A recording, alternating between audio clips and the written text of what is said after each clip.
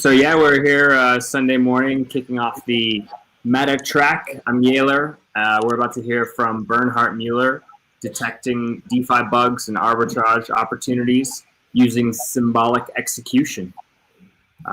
Bernhard, take it away.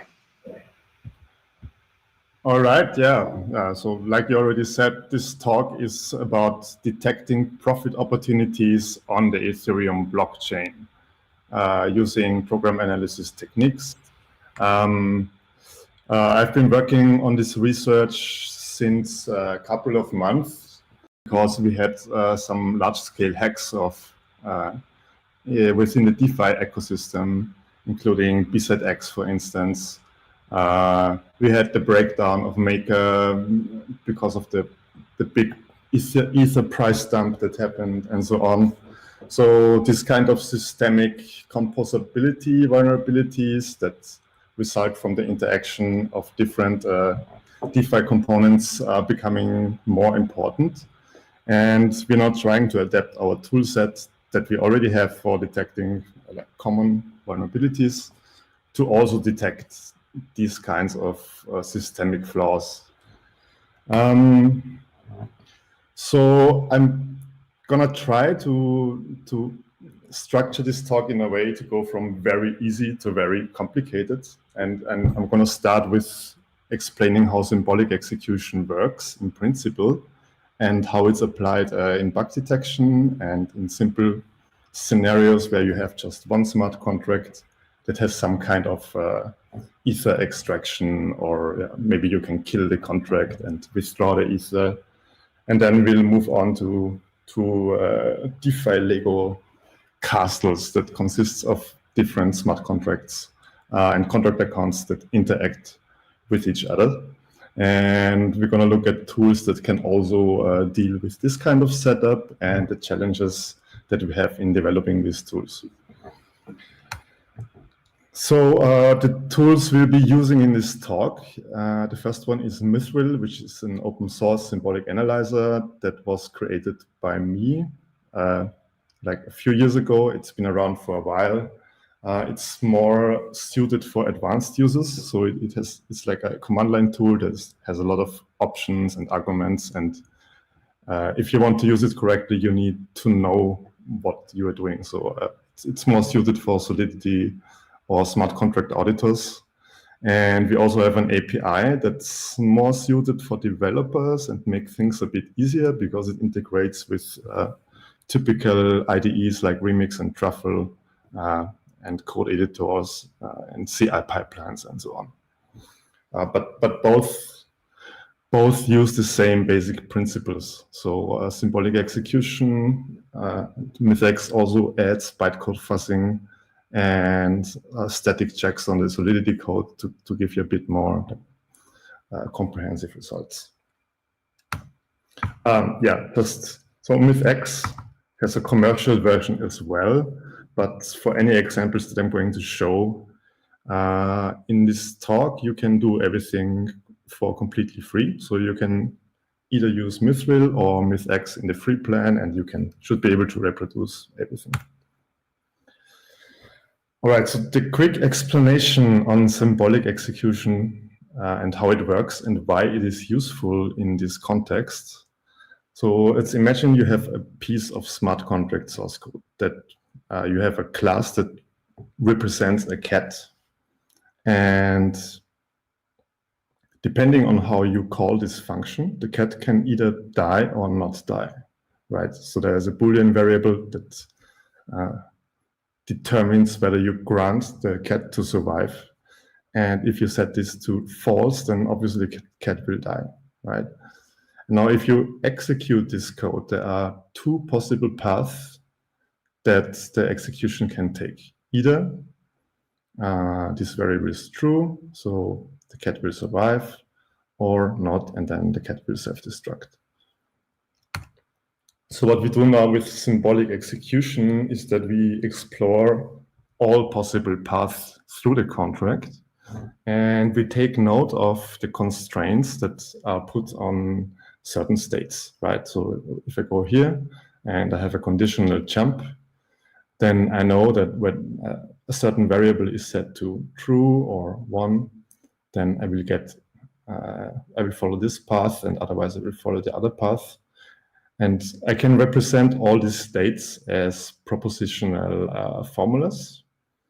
And the cool thing is about this that I can then solve those formulas, and I can try to determine the call data values that result in a certain thing that I want. So if I wanted to kill the cat for some reason, I would feed this formula into the SMT solver, and it would calculate the values that I need to input to do that. So that's the expression, and it's just a simple Boolean logical expression that can be simplified and solved, and this is the output, right? So how does that look in a real-world scenario? We start with something very simple that you have probably heard about. So in 2017, we had a very well-known hack of the Parity wallet library, where a library contract was killed by an anonymous guy, and a lot of funds got lost. I think it was like $300 million because the code was frozen and became unusable. And the problem here was that there was a kill function, and the kill function was restricted to be only called by the owner. But there was also an initialization function that allowed anybody to set the owner as long as the contract had not yet been initialized. And due to the circumstances of how this contract was deployed, this function had never been called. So it was possible to kill not only the contract, but also withdraw all the ether on the contract to anybody. Right? And symbolic execution is very suited to detect this. For the MythX version, which is the API I mentioned before, we have remix integration. So if you have some source code that you want to check, you can load it in Remix and compile it, and then you run it through MythX. Just hit the analyze button, and it will point out things that it thinks are wrong with the contract. Like this, for example, so you shouldn't have loops over unbounded data structures. And yeah, most importantly, the contract can be killed by anyone. And yeah, in this context, it's important to know how this can happen. So you also get a call data trace of what exactly was executed to achieve this, which is initializing the wallet with the init wallet function and then killing the wallet. And also, MythX is smart enough to also realize that you can steal the ether on the contract and send it to yourself by entering your address here. Yeah, so that's a very basic demo of determining ways of how you can increase your own ether balance by running a certain sequence of transactions. But if you think about it, this is what we always want, right? So we want to have some kind of state transition that increases our own balance of ether in the end, no matter how, right? So another example for this. So imagine you have a liquidity pool or a trader token that can buy and sell tokens, and it looks like this. So yeah, you have a swap function that changes tokens for ETH, and a swap function that changes ETH for tokens. And there's some kind of price calculation that determines the price. And yeah, spoiler, something can go wrong in this contract. So maybe anybody wants to guess what it is? Hands up.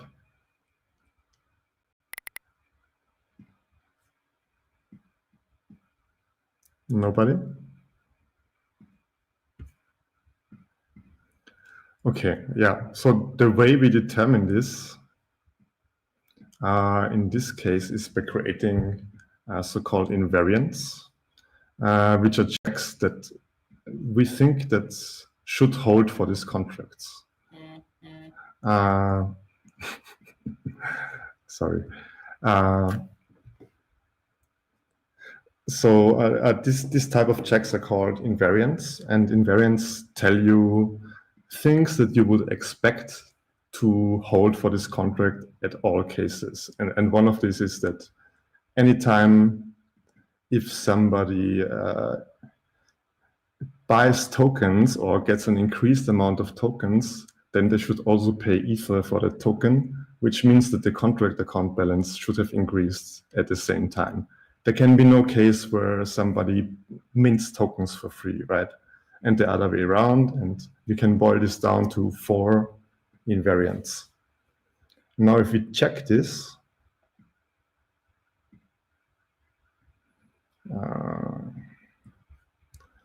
we are going to use this verifier contract.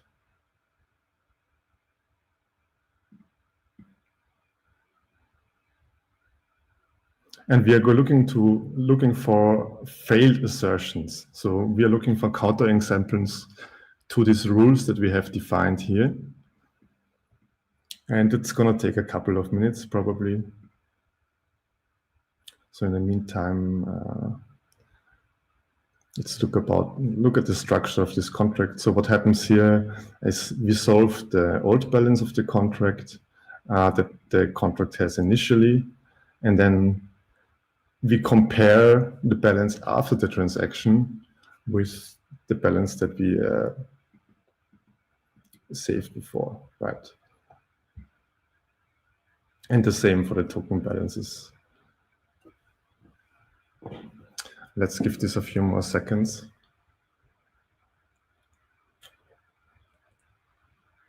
Can you show the source code again of the contract? Yep. Still taking guesses. You have a few more seconds.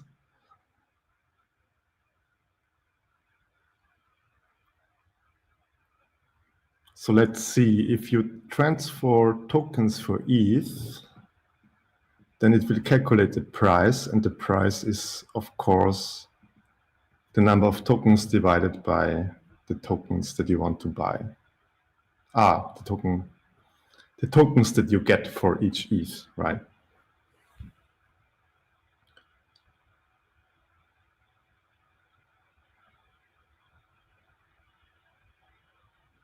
And the other way around.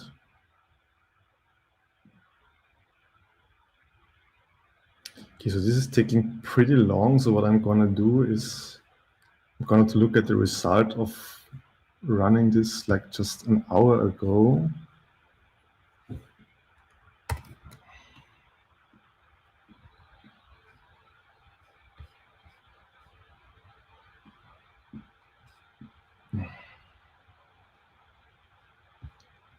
If I can find it.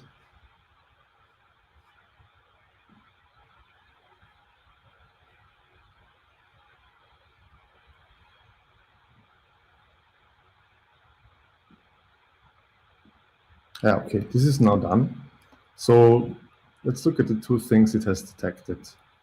The first invariant that was violated is that there is a case where the contract account balance doesn't increase even though the sender gets tokens. And if you look now at the generated trace, you can see that this happens if the user calls tokens for ETH with an input of 8 way. And now if you look at this price formula, you can see that the first thing that happens here is a division, right? So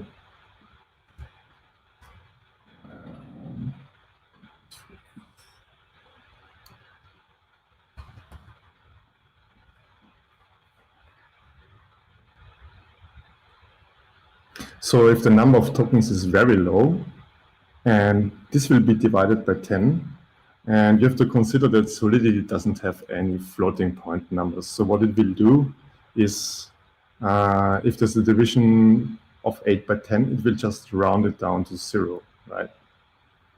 So you will get 0 multiplied by 0, and it will return a 0 price. which means that you can get those 8 tokens for a 0 price. So if you're now an attacker, you can just repeat this over and over again, and you can withdraw all the tokens from the contract for 0 Ether. And that's an edge case, basically before, because like it's not very intuitive, a very intuitive feature of Solidity that it happens that way, like the order of operations and the lack of a floating point and the way that rounding works. So that's a mistake that's easy to make, right? And you can catch it with this kind of invariance. And that's also important in the context of composability bugs, because the bugs often result from this kind of little mistakes in one of the Lego components that then accumulate to something bigger and cause a big problem. So, any questions on that so far? No.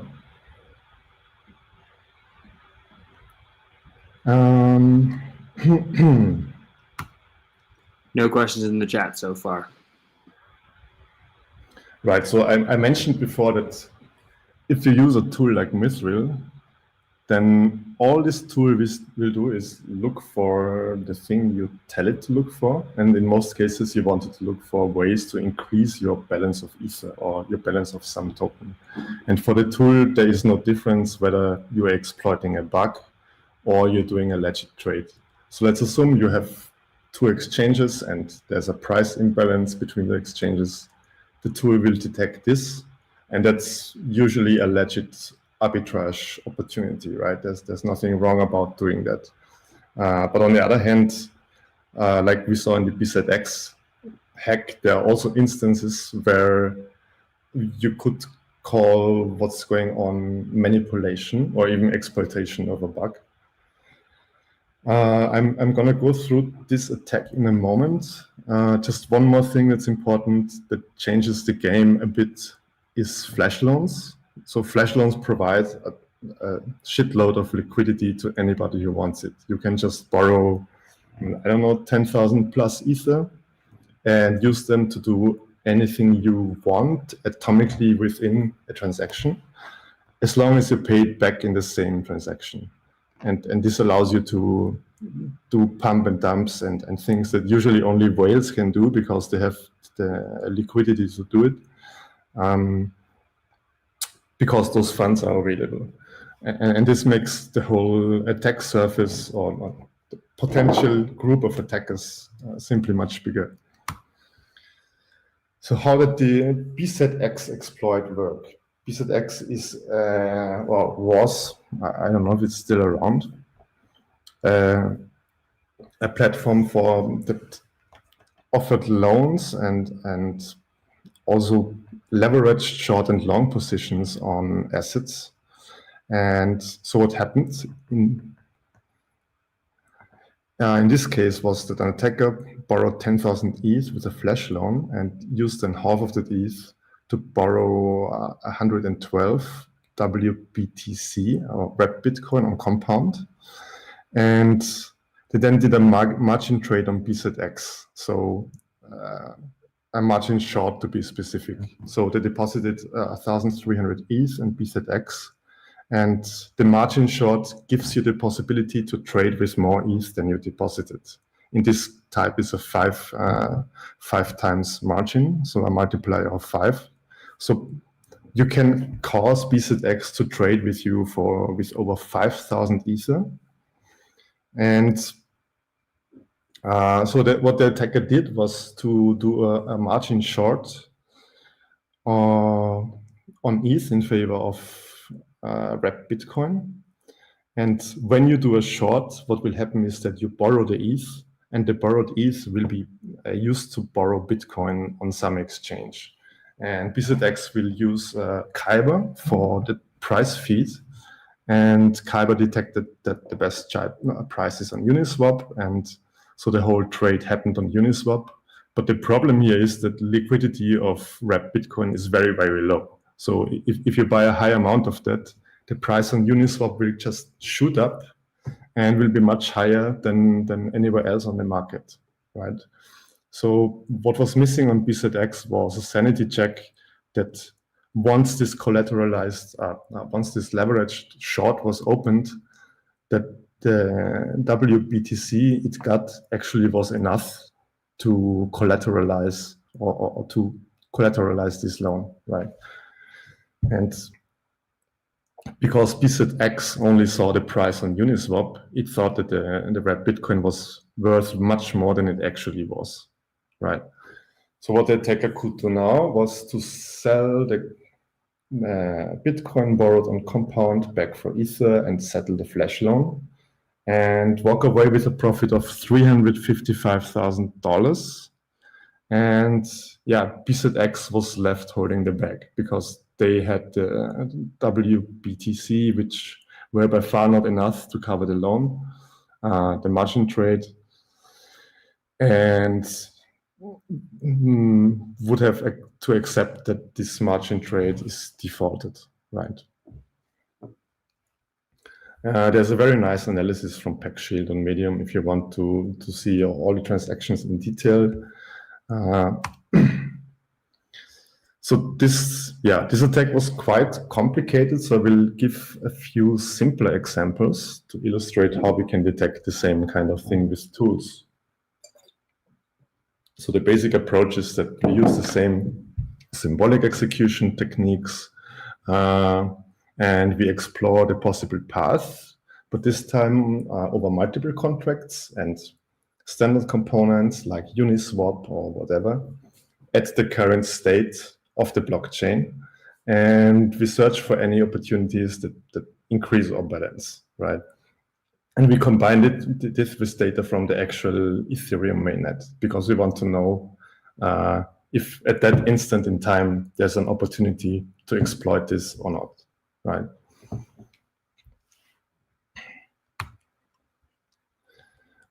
Yeah, so we have to adapt our tools a bit. First of all, we have to support interactions over multiple contracts. And we also need to have a way to access the state of the blockchain during the analysis or somehow seed our analysis with the current state, including account balances, who has how many tokens, what do price oracles say, and so on. And so basically, this can be the foundation of a security tool to detect BZX-like bugs, but also for a regular trading bot, because like I said, it can also detect arbitrage opportunities. But in the trading bot case, it has to be much faster because you need to detect those opportunities before everybody else, and ideally within the block time. So like a maximum of 10 to 20 seconds, you need to have a usable result. And that's not so easy.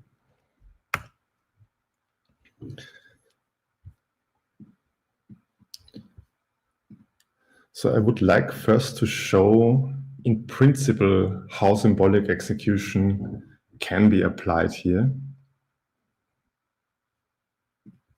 And as you see, I use Remix a lot and have no idea where anything is.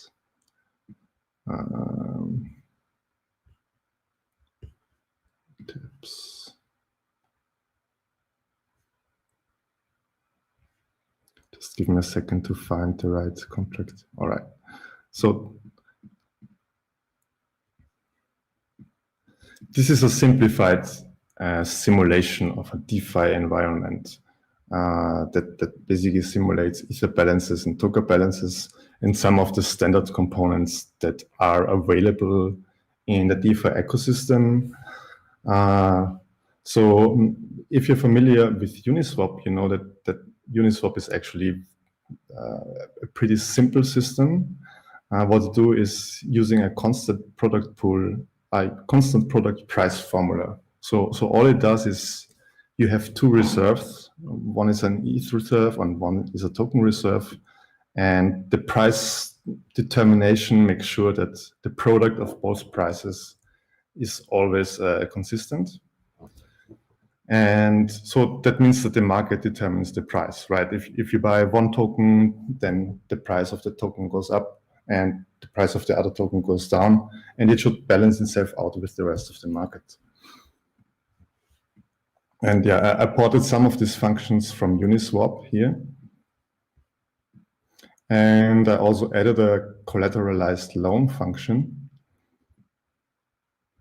And in this case, we say, okay, you can take a loan if your token collateral is worth more than twice the Ether you want to borrow. So a 200% collateralization ratio. And if you look at this contract, now there's actually a similar bug to what we saw in BZX, or yeah, we call it a pump and dump or oracle bug, because this price formula, it solely relies on what the price in the constant product price pool is, right? So if you were to pump that price to a very high value, it would overvalue the collateral, and you could trick it into borrowing more Ether than you actually should be able to borrow, because the price of the token in comparison to the rest of the market is so high, right? And yeah, it's surprisingly simple to check for this kind of bug, because all we need to do is to create an assertion and check whether there's any way to increase our Ether balance, right? And we link it to this contract. And what our tool does is to execute all those functions in all combinations and solve for all possible inputs to find any way of increasing the balance. But in this case, it's a little bit more complex. So I would have to run the standard analysis, which takes about 15 minutes. So I'm not going to do that now. And I'm going to just show you a result that I've already prepared.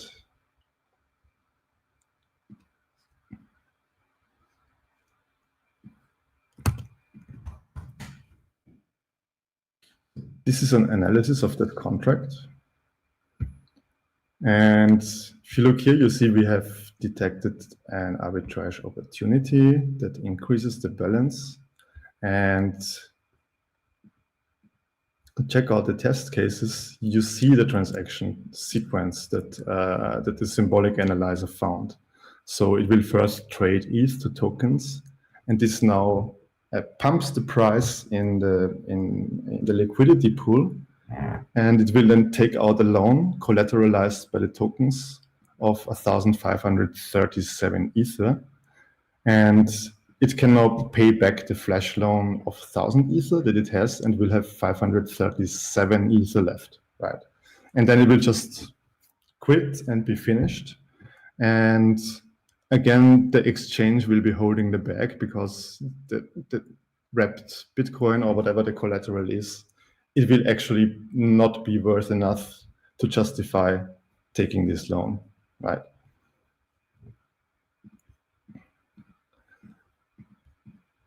So yeah, that's how this works in principle. But now the problem is that in the real world, we don't just work with one contract. We have multiple contracts. And so for this kind of task at the moment, you cannot use MythX, and you cannot do this from Remix or the IDE, because it cannot do multi-contract setups yet. So you have to use our open source tools, which are a bit more elaborate to use. I've prepared a couple of examples here on Ganache. They're already deployed, I hope. Yeah.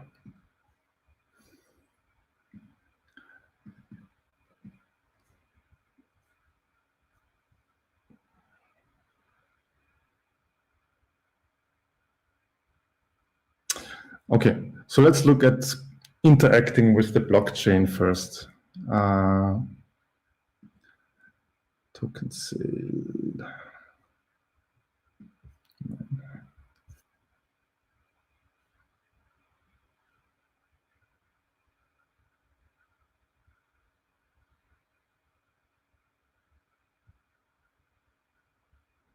It's pretty hard to find anything here because there's no search function.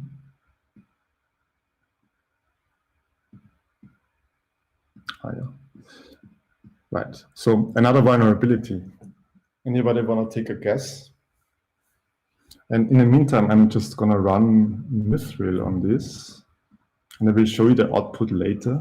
But this actually will run for a couple of minutes, I think. And if you guys want to take a guess, just drop it in the channel. Right. Okay. What's the vulnerability?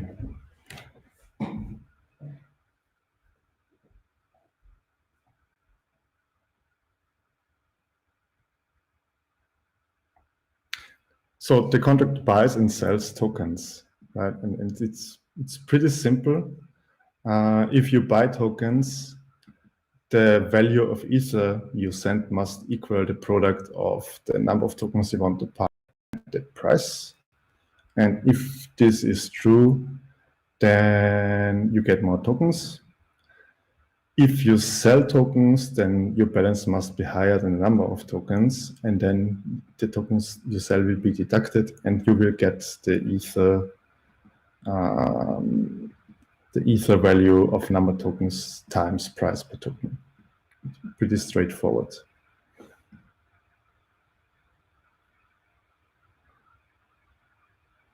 Don't be shy. You can take guesses and you can be wrong. It's completely okay.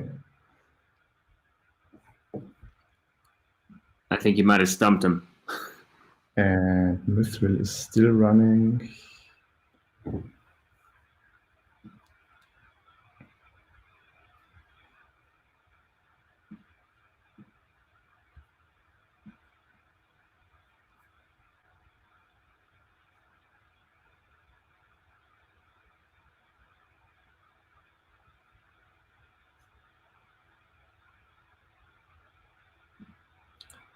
Okay, so I'm going to give you a little spoiler. There is an integer overflow here. So in Solidity or the EVM, integers are represented by 256-bit values, right? So there is a maximum integer value that this type of variable can hold.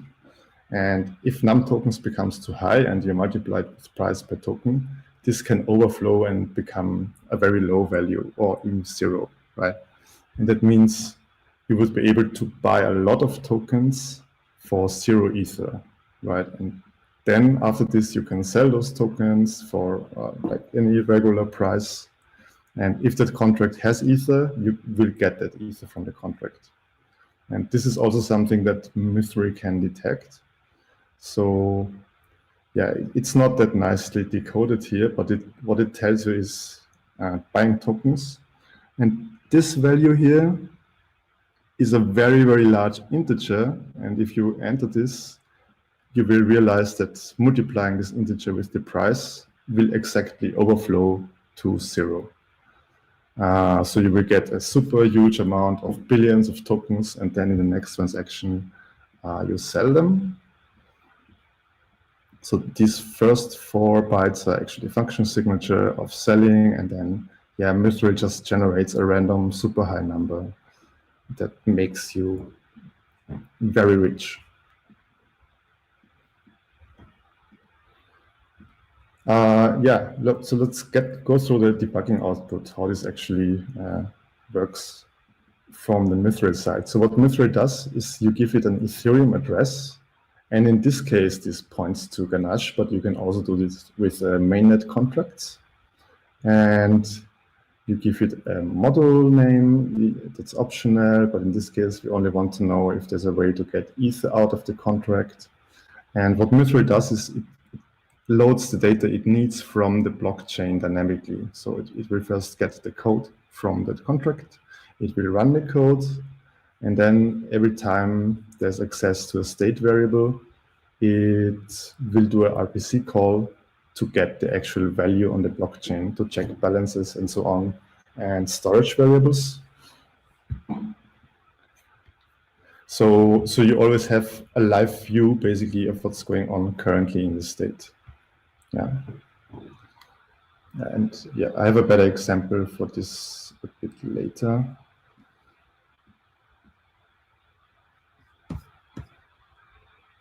Okay, multi-contract arbitrage. So that's the most complicated one. And I have another setup here.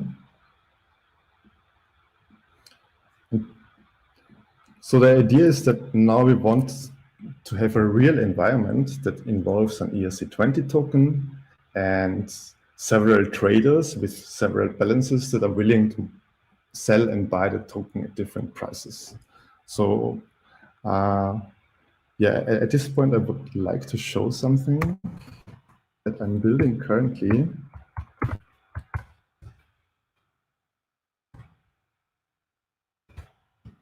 Which is called the DeFi hacking playground. And I'm building a collection of basic DeFi Legos and scenario scripts. So this is very useful for researching this kind of tools and testing them, because you can start from very simple setups and make things more complex over time, right? So you might want to have an ERC20 or an exchange that's modeled after Uniswap and a loans contract, and then you can set up different scenarios where these contracts have different balances, and then you can run your tools against those contracts and make sure they work. So yeah, any pull requests or any help on this, of course, appreciated. So what I set up here is a token, an ERC20 token, and two traders. And one trader trades the token for a price of 200 Wei, and the other trader has a price of, where is it? 100 Wei. So basically, if I would buy tokens for 100 Wei and sell them for 200 Wei, I would make a profit, right? So now we would expect a tool to detect this profit opportunity.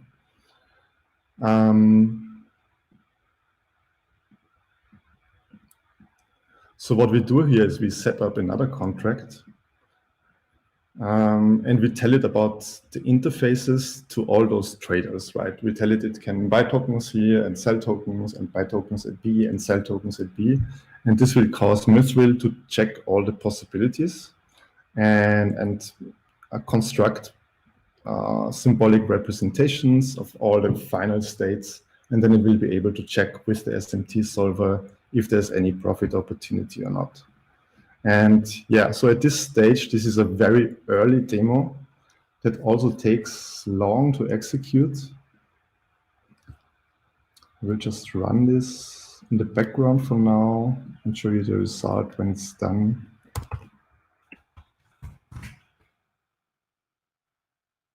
And here you can see there's a lot more RPC requests, because now we need to know about the exact balances of everybody, and we need to have the code of the token, we need to have the code of the traders, we need to know exactly how each of these entities behaves and what their state is and what their balances are, to find out whether we can make a profit or not, right?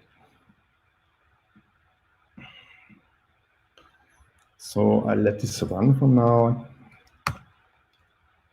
And yeah, like you saw, this kind of analysis is still very slow. So the problem is that we have a lot of redundant symbolic execution, because if you think about it, the code of smart contracts doesn't change, right? So basically all you would have to do to symbolically execute it once, and then remember the constraint sets that you have, and just insert with every block the new values on the blockchain, the new balances or everything you need. And then you pass all of this to the solver.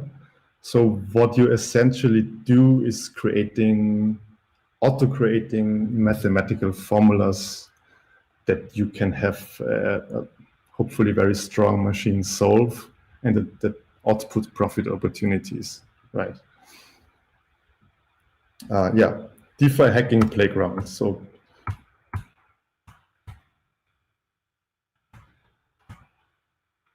the goal here really is to create a tool that is very efficient at this kind of thing, which can either be a fork of Mithril and something new, or just like a plugin. And to improve the performance in a way that it's definitely useful for detecting systematic composability bugs like we had over the past few months, but also potentially for arbitrage trading. So that could be something that miners use, for instance, to extract MEV or make additional profits from legitimate arbitrage opportunities and making the market more efficient, which is a good thing. Let's see if we saw it, not yet.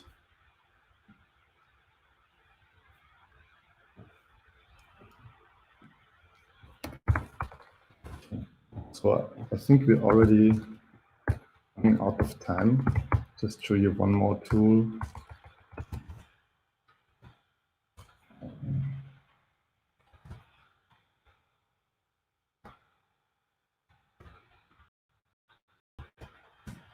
This is something we made for DEF CON, not the Ethereum DEF CON, the hacker conference, which demonstrate how you can use the output from Mithril to auto-create the transactions that, in this case, steal Ether or self-destruct the contract. But you can use the same thing, of course, to extend the functionality of the analyzer with automated trading functionality. So what it does is it takes the concrete outputs that Mithril has created, and it sends the actual transactions to the blockchain, and then also checks whether your balance has increased or not. And I actually broke this tool recently because it's not compatible with the latest version of Mithril anymore. But I can show you a video of that.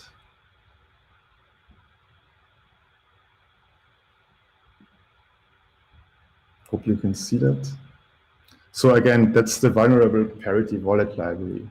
So I'm deploying this to Ganache, giving it some Ether. So there's some Ether to withdraw from it.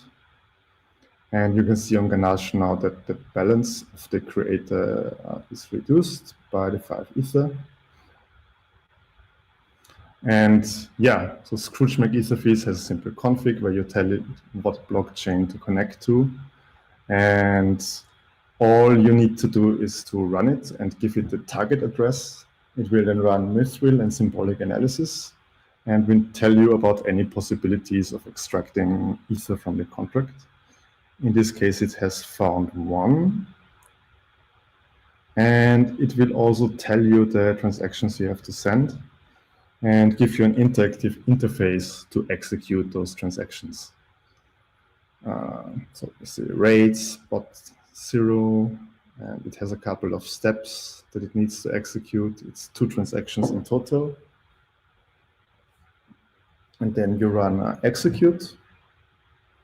And this will now send the transactions to the blockchain and tell you whether you have actually increased your balance or not.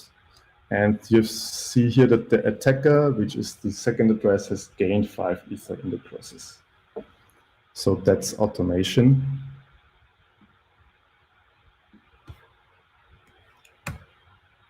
And yeah, like if you use this on the actual blockchain, and to be honest, a lot of people are doing this and are fighting for these profit opportunities already, then it's, if you are a noob in this field, then it's very, very dangerous, because not only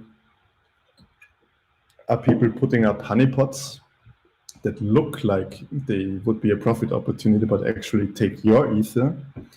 They're also front-running bots. So if you send any transactions that could generate a profit for you, there will be people monitoring the blockchain and see your transactions and quickly send another transaction with a higher gas price to be faster than you and to get the money. So you are doing all the work and they basically just stealing your idea and front-running you. And in the end, you almost always lose.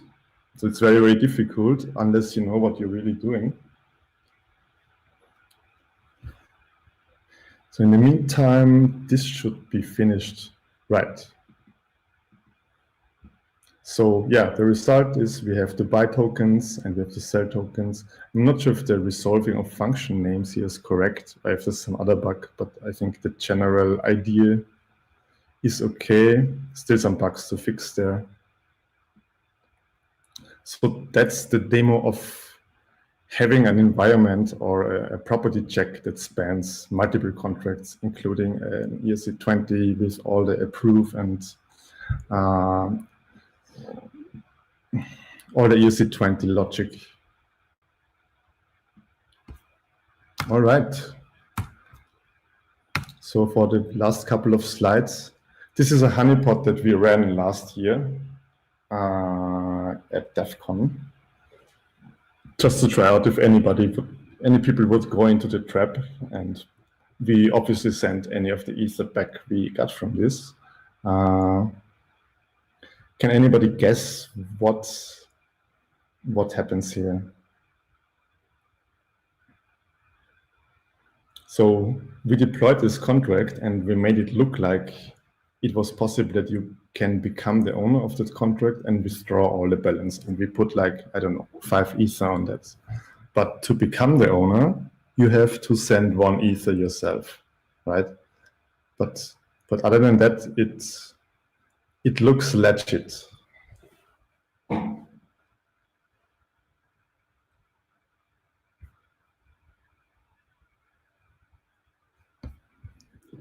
Okay, if nobody wants to guess, so the trick here is actually that we monitor the mempool, and if we see anybody trying to do this, we front run them with their own transaction and quickly become the owner before that person becomes the owner.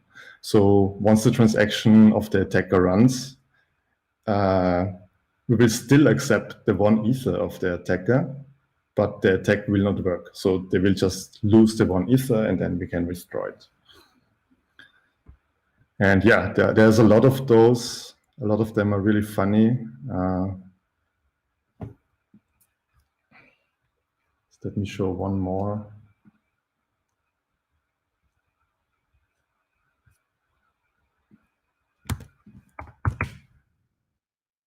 Another honeypot, that's an older one.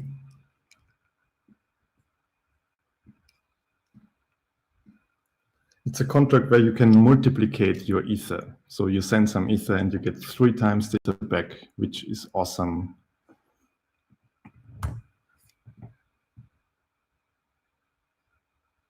And that's the function that does this. Does anybody see a problem with that?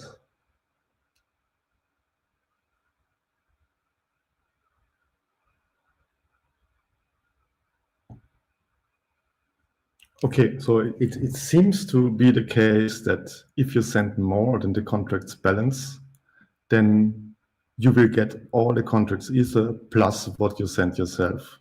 But the problem is that the moment you call these functions, your own message value is already added to the balance. So this can never be true, right? So everything that will happen is that you send ether and the contract will keep it. And at some later point, the owner will come and withdraw everything that's on the contract. Yeah, so very cool stuff. If you're interested in that, just Google for honeypots. There are lots of articles and write-ups. Yeah, so that's it for the presentation. We would also like to offer everybody a super secret promo code where you can get a free MythX dev plan. So we do have a free version as well, but the dev plan is more awesome. And with this code, you can try it out for free. And I'm happy to share that later on the Discord chat if that's okay. Or you can also PM me and I'll send you the code. This is our website. Couple of other announcements. There is a raffle going on where you can win an awesome crypto wallet and some other prizes. So go to raffle and noncon.org to sign up. And of course, most importantly, the Crypto Wiener after party that's happening on Crypto Voxels this evening. This will be the best after party yet because it's the final party and everybody will be there. And there will be free beers, different kinds and all kinds of live music and other stuff. So definitely don't miss this. And yeah, that's it. Question? Thank you, Bernhard. That was a wonderful talk. Really appreciate you speaking. Awesome. So it looks like people are going to head on over to the raffle rooms. If anybody has questions for Bernhard, we have another few minutes in between talks. Feel free to drop them in the Discord chat. I do have a question. I'm wondering about the relation between symbolic execution and formal verification. Can you expand a bit on this, please? Yeah, so symbolic execution is one approach or one technique that you can use for formal verification as well. What we do is not formal verification because we use like more concrete states. So our analysis is not both sound and complete. But yeah, symbolic execution is one way to do formal verification. It's one technique that enables it. You just have to use it differently than we do. But it's also a little bit of it's a fuzzy thing. So I mean, a lot of people claim to do formal verification, but actually do something else. Or I think there's also not great consensus in the academic community what can be called formal verification and what not, or at least, yeah, it's also a marketing term, right? We try to avoid it as much as possible because we don't want to claim doing anything that we don't. Oops. Does that answer the question? Yes, thank you.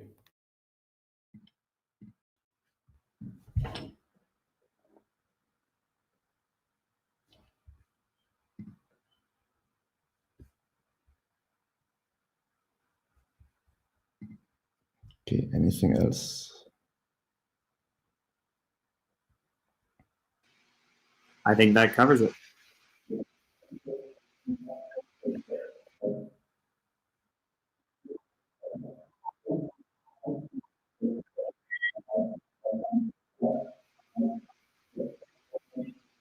Kai, we can't really hear you, Kai. Your mic is breaking up a little bit.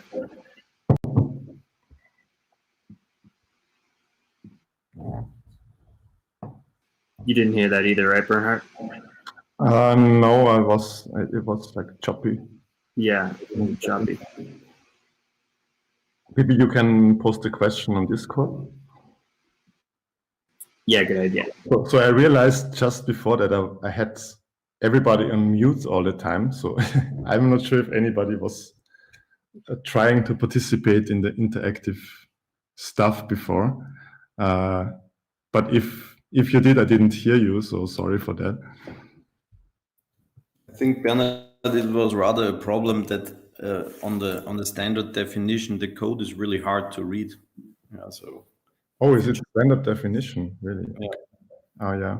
The video quality, yeah, by default, it's... Okay, yeah, I should have made it bigger than next time. So Bernhard, Kai asked the question, do you use these tools a lot yourself for white hat actions and to look at contracts, or are people just asking for audits? Well, at the moment we have enough requests for audits that we don't do anything else. So yeah, we started a couple of larger DeFi project audits, and we are now really getting into this composability bug stuff. And yeah, there's a lot of interest of customers also on formal verification and property checking, and people are starting to take this kind of thing more serious, and they realize that smart contracts are like highly sensitive code, and you should be sure that it behaves correctly, right? So you have to apply different standards than you would apply for, I don't know, a React.js web application.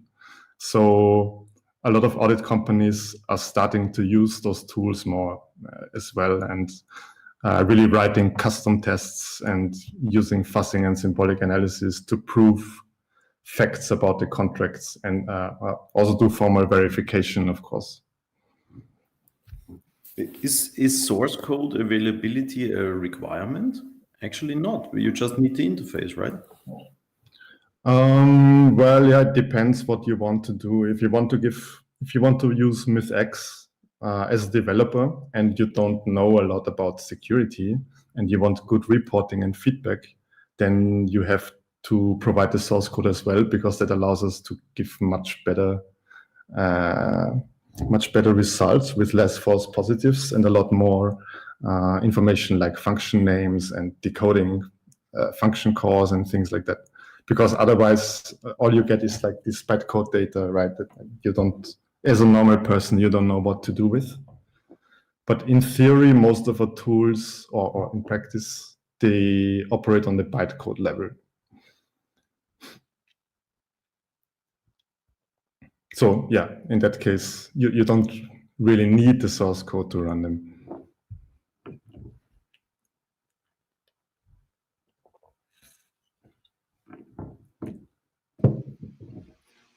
Excellent. Thanks for answering all those questions, and thanks for being here, Bernhard. Really appreciate it. Sure. See you at the after party. Yeah, we'll be there. All right, folks. Up next, we have Beth McCarthy speaking in about 5 minutes. So feel free to jump over into the raffle and do that, and come back if you want to. We'll just hang around for about 5 minutes.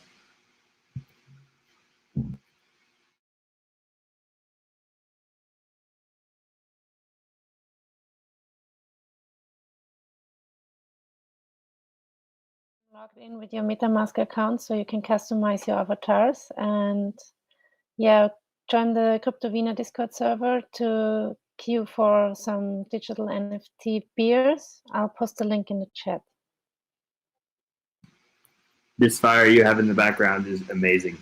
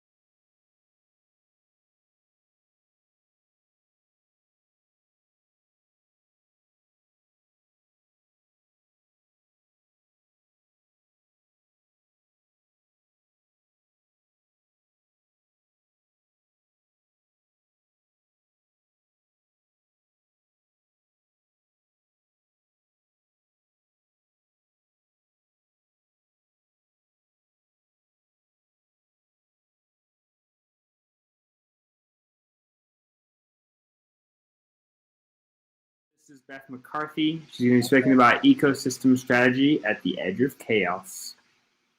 Hi. So I guess my talk is intended to be pretty tailored for whoever is here. So, oops, it's showing the wrong page. But yeah, what I hope to talk about a little bit is, you know, a lot of us in the blockchain space and people that I've been collaborating with over this past few years, or I guess really just a year. It feels like a lifetime.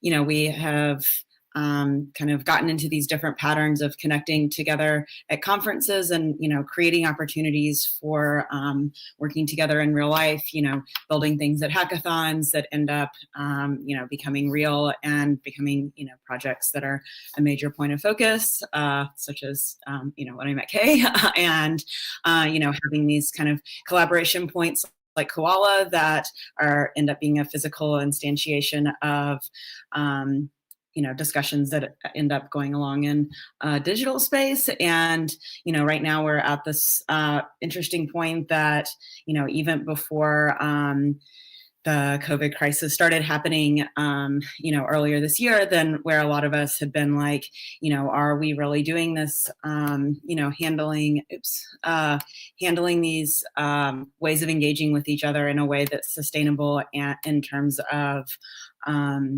you know, being kind to the environment, in terms of being, you know, sustainable over time as people struggle with, you know, having like projects that, you know, bring us together in different time zones, et cetera. You know, what does it actually mean to have this, and, you know, also as different projects end up having different levels of funding, as token strategies end up not working out in the, you know, exciting way that we had thought that they might, you know, as there ends up being these shifting legal boundaries that make certain things more challenging than we had hoped. And also as we're learning from the process of co-creating, you know, governance structures and, you know, dog fooding our own stuff, and the term that, you know, has come up again and again and, you know, has, I think, resulted in some challenges. So anyway, so what I had hoped to do in this discussion was, you know, step away from talking at people and see what approaches people are taking, you know, what are some of the concerns that are happening, you know, that we are dealing with now. And, you know, so before I get started, since we don't have very many people, which is perfect for the structure of this discussion, if, I think in this interface, people are also able to talk. So if everyone could just share a little bit, you know, just kind of what's the perspective, you know, that you're coming from, and, you know, kind of either what projects you're working on or just where you have been in the space. So I can kind of figure out which direction to go with this discussion, because there's several possibilities. So I see Grace, if Grace would be down to go first. Cool. Can people also turn on their cameras so that we can kind of be more friendly, if this is going to be a more friendly format? I mean, if you don't mind, this is recorded to YouTube, so if anybody doesn't, we won't be offended. We understand that a lot of people are really privacy oriented. Or if you're, you know, still in PJs and don't want to be seen or whatever. But yeah, if you put on cameras, that would be great. I want this to be, you know, intimate discussion. So. Yeah, I just had lunch, so I might have salad in my teeth, but I don't think the resolution is high enough for that problem to show up. So I'm Grace. I work about half-time at Holochain, and I got into this space because I'm very interested in governance systems. And one of the things that's become more and more apparent to me is that our dependence on money is a problem, because the rules of the money game are they're fixed and set, and it's kind of a rigged game, and it's rigged against most of humanity.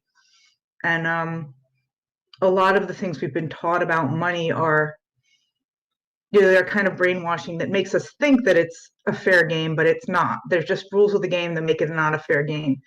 And that's my interest when we talk about ecosystems, is starting to look at how can we change the rules of the game around money, given that we are in an industry where we could redefine currency. And my concern around that is, how do we create really truly sustainable ecosystems, right? What is an ecosystem? Means that, you know, what somebody some entity excretes, the other entity eats or sustains itself from.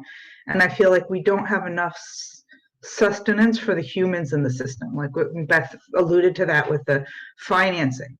And so I feel like we need ways to think about our sustenance differently than it has to come from money.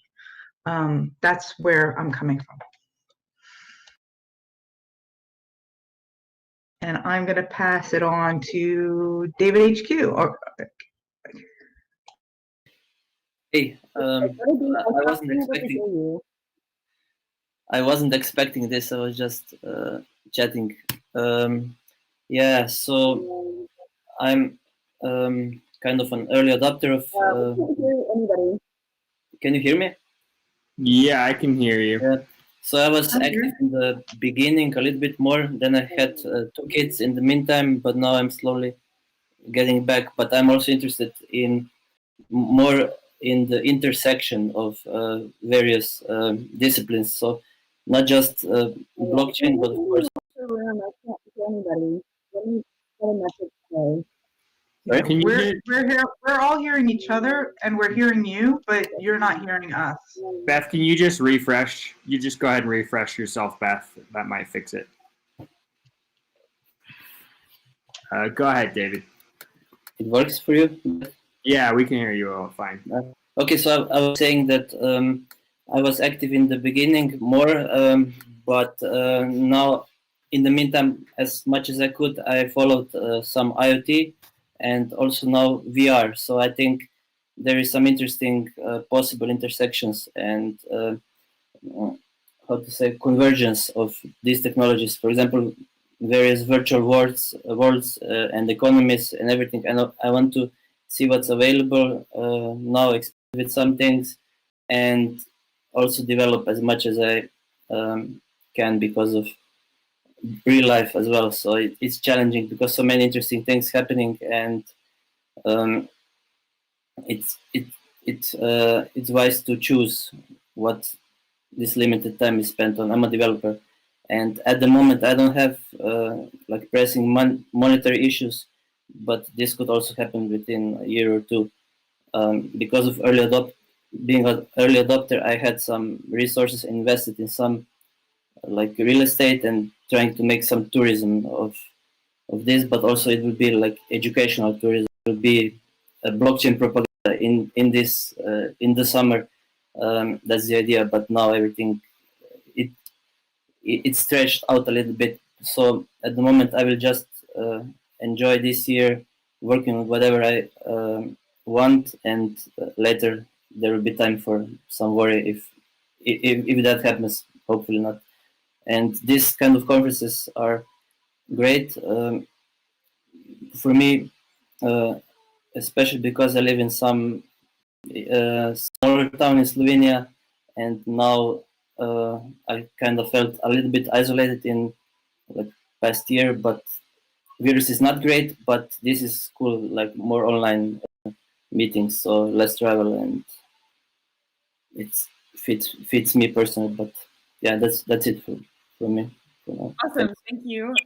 And yeah, sorry about the confusion with the sound, but it seems to be okay now. Cool. I guess I can go next. Awesome, thank you. Yeah, no worries. Yeah, so for me, it's very much about experimentation, like designing new socioeconomic systems, new ways of relating to each other, finding where we can redesign the system and reconfigure, as Grace was saying, the rigged system, because as we dive deeper in, we find out more and more that the system is kind of stacked against us in that sense. And there's this mass awakening happening at the moment that I think it's really important to seize on. I work on a project called Metagame, and we're kind of creating this gamified layer 2 for reality. But it's mostly about community. You know, it's about people coming together and building things that help the community and that we all benefit from. So how do we create positive sum value games? How do we incentivize people, reward them for the work they do, create ecosystems that are able to source from within, and share all the information and learnings in a collaborative way that moves us forward as like society and humanity in the direction of like creating sustainable planet to live on. Because the way things are set up now is a little bit crazy, a little bit completely unsustainable. We know that things are going to collapse in no amount of time. And it's quite interesting, actually, like the outbreaks of situations we're seeing happening around the world, that a lot of people are freaking out, but I think a lot of us who are in this bubble, I would say, are more like doubling down, right? What we're doing now is more important than ever right now, especially because when these things clear up, people are going to need new systems, new tools. They're going to need things that are reliable, and we'll be there, right? We're here right now, like doing conferences like this, things that keep us connected and keep us tuned in and learning. So yeah, that's what's my background, why I'm here, and thanks, Beth, for coming here and sharing this information. Awesome. Well, great perspective. And I've been hearing some really cool stuff about metagames. So when we get more into strategy sharing, I really look forward to hearing what you guys are getting up to. Definitely. All right. How about Cyprian? Hopefully I pronounced your name right. Yeah, sorry. It's just that everyone's sleeping at home, so. Oh, no, I mean, no worries if you don't want to speak, because I know the feeling. All right.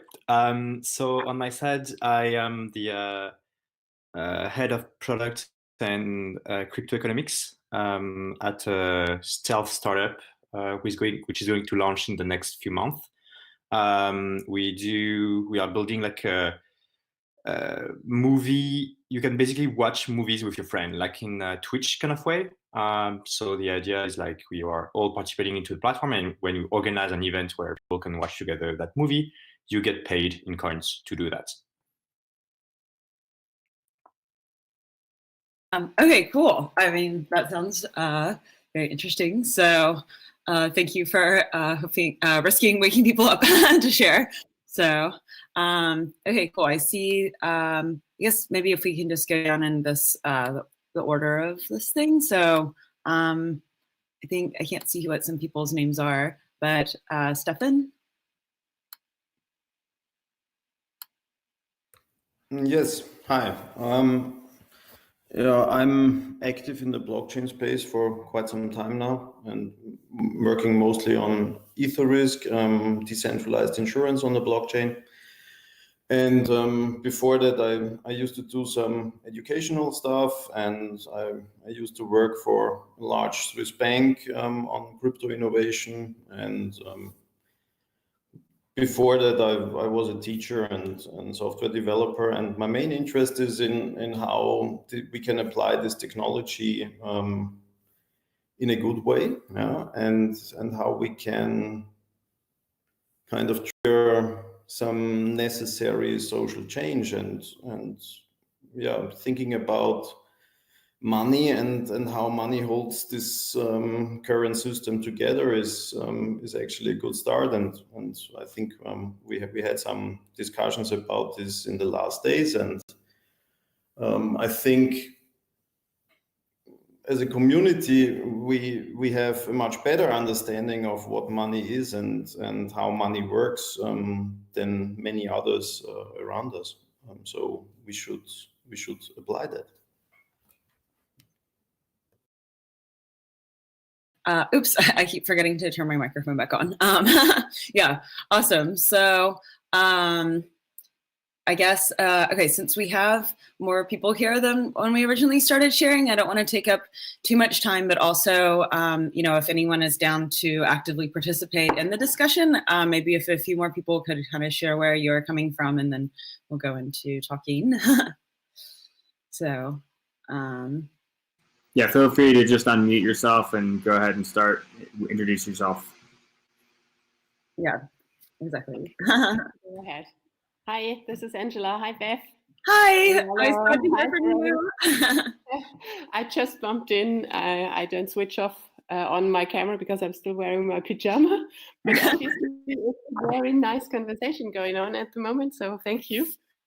I just wanted to share what our topic was over the last weeks, let's say, for token engineering. I mean, since this is about ecosystems, I think what's really interesting, or what was something that I'm working on, is how to really find those Web3 business models and sustainability models for ecosystem in terms of funding mainly, because I see a certain risk that we will have funding for public goods at the protocol level. So the infrastructure, like we already see today, the protocols trying to find ways to fund their ecosystem via grants, via prices. Also, Beta Cartel Ventures is a super exciting new initiative. And so good. But at the same time, we see for the application layer, people are developing very typical Web2 business models, which in a way, I think we still need to sort out, because the grants and the amounts that are offered there and the capabilities of the protocols are also limited, especially today. And so what's the future here? And so my concern is a little bit that we are just building, let's say I'm exaggerating here, but we are building a brilliant new decentralized infrastructure to make Web2 even more successful, efficient, and dynamic, right?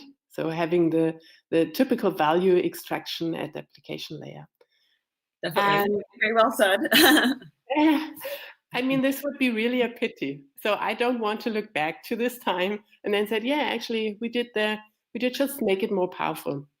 And for my talk, I analyzed DeFi because it's like a big MVP experiment at the moment. You have a very simple value proposition, which is borrowing and lending at the core. Mm-hmm. But under the hood, of course, a lot of experiments on the mechanism design, on how to make it a decentralized model. And so we could learn a lot. And what's really interesting there is that you can have similar mechanisms. You have different components for achieving the same goal. So it's kind of a perfect case to apply an engineering process, building models, and then comparing different components. But then again, the question is the models should be a common good, right? We should share those models because it makes us faster and make the results more, what is actually built, more reliable and stable.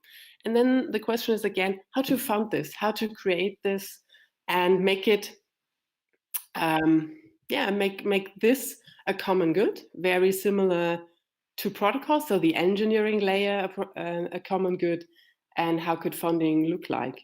And so, Yellow, I'm really, maybe this is also something where we could have a discussion on metagame ideas, meta cartel venture ideas, token engineering ideas, how to achieve that.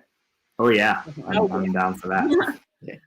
Okay, well, yeah, we'll revisit that in just a few minutes when we get into talking about strategies. And Angela touched on something that I'm especially excited about right now, which is this, it's been really fascinating with the current crisis to watch kind of discussions emerge at scale and throughout the general population, looking at models and like understanding the fact that models can be manipulated, models, can potentially be used for prediction, but also, come with these different flaws. But, I never would have, thought that we would be seeing this population among, our parents, random people looking at graphs and like, okay, how do we understand this curve? What can we do to like directly interact with this model to like change what the outcome of it will be? So this concept of kind of creating systems for modeling as a common good, I think that we are at a point where a discussion can be accelerated about that we never would have dreamed of before. So yeah, we'll definitely go into that shortly. And okay, I see, wait, I can't tell what your name is from this, but SA.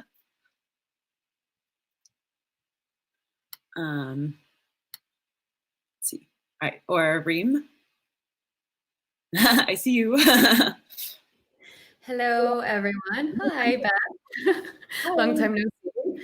Hi, I'm not necessarily involved in the blockchain crypto space. I've been kind of tangentially in that space for the last 5-6 years.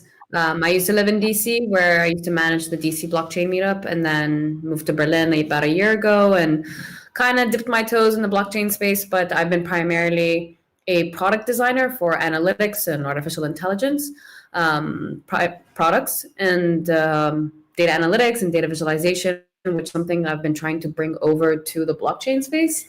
Blockchain technology, the protocols, they're all fascinating. But one thing that I've been fighting for since DC is that taking a human-centric approach to, you have this cool tech, but you don't have a problem that you're solving it for. Why do you think anyone's going to want to use blockchain, or how is this useful? What problem are you addressing? So that's kind of the role that I've been playing in the space, and even had a podcast for last 6 months called Blocked by Design. Right now, considering COVID and all, it's been a little, we kind of put it on the back burner. But Beth invited me to join to kind of dip my toes back into the blockchain space. So thank you for inviting me. Awesome. Well, thank you so much. So I think maybe if we're able to hear from one more person and then can get into chatting, I think is Anya in here? Yeah. Okay, you were saying. I don't know why it's showing up like that. Anyways. Wait, you need me to say something, or? Oh, if you just wanted to intro a little bit about what you're doing with Future Law, and especially the discussion, like interdisciplinary discussions we've been having, and some of the ecosystem work that you are doing, if you're willing to talk about it a little bit, would be awesome. Sure, absolutely. Okay, so the Future Law Collaborative, the idea was out there almost like a year ago already, and one of them was not only to have a collaboration of lawyers worldwide working within different jurisdictions, but also to kind of have a virtual summit of all of them. But to be honest, in December or October last year, a lot of people were just saying, does it really make sense to have a virtual summit? And nobody was really into it that much, because we prefer the personal touch. We prefer the reality. Absolutely. But then when COVID arose, then we kind of had to switch everything upside down. And right now, I think that a lot of people are making the moves, making the waves. We've started creating this collaborative a bit differently. So we really made some action plans, and a timeline. There's a Notion, and on the Notion, there's a huge database of all the legal measures, pretty much the response measures that countries are taking. We're also looking into focusing on different areas rather than just their jurisdictions, because there's quite a lot of measures that countries are taking with regard to the surveillance. And we're really trying to have an overview of what is happening from a legal aspect, all together being done with a narrative that we kind of have this opportunity to flip the power dynamics that we are seeing in the world. So it's no longer just the governments, it's also that a lot of private actors are becoming almost like regulators. So you can see that Facebook, Google, Pinterest, Instagram, WhatsApp, all these, even Zoom, all these private sectors are taking some actions and are becoming more and more political. And we are kind of being censored or controlled, or, our reality is pretty much being narrated by them as well.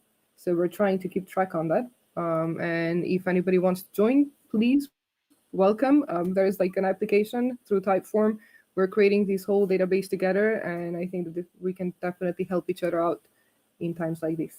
And basically, probably this is not going to be the only epidemic. So let's build a better preparedness plan. That's the bottom line idea. Definitely. And I'm also really excited about the, possible intersections with what Angela was talking about with, what does it mean to have ways of kind of modeling and simulating as a common good, and what you guys are doing, which is assembling the foundation for that actually being useful as a common good, which is, a decentralized peer-to-peer database. So very cool possibilities there. And, I know less about metagame, but I can also see, what you guys are doing intersecting in an interesting way, which is, kind of galvanizing a community at scale for participating in that stuff. So anyways, I think a lot of intersection points. So to get into discussing, this is a phrase that I'm sure many of you guys are familiar with. Audre Lorde's the master's tools will never dismantle the master's house.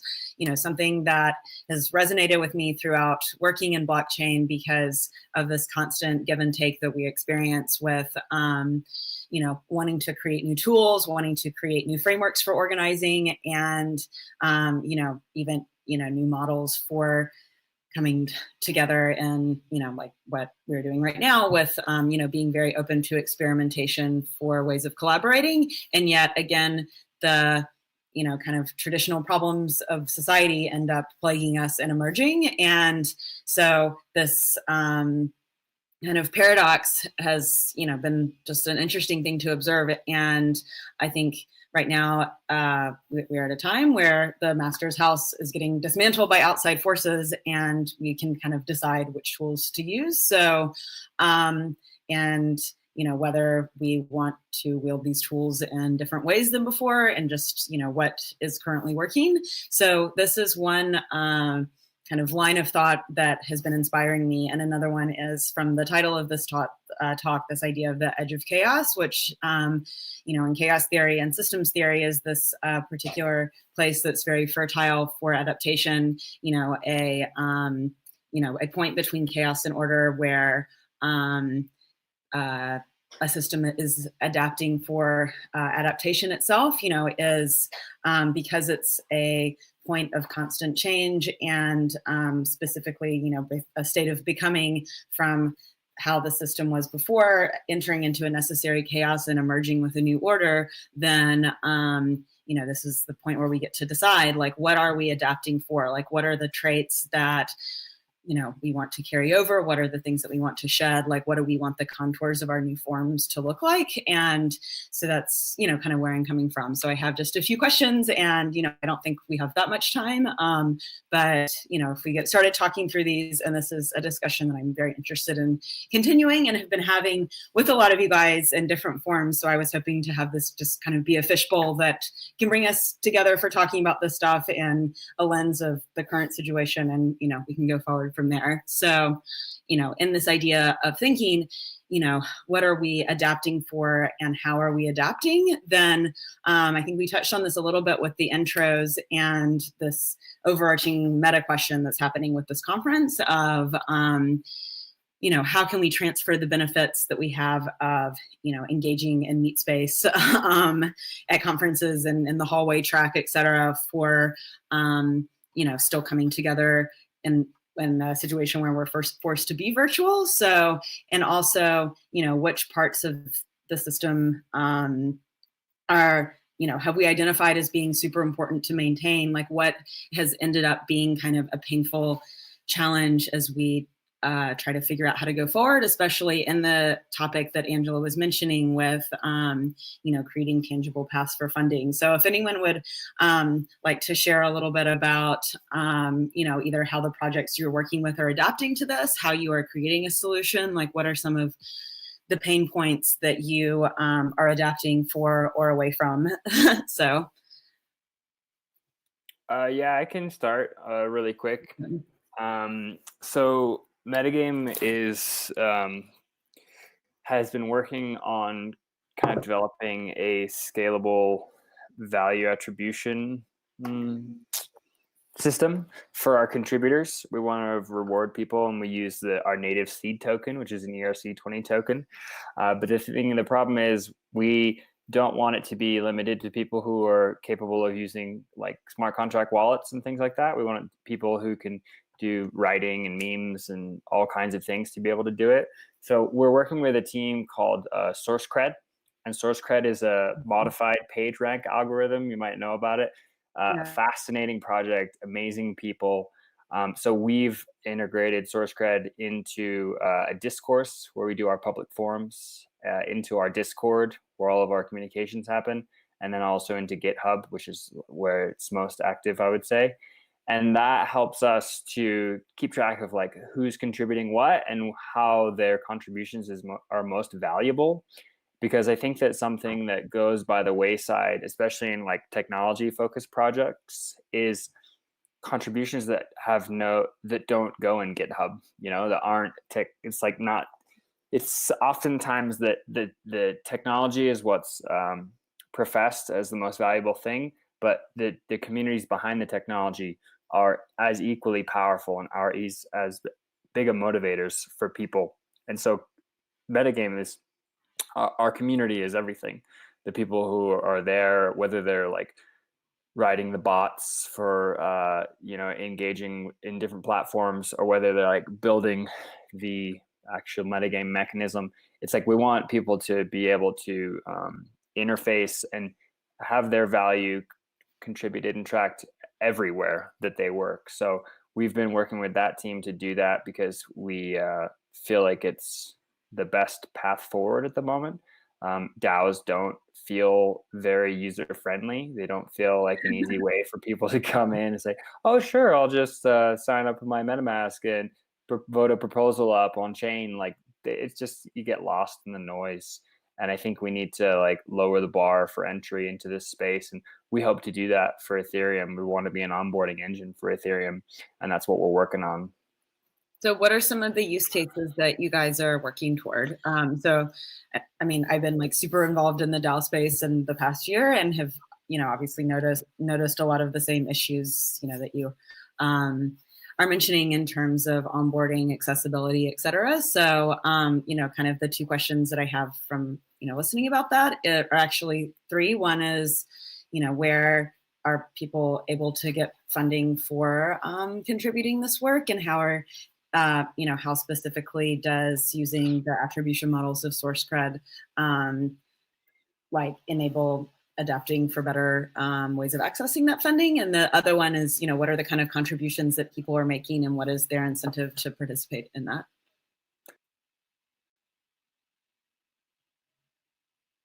Uh-oh, I can't hear you. Sorry, I muted myself. Yeah. I might have to ask you the last question again before I get through all of them. But the first question, how are we looking for funding, or how are we funding contributors who are working on metagame? The latter, but also the former, if you want to share. Yeah, so I mean, currently we have Gitcoin grants up, which has been a good thing for us. The Metacartel is a very tight-knit community. We mobilize really, I'm a member of the Metacartel. The Metacartel is another DAO. And we are able to do pretty well, like arbitraging and like coordinating to get everyone to vote and with their DAI to support certain projects. So we did quite well in the first round of funding. Awesome. And it's interesting though, because there's some things happening there that we're also like looking into on a deeper level that don't add up. But we'll leave that for another discussion. And so we're actually working with a couple different DAO frameworks. We work with Aragon at the moment because honestly, they've been the most involved and the most excited about pushing metagame forward. A lot of the members of Aragon have been like kind of co-founding, helping metagame get rolling, get off the ground, and like set up what's called a seed market. And the seed market is our token on a bonding curve. And so what that would allow projects and people to do is to fund initiatives that they want to see built inside of metagame. So it could be different projects or different initiatives to actually push metagame forward, or it could be other projects who want to source from inside of metagame and they want to pay with seeds. So they could, there's a metric, I can't explain it to you in detail at the moment, because it would take a long time, but we have a really nice blog post about how the seed market works.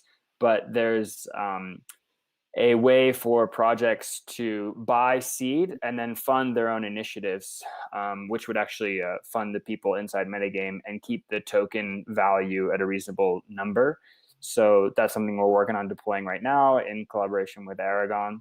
And then we're also doing some experiments with Colony, just to like keep it branched out as much as possible and to keep the experimentation flowing. So yeah, for now we've got those two funding sources. The contributors who have earned seed, their value will get set when the seed market launches, and we'll be funding our own market with all of the funds that we've raised so far from these grant rounds. Okay, what was your next question? Yeah, so I think that's very exciting, and I know that there's been a lot of need for that work in the space, and a lot of people galvanized around doing kind of iterations of that. So I'm really excited to see hopefully you guys going forward. But I was also wondering what are the kind of contributions that people are making from the ecosystem perspective, like what how are you guys onboarding people, what incentivizes people to get involved and like stay involved in a way of meaningful contributions? Yeah, so the way that people come into metagame is they read like our founding articles. We have these like 8 pillar articles, and we actually, so it's based on a quest system. So we ask people to complete quests, and then we upgrade their roles once they are in, and in means like in Discord. So different levels of contribution will give you different levels of access. And so it's like kind of incentivized. The more that you learn, the more that you like A, become involved, and B, become indoctrinated, we might say. Like you read everything that we've written and read all the posts and what we're trying to do and what we want to accomplish with this community. And people really kind of rally behind the message because it's a lot bigger than make money or just make cool tech. Like we want to change the entire system, right? We want to flip it on top of its head. We want to like unite people from around the world. We want to bring people together in a non-coercive way that allows them to work on things they're passionate about and get funded for that. But this phase 1 of that is to build metagame. So like you work for metagame, building metagame, so that one day other people can build the things they're interested in and use this tool.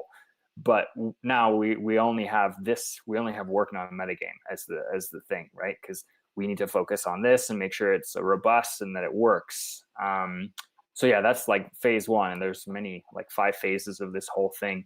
But once people read through the articles, they're either in or out. They're either like, this is something I'm excited about and I want to help with, or they're like, no, this is not something I'm interested in. I have other things to focus on. And we kind of like that because it allows for a level of interest and involvement that's very highly aligned from the beginning. So they move through the first few quests, and then they start to, like, we call it go rogue, where they just find things that they find valuable.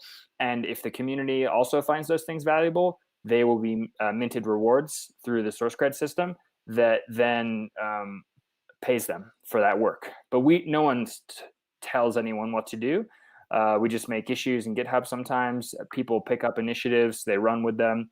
It's very like, come here and do what you think you can do best. And if you do it best and the community also is excited about that, you'll be rewarded for that using the source cred system. Yeah, so I think that's very valuable, and like thank you, for sharing about that. But just to kind of draw back to a more abstract level, I think I would love to hear from also, either Angela or Anya, kind of about, these same questions, like what,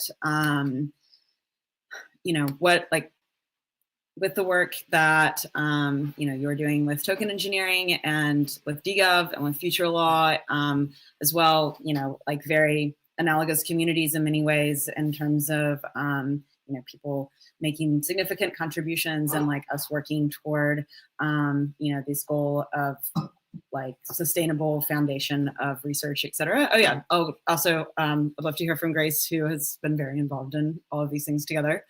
I don't know how to like enable you speaking, but you should. Oh yeah, we just unmute ourselves. So yeah. I kind of want to say something about what I'm adapting from specifically. And what I'm trying to adapt from is actually money and financial systems. And I'm also adapting from euphemisms like saying value when I mean money, because money doesn't, but it's really true, right? Like I love air, and money fundamentally, the forms of money we have are anti-air. And blockchains are even more anti-air than other forms of money. So I'm trying to adapt away from money. Now, this is not easy, and I'm not financially independent, but I sense that our monetary systems are in such disarray and despair that it doesn't make sense to be adapting for money. So that doesn't mean there's certain services, when I do services in the old economy, which is about half of my work, I do ask for monetary compensation like I always have. But in this space, I've stopped. And I think I'm going to put up a tip jar or something like that, because my sense is what I'm trying to adapt for is a Star Trek economy. I'm going to call it that. But I know there's enough food for everybody. I know there's enough shelter for everybody. I know that transacting for our basic needs doesn't make any sense. Whatever food I have, I should share with my neighbors if they're hungry. But that's just, and my neighbors could be anybody in the world. That's just my ethics right now. Like, why would I keep food from people because they're free, right? I don't care. There's enough food to go around. I can only eat so much of it. So I'm actually, as much as possible, trying to adapt away from money and charging for things. And I don't know what it's going to look like. It's kind of scary, but it's, to me, the more that we keep talking about incentives in a money way, the more we're reinforcing a mindset. And I'm, you were like saying about my mom doing something, and I was like, Beth, I'm like, I could be your mom, right? I'm an older generation. I've been brainwashed a lot longer. But I'm really trying to unbrainwash myself from a transactional mindset. That's what I'm adapting away from. Yeah, so I have to close up in just a minute. But yeah, thank you so much for that perspective. And I think that, there's in particular a alignment with, using source cred and, Beth, you can take more time. We have about 20 minutes till the next talk, so feel free to continue. Okay, I mean, if people are down to continue this discussion, I think that it has gone to a point that I think is an interesting convergence in terms of Grace bringing up about wanting explicit incentive structures that are not necessarily tied to defining unit of task equals unit of money, interacts in a system in a certain way. And, so that's not what I said. I didn't even talk about incentive. I think any incentive system distorts human behavior. Okay, I think that might be outside the scope of this particular discussion. But what I was trying to get at to draw those two parts together is, it might be useful to think about how the objective that you're working toward ends up potentially correlating well with source cred. So for those, who have had an experience with using source cred, it could be interesting to talk briefly about, if that provides a certain solution. Because I know at different times, of me looking into attribution networks and being very excited about source cred, but I haven't actually used it that much yet since it's been, kind of developing in tandem to us developing this ecosystem and these networks in the first place. Like, what Grace has been bringing up, I know is a discussion that a lot of us, with Grace and in general have been having over this past year about, contributions that, we might not want to, like mathematicize or metricize, and source cred being a possible solution for that. So maybe if anyone would be down to speak to your experience with that as a particular mode of adapting that could answer some of these hard questions.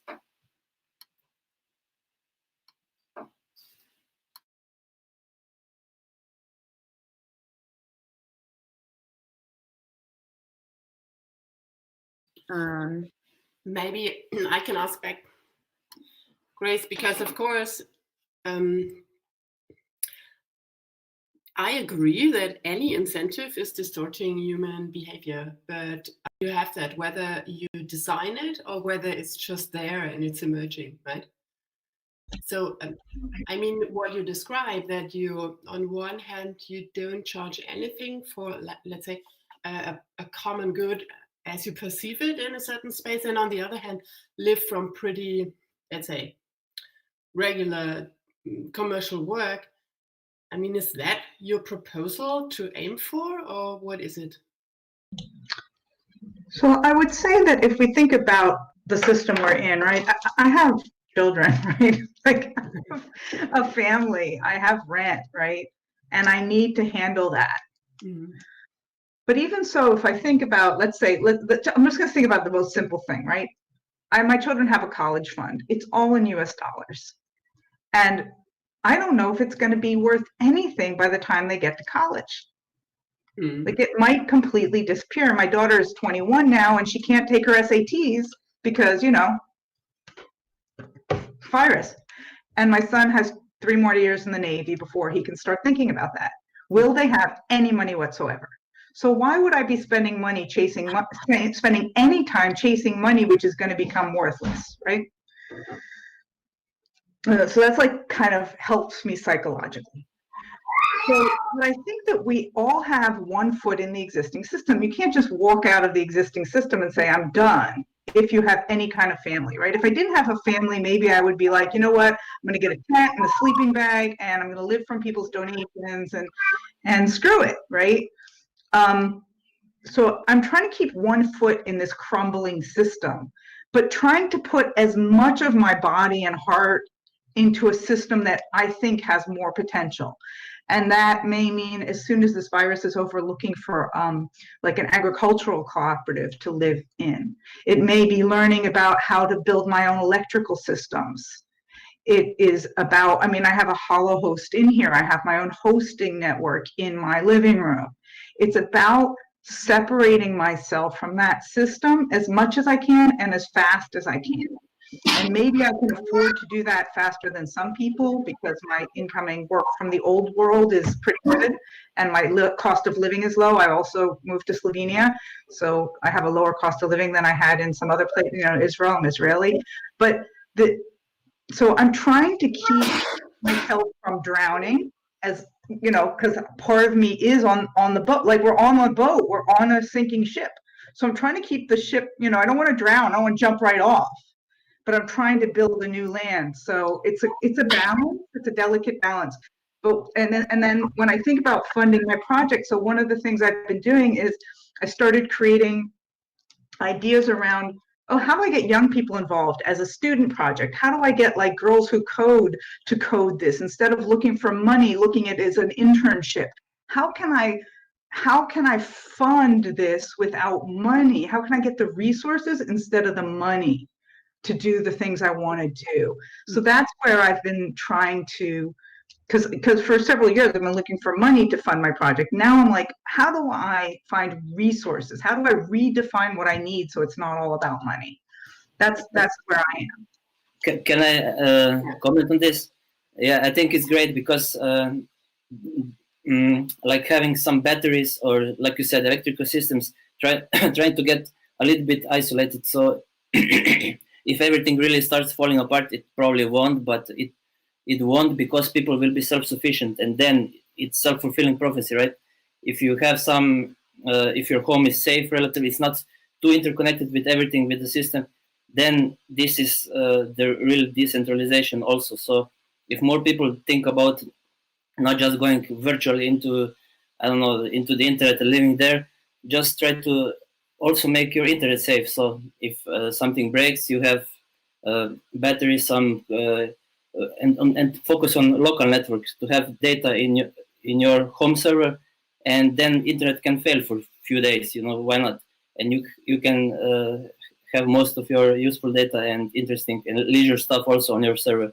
This is what I see here. For example, this is a Raspberry Pi is behind, and it gets music from our home server. So it's also in this direction. So I'm glad you mentioned this, and I also wanted to say something else. Yeah, where to get resources? Things are cheap in this regard, cheaper than before, because Raspberry Pi costed like this type of computer 20 years ago was 2,000 euros, or 10 years ago when we were starting. We had desktop PC, and now this is the same power and it costs 30 euros, you know. And you can get something useful for 100 or 200 euros, and it goes a long way. So resources are easy. Everything is cheaper, but you still have to get something somewhere, and the money will not completely go away. But the old system, and I don't agree completely that it's a sinking ship. It will, like, fiat has to exist, because as economy grows, they have to have emergency like levers. Like in this situation, they will just print, and you cannot print crypto, but somebody has to print money, because people need to get some money handed over, you know, now. So I think it won't go away, but it will get combined, and there will be alternatives, and it will be more dynamic, and at least we'll have alternatives. And so that's it. Yeah, I'd also like to react briefly on Grace. So, I mean, what you're trying to achieve is kind of on an individual level, finding solutions for yourself, and that's great. And I hope that many more people, like the second speaker, I unfortunately don't know your name, but you're also trying to find a solution for yourself. But at the same time, I appreciate that people are trying to find solutions on a systemic level. So how can we solve it for the future for many more, not just looking at an individual situation? And I think that I consider, when I'm talking incentives, you are totally right. So if you're just focusing on money, like we looked at it, like in the traditional system, I think we are missing out a chance, but we need still a means of exchange, right? And also to honor and help people to add value. And this value can be defined by ourselves and by our communities. And it could be a new kind of value. Not only it can be funding, because it sometimes is necessary, it can be all kinds of other value contributions. And here, I think we should take a look at incentives, nevertheless being aware that it's distracting human behavior. But I think we can't get entirely rid of it. Or my view on it, incentives are there. They are always there. It's just the question is how we design them. Yeah.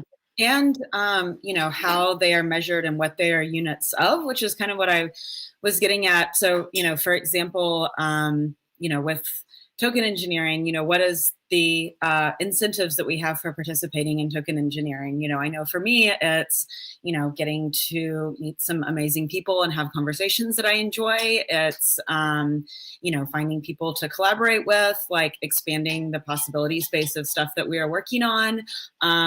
You know, all of those things are not necessarily, you know, financial incentives, but still, you know, in terms of, I guess this nuance that I think is very challenging right now, which is so many of these kind of interpersonal incentives, you know, incentives in the layer of social capital and human capital that, you know, are often, you know, maybe they're adjacent to money, or maybe they're completely divorced from money and all about, you know, interpersonal interactions. But especially, you know, right now in kind of this time where we are like, you know, forced to go remotely and be much more, you know, distributed and decentralized. Like, I think that these incentives that are not explicitly financial end up being what is getting hurt really hard. And especially, you know, as you can kind of see from, you know, what are the kind of jobs that are being threatened, you know, people, you know, who are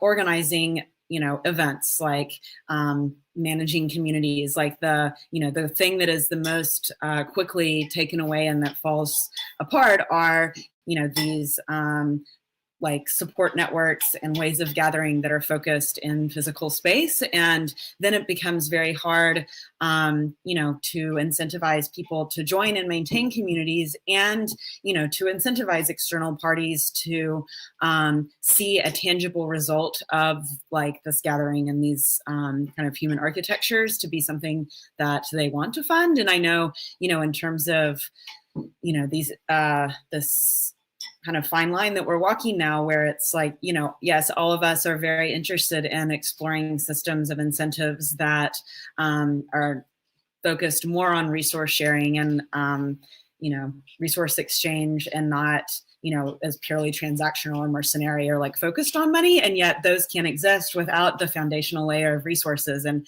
you know, it's a paradox we were experiencing before, but now with the inability to gather physically or know when we'll be able to gather physically, and especially something that's terrifying to me, like the fact, you know, when we are released from, you know, this quarantine time period, like will the, you know, spaces that we're able to gather and physically, like, will, you know, whether it's, you know, for artistic and creative and musical events, or, you know, for coming together in collective space, you know, like when we have token engineering meetings, for example, like, you know, when we had at Supermarket, for example, I mean, will a lot of those kind of collective gathering places even still be there to act as a foundation for our networks? And so, you know, we need to have, you know, now be accounting for that as well, and figuring out these like funding models and incentive models. So, you know, this line between, you know, having an opportunity from like manifesting a new future with more like care-focused resource exchange infrastructures, while also,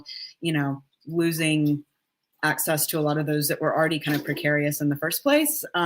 Yeah, anyways, I'm just curious to hear from, you know, all or any of you, like what your perspective has been on this, and, you know, maybe a more optimistic take than my fears. I would ask if you think that it would make sense for some of these spaces to become more like a commons. Like, that would be my question to you. I mean, I think a lot of them are a commons. I think as many of them are as a commons as people are able to have access to. Like, I know that, you know, when I'm speaking about this, I'm referring to either places that are a commons or dream of becoming a commons, you know, like something that, you know, is owned by, you know, a group of people or is available as a commons. And so, you know, my fear is that those are the ones that will fall away because of having so few resources, and you know, without the foundation of a physical space, or without the foundation of people who are able to make a livelihood sustaining them, that, you know, that is what we'll lose, and what we need to be actively adapting for, you know, in this transitional time. So.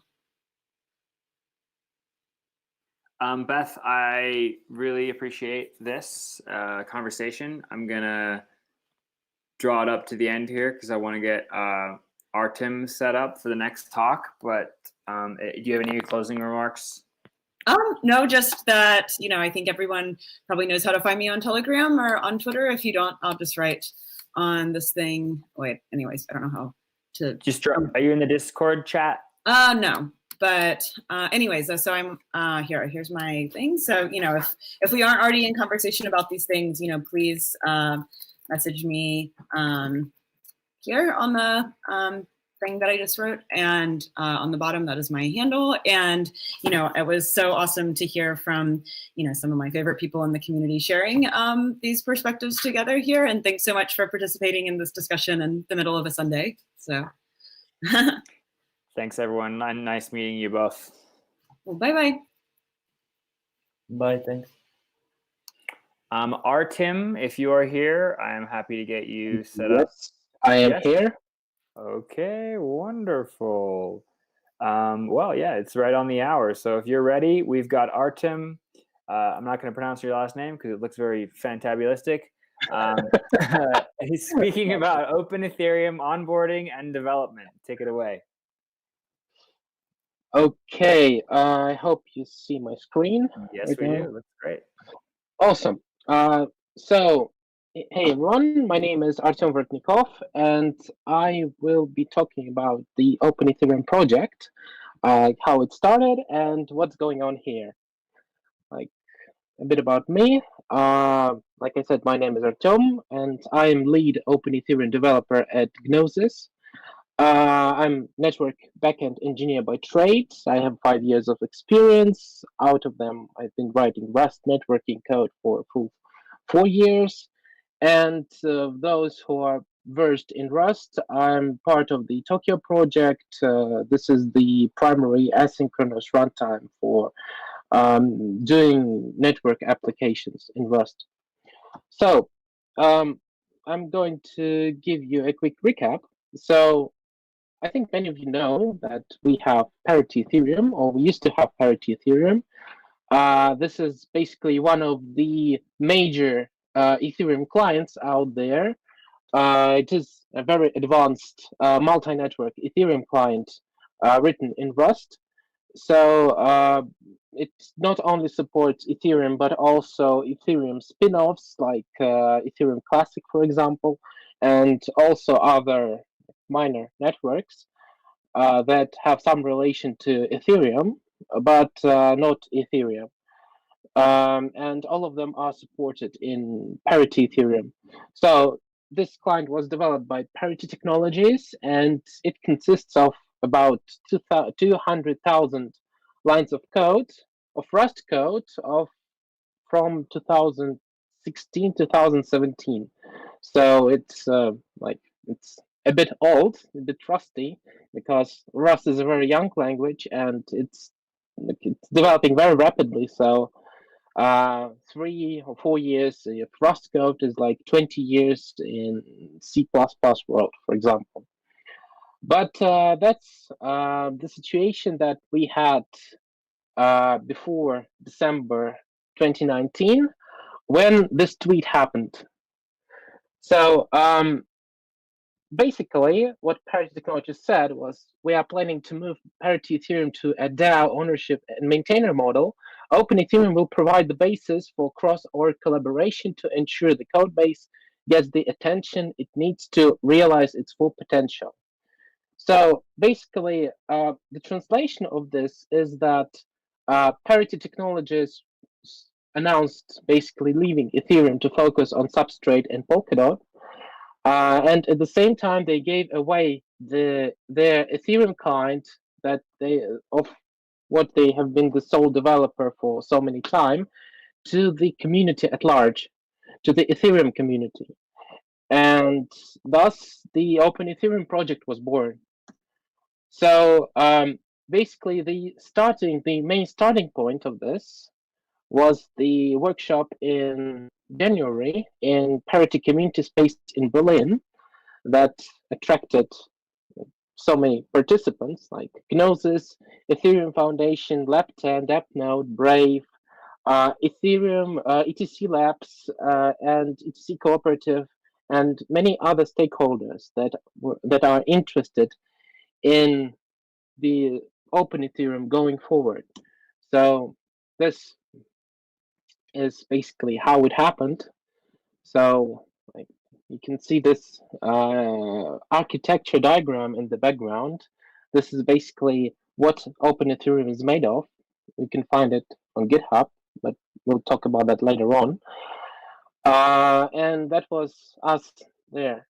So basically, this was the time when we met Parity team in person, when we discussed the questions of license and governance. And this was our first dive into the code and the development process.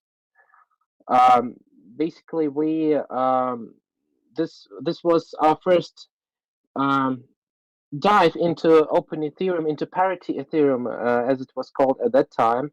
And many questions were decided, and we were given like a rundown of what Open Ethereum is made of. And yeah, so basically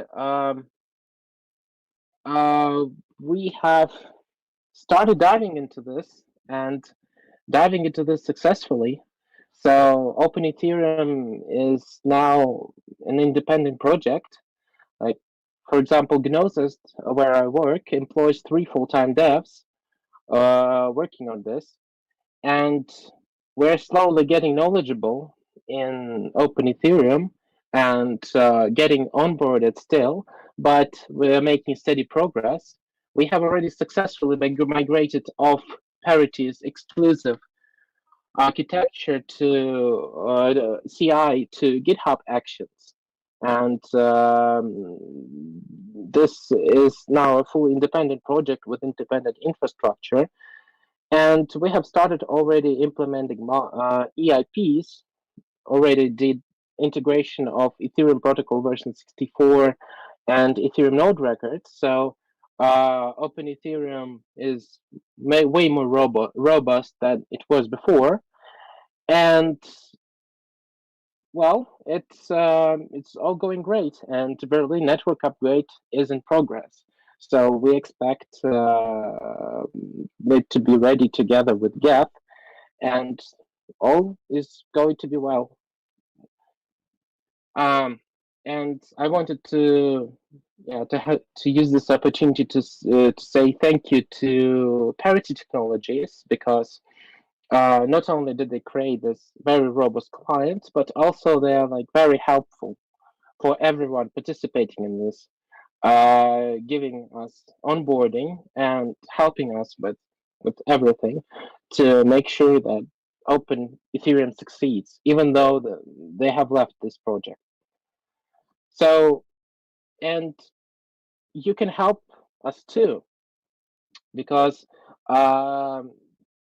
as you know, Open Ethereum is a very, very advanced multi-network client that has multiple unique features, and you could champion those features and also propose any additional components to it that will be relevant to your use case. So we do not have CLA anymore. I know that this was a barrier to contributing, that Parity Ethereum had contributor licensing agreement that would give the license to the copyright of your code to Parity Technologies. It's not there anymore, so you don't have to sign anything. And we have decentralized governance. Parity is part of it, but it also consists of independent players like Gnosis, like DeppNode. POA network also participates there, and other players. And most of all, client diversity does secure the network, so it's all in the Ethereum project interest that Open Ethereum succeeds. Because if any bug happens to be in Geth or any other client, Open Ethereum could check that bug and be a counter to any implementation problems, and vice versa, of course. So join us on GitHub at Open Ethereum, and thank you.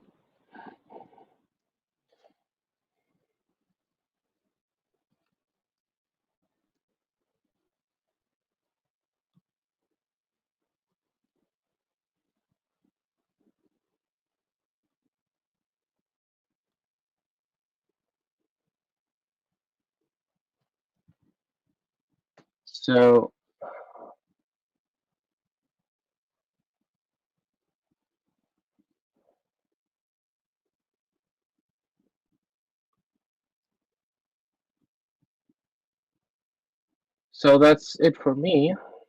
If you have any questions.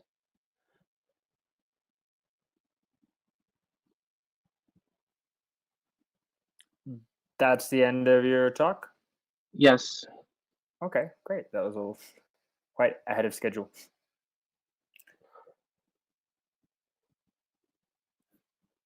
Anyone have any questions?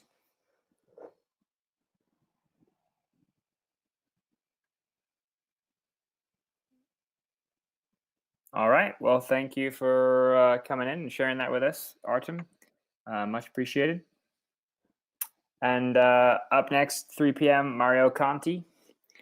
Looks like we have some time, so feel free to take a break, come back and check in at 3 o'clock. Thanks, folks.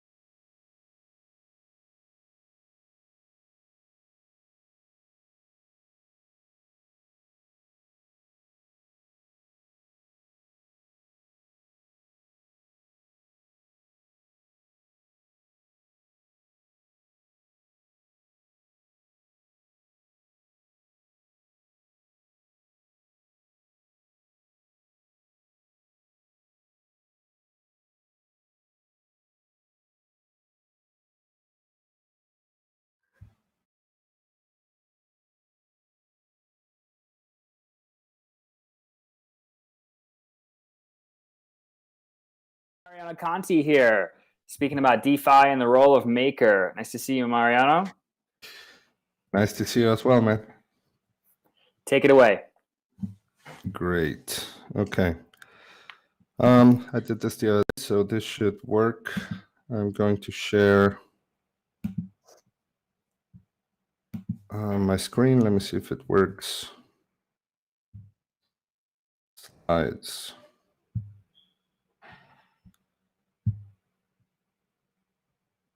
Okay. Let me tell you, can you tell me if this works? Can you see it? Yeah, I can see your screen. Looks great. Okay, awesome. So hello, everybody. Good morning or good evening. Thank you for coming to this talk. So yeah, originally this was called DeFi and the role of Maker, and I am still going to talk about this, but I really do want this to be a back and forth. So any topic that you can think of is fair game, and we can discuss, the events of Black Thursday as well. If you want to interrupt me at any time, please do. I'm going to go over a few slides, but I want this mostly to be interactive. So there's that. Okay, so my name is Mariano Conti. I'm the head of smart contracts at the Maker Foundation. And I want to tell you really quick, I'm not going to discuss what DAI is. I hope that almost everybody knows this by now, a decentralized asset-backed stablecoin. But I want to talk about why Maker and DAI are important in the ecosystem right now, and why I think they're going to remain important in the foreseeable future, and why it is everybody's responsibility to be as involved as they can in the project. So this is a screenshot from DeFi Pulse. It represents the total value locked in dollars on the DeFi ecosystem, and Maker dominance, it almost never goes below 50%, right? So between all of the projects that DeFi Pulse registers, Maker is usually around 50% of the value locked. And if you see the top 10, you see that number 2 is synthetics right now, and that is like a fifth or less of the value of Maker. And if you look at the top 10, DAI is a part of many of these. You can loan it in Compound, or get a flash loan in Aave, or trade it in Uniswap, or interact with it using InstantApp. Go short or long in DYDX using DAI as well. So it is a pretty important stablecoin that has many uses in the DeFi ecosystem. And after the events of March 12 and March 13, when the system was tested as it had really never been tested before, in my opinion, I think the system and the community came out stronger on the other side. We're seeing once again that the total supply of DAI is rising again. It had dipped to around 75 million. Now it's on its way to 90 million again.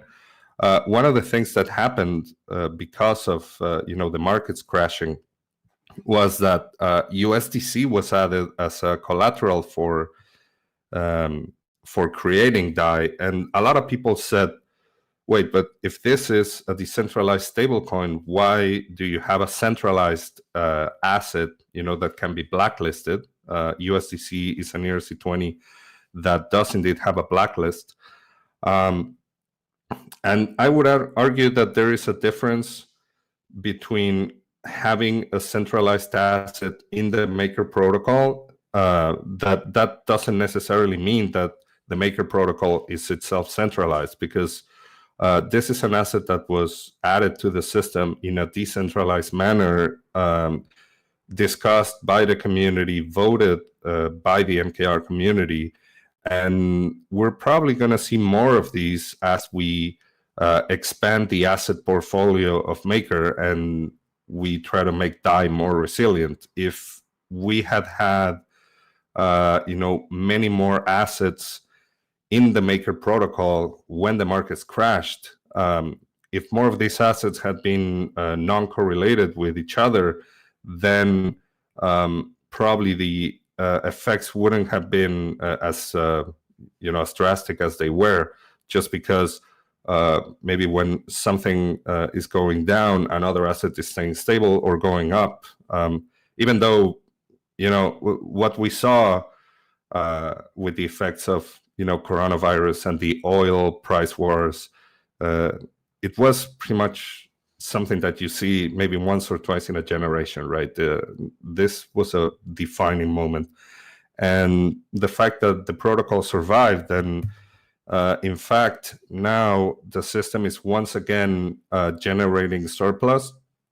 This number, 4,534, you can go to daistats.com and see this.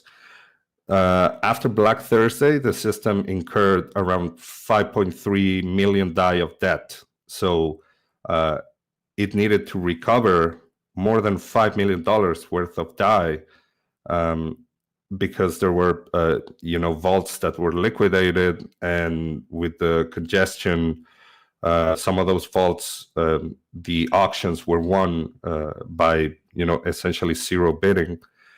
And the system had to inflate MKR, had to create MKR out of thin air and sell it in the open market, which it did. And it slowly recovered those 5 million, and now we're back on track. Yes, this sucked. This is not something that anybody wanted, right? It's when the system is working properly, this number goes up because of stability fees and liquidation penalties, and it wasn't that great to see all that work that the system had accrued surplus over the years and then had to go into the negative. But one of the reasons why I think we're coming out stronger because of this is that we're finally accelerating. I mean, this is something that has been coming for a while, but now I think the community is taking this more seriously, because the Maker Foundation, as was stated in the white paper and elsewhere, the idea of the foundation is that it'll one day no longer be needed, right? Because that's where the DAO comes from in MakerDAO. The role of the foundation is to bootstrap the system and then dissolve, step away. It's what I like to say is that, if I'm out of a job in 2 years, that's a good thing, right? Because what me and some others, we want to get paid if we can, because we need to see what the role of foundation members will be in the future, right? But the idea is that the protocol itself will pay people to do work for the protocol, right? So the foundation is set to dissolve in around 2 years. And I want to discuss real quick the path to full decentralization, right? And what's coming in the next few months, and some things are coming faster than others, are the 3 pillars are elected pay contributors, maker improvement proposals, and vote delegates. So let me discuss the first one, which is really cool. This will be people who are, like I said, they're paid by the protocol in DAI, whether it be hopefully from surplus, but can also be from debt. So the system can either take DAI that it already has when the system is working in the green, or it can incur a debt because it needs to pay, either oracles or risk teams or people from the community. And what's great is that over the years, a lot of community members have been more and more involved in creating polls for risk parameter changes, or working on collateral onboarding, on many other different things. And these are great professionals that deserve to be paid for their time, right? And even though they're not part of the foundation, they're the most important members because they grew up, they were spun up organically from the community, and they deserve to be paid, and they're going to be paid by the protocol itself. It's like this is going to take, of course, a lot of coordination, but we expect this to start happening really soon, and anybody can start working for the Maker protocol and put ideas forward, and if they're good and the community accept them, they will start getting paid. The second that is really important is something called the Maker Improvement Proposal, or MIPS, and this is analogous to Ethereum improvement proposals or EIPs. I think that tomorrow, if tomorrow is April 6th, which I think it is, I believe tomorrow there's going to be a lot more announced on this regard.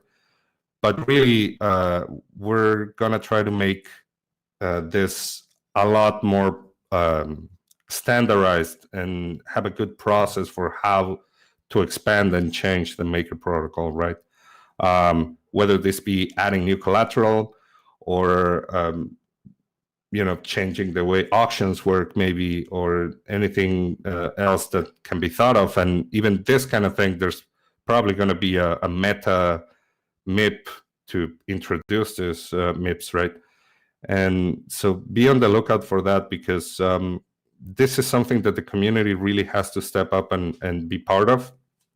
And I expect MIPS to be a good way for a lot of people to just join and start working on making Maker better.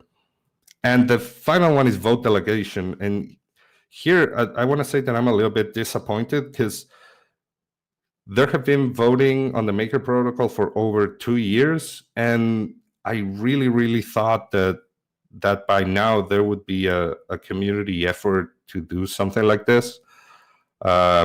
There's ways you can do it at the smart contract level that are really not that complicated. The complicated part comes not from the technology, but from the social side, and I know that is where Ethereum communities excel, right? At the social part, where we create communities, we organize and talk to each other. This is where vote delegation is going to be the most important, because at the smart contract level, it's just delegating your tokens to a contract that all it can do is vote on proposals and nothing else. Nobody can move your tokens around. But the idea behind vote delegation is to enable smaller MKR holders, to organize and to make their voices heard. And this is really important because not a lot of people vote right now in the system. And if you want to think about it, the system could mostly be managed by 2 or 3 whales. So that is not the point of the system or the ideology behind it. And if you can get 100 people to delegate their MKR to somebody who is paid by the protocol maybe, and who understands the system and takes time to go to every governance meeting and read the forum posts and have like an informed decision when voting, that is going to be one of the most disruptive things that we can have, right? Fighting the whales and fighting the power. And so this is something that the foundation still plans to do internally. But if anybody wants to come up with, this is like my call to action, if anybody does some kind of vote delegation that comes from the outside and it's just like a grassroots movement, that would be amazing. And that's where I want to stop with the slides, because really, if there's still people listening on this call, I just want to do a back and forth, and I want people to ask me questions if they can about why I think the DAI stablecoin is important, or we can discuss the events of Black Thursday, or we can talk about why I think adding USDC was a good idea, even though it has a blacklist and it I think it's only like 4% of the total supply of DAI created. But yeah, I'm here and ready to answer questions. Please. Do we still have somebody here? Let me see. Yeah, there's a couple of people. Nice. Yes, sure. Can I start? Yeah. So this is Stefan. Do you have any idea or hypothesis why the voting participation is not that high? I mean, we see this all across the space, and basically every voting mechanism suffers from that problem. But what do you think are the most important factors for this? Yeah, I can give you what I think, even though I mean, I've looked at some of the voting data, so I have some idea, but really mostly one big thing is just that it's a pain in the ass to vote once every week.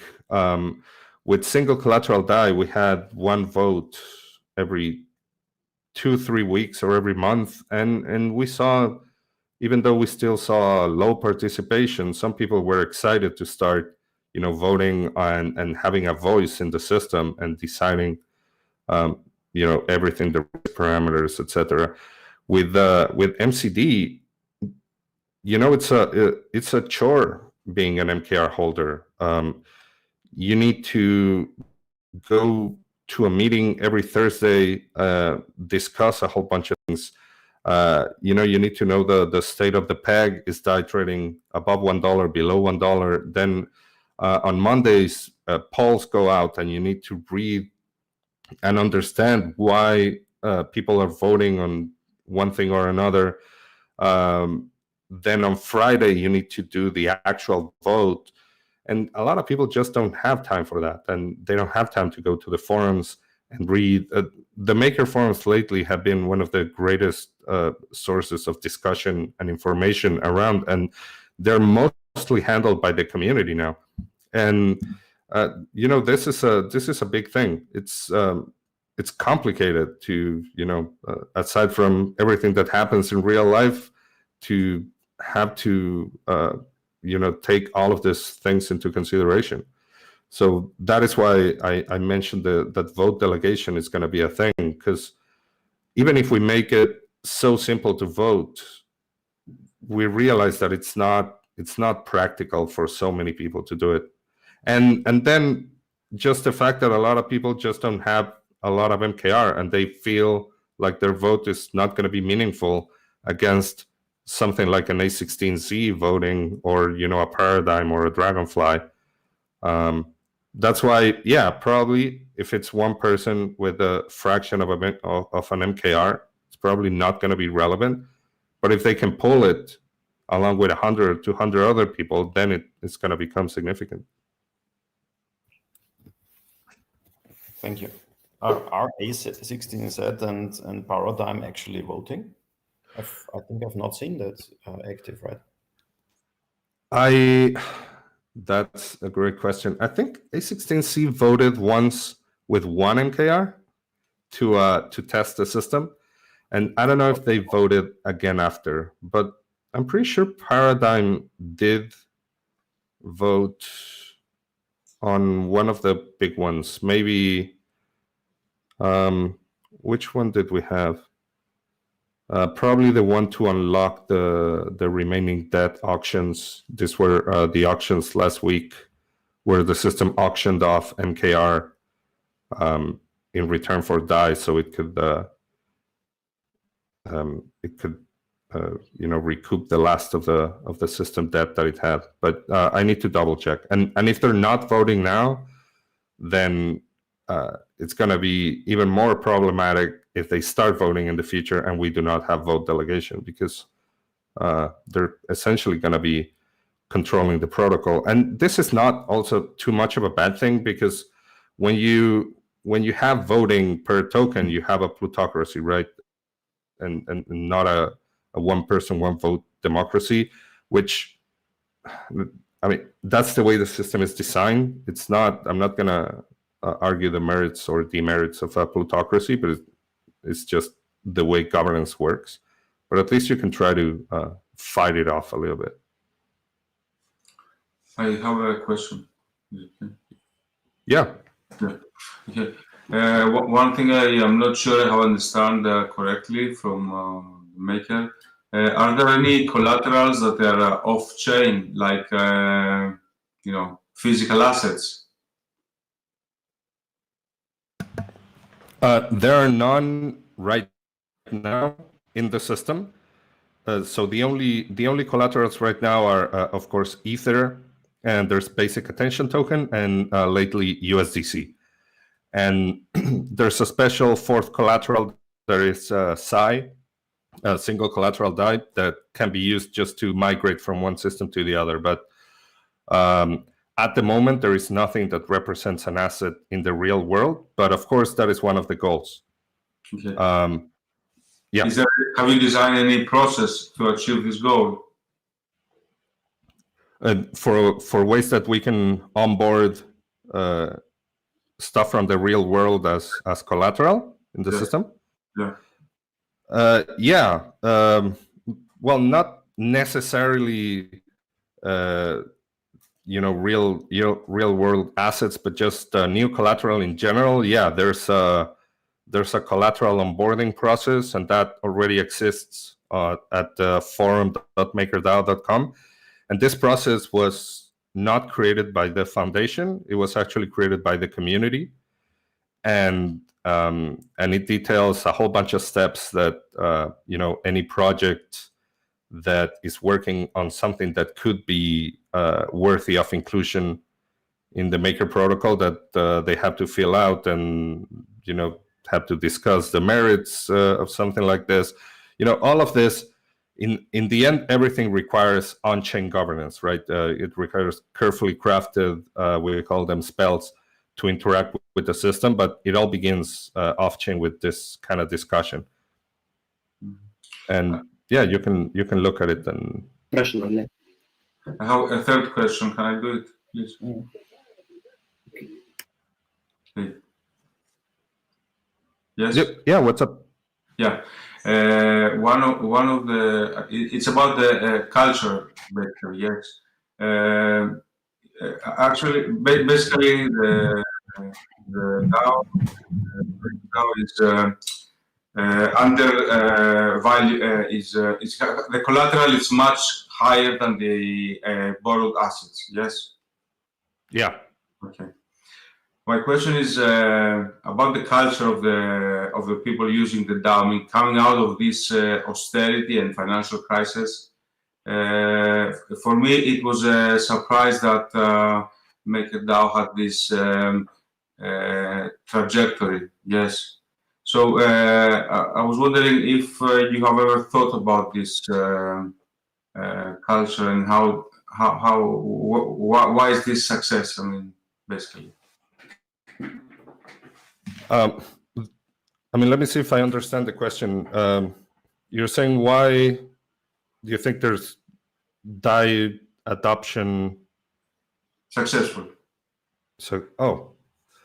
Well, I gave a talk at DevCon 5 about like a very personal talk about how I live in Buenos Aires, Argentina, and we have over 50% inflation, and we have capital controls, and here DAI has been extremely well received, and we already have a growing economy of people who are just fighting the system in Telegram groups and WhatsApp and doing OTC trading and foregoing banks altogether.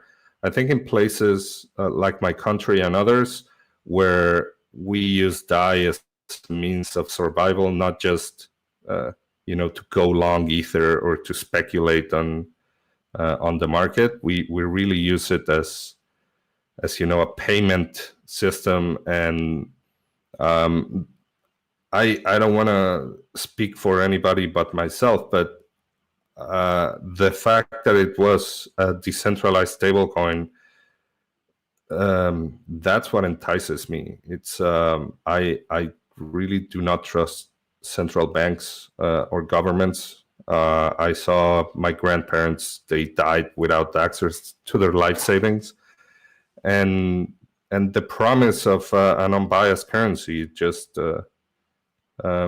just speaks to me, right? And I think it speaks to a lot of people. Can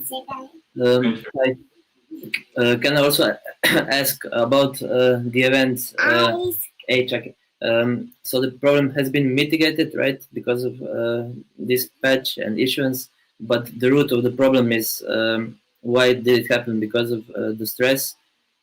And is it solved now? Now, do the smart contracts have to be upgraded, or can you explain?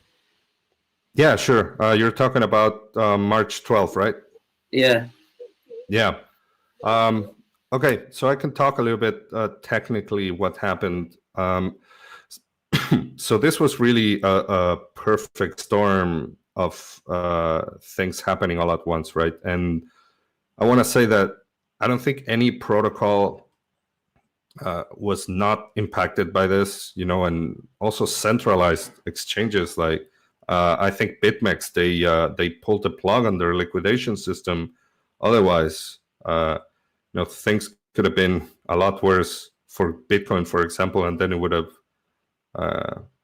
taken most of the other crypto assets down as well. Okay, let me tell you how the liquidation system works in Maker. Let's say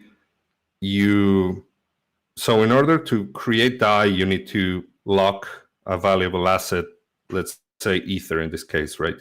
And you need to keep it at least 150% collateralized. So if you put in $150 worth of Ether, which it should be almost 1 Ether now, right? At the current prices. But let's say if Ether is at 150 and you put 1 Ether, you can borrow $100 of DAI. And as long as the price of Ether remains above this, then you're fine. But of course, a lot of people do not put in just 150. They try to collateralize more, 200, 300% just to be safe. So maybe they put in $200 worth of Ether and they only borrow 100 worth of DAI and they're 200% collateralized. What happened during that Thursday is that the price of Ether dropped extremely quickly. And what it did was, first, it made a lot of vaults, what used to be called CDPs. A lot of vaults became under collateralized.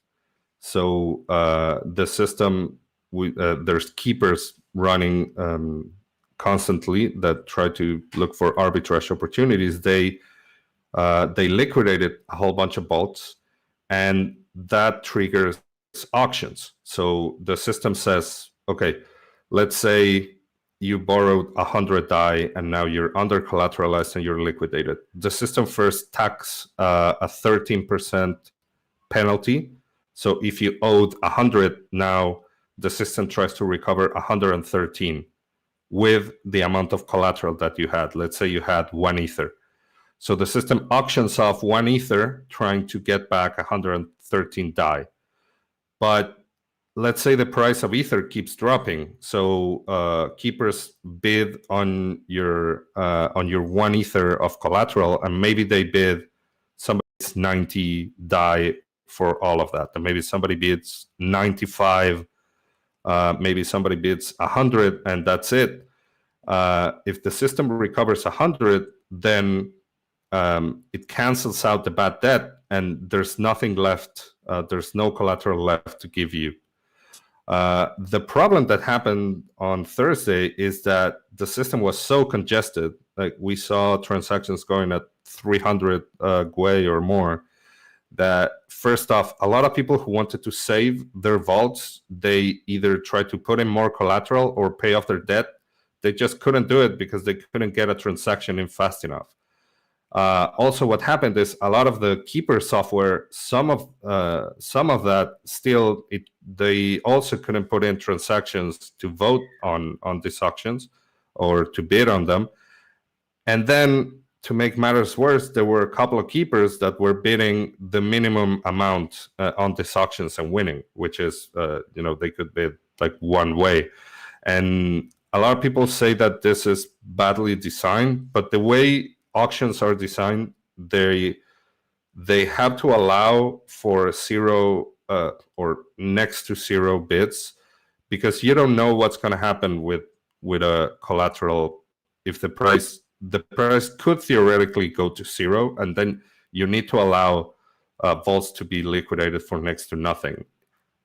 In the case of Ether, of course, this was not the right approach, because like I said, the price did not drop to zero, but network congestion made it so that other keepers could not put in bids at once, and then we did see a lot of collateral be liquidated for close to zero. So some of the things that were mitigated is, first off, now auctions last a lot longer. They last 6 hours. And this is also a risk, because you may not have a lot of people bidding on collateral if it lasts 6 hours. So if I make a bid now, I take on risk for the next 6 hours that the price is not going to go down more than what I'm bidding on. So it's a juggling act between, putting risk parameters that are good and healthy in case of, network congestion, but also that it makes sense that you have keepers that can actually make some money off the system. Otherwise, nobody's going to run them, and the system doesn't work if you don't have, robots out there doing bidding and making the system healthy. And did I answer some of those questions? I can go into more detail on more if you need me. For me, it's great. I learned there is no special bug. It's just, like you said, juggling the correct parameters, and more or less, it's an unusual situation, and it's maybe even great as the way it happens. Yeah, and there's a couple of things that I forgot to talk about, but yeah, there was no bug in the smart contracts, really. So the system worked as intended. The problem is that, since the network was so congested, there was no way for other bidders to put in their bids. But also, one thing that happened was there was no liquidity. That's why we also saw the price of DAI rise to like $1.1. A lot of people needed DAI to pay off their debt, but there was not too much DAI in the markets, right? So one of the things that the community did was, they voted the DAI savings rate down to zero. So people removed their DAI from the system and put it in the market. But also that was when USDC was voted in as a collateral, right? That was mostly to avoid having a liquidity crunch in the future, because you can always create an amount of DAI from USDC. It has a very high stability fee, so the idea is to mostly do that during times of liquidity crunches. So you create DAI from USDC, you use it, and then you pay it back. In this case, there was there were so many liquidated vaults that there just wasn't enough DAI around to bid on them. Mm-hmm. And there's a lot of things that are coming to alleviate this. We are going to be discussing, along with the community, maybe a redesign of the auctions, but this is like a ways away. First off, the idea is to get as many people as possible running these keepers in order to, if they can arbitrage and make some money from the system. But there is also a problem here. You can have an open source keeper running and trying to make money, but nobody wants to give away their strategies to make money on the blockchain. So the foundation can make a keeper and give it away, but it's hard that it's going to be better than, you know, closed source software that is running out there. But I mean, we can try. I just have an additional question. Now, the only so how this was mitigated, that maker holders got a little bit diluted, which is okay, right? Because they're the first front. Could something else have happened that would bring,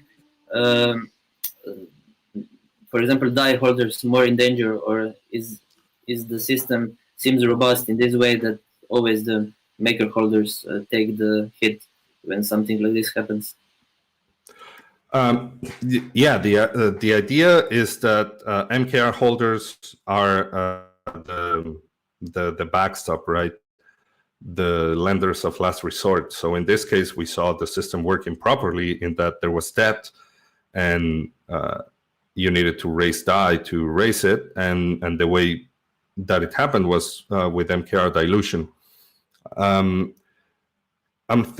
So for DAI holders, they're mostly protected. The only way I can think of is that if the system is shut down and there's a lot of bad debt in the system, then there would, if the system is shut down, there will not be enough collateral to, you know, redeem one DAI for $1 worth of collateral. But this would have to be an extreme situation.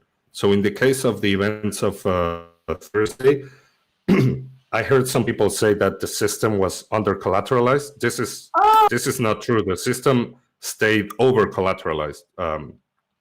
What was under collateralized was a number of vaults, and even though it was a significant number because a lot of them were liquidated, the system overall was still over collateralized, right? So in that case, if the system would have been shut down, I think it wouldn't have been enough to, you know, make the DAI holders have to take a haircut. So, was an emergency shutdown actually ever discussed?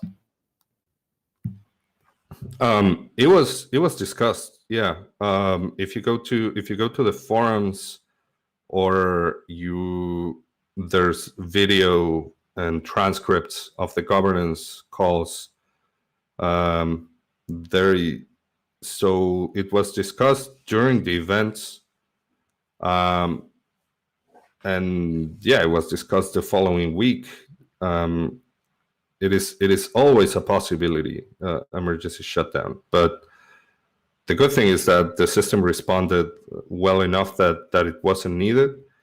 The thing with emergency shutdown is that, well, it has the word emergency there, right? That doesn't help. There are a lot of ways when we would want to shut down the system gracefully without having to call it an emergency. You know, when doing an upgrade or something of the sort. In this case, yeah, it would have been because of an emergency. But it doesn't necessarily have to be. I know a lot of people discussed it, and like I tell you, you can look at the transcripts from the calls, but luckily it didn't come to that in this case. But I expect in the future for shutting down a DAI system and creating a new one to not be that big of a deal, because that is why, think of it almost as a hard fork. It's like, once the community gets like better at doing that, it will be just migrating from one system to the other. And if we have the proper tools, it would be, you know, minimal overhead. If I don't know if anybody else doesn't have a question, then I'd like to hear a little bit about the future, maybe the shards, and is it going to be in one shard? Is the new logic 8 shards, not 64? Are you thinking about this already? Yes, yeah, we are to some extent. So my team, the smart contracts team, we had a call maybe last month, with the Ethereum 2.0 team, and so we have all of those avenues of communication open. I myself try to be part of every single Discord or forum that discusses changes to Ethereum, because the Maker needs to be ready first off for Ethereum 1.x, whatever that may end up being. We're going to have stateless Ethereum soon, and the smart contracts need to be ready for that, because we're going to see gas cost increases in many different things. And in the case of Ethereum 2 as well, we don't know yet exactly how this is going to look. Ideally, we wouldn't want to have the Maker protocol in one shard, because that would probably mean that a lot of the other projects would start moving to the same shard. So this instead would need to be a re-architecturing of most of the system so that it can live parallel in many different shards, and maybe have DAI in all of them that is fungible with, like, DAI on one shard fungible with DAI on the other. So it's hardcore. If this approach is taken, it's not easy to move to be present in all shards. Of course, as async comes into play. Something else I just wanted, but forgot. Maybe later. If can I jump in, because I think we have a very interesting question on the Discord channel, and sure, interesting for me. Paul, do you want to ask yourself, or shall I just read it? The question is about compensating the people who lost their vaults in that event, right? I mean, I've been also following those discussions a lot, and I know that there is a lot of discussion going on. As far as I understand, the current notion is rather not to compensate, right? But maybe you can elaborate a bit on that. Yeah, I have not followed the latest. Everything related to that is happening in the forums, forum.makerdao.com, and it's the community itself that is discussing this. I think, they've been having polls saying, okay, what should be done.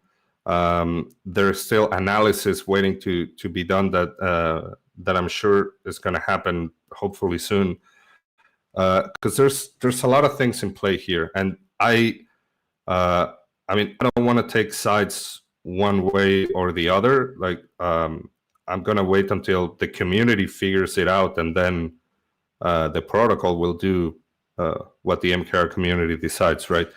But so coming back to the example, because there's a lot of people that I don't think understand, again, how the liquidation system works. Because I've seen people saying, hey, my vault got liquidated and I want 100% of my collateral back, right?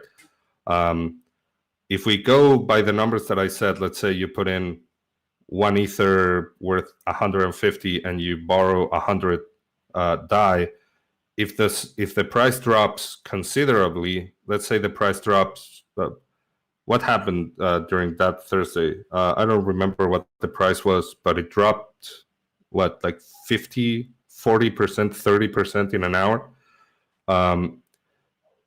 If you add, let's say you had 100 DAI and you add 13 as the penalty, and the asset, I don't know, is worth 120, and is still dropping.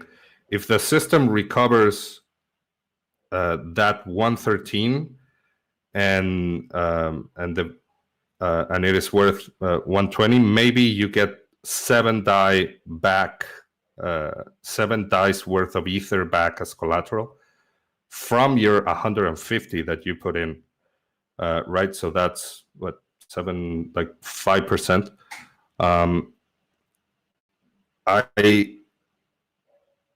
think that first the system, the community would need to do an analysis of every vault that was liquidated and figure out how much they maybe would have received back.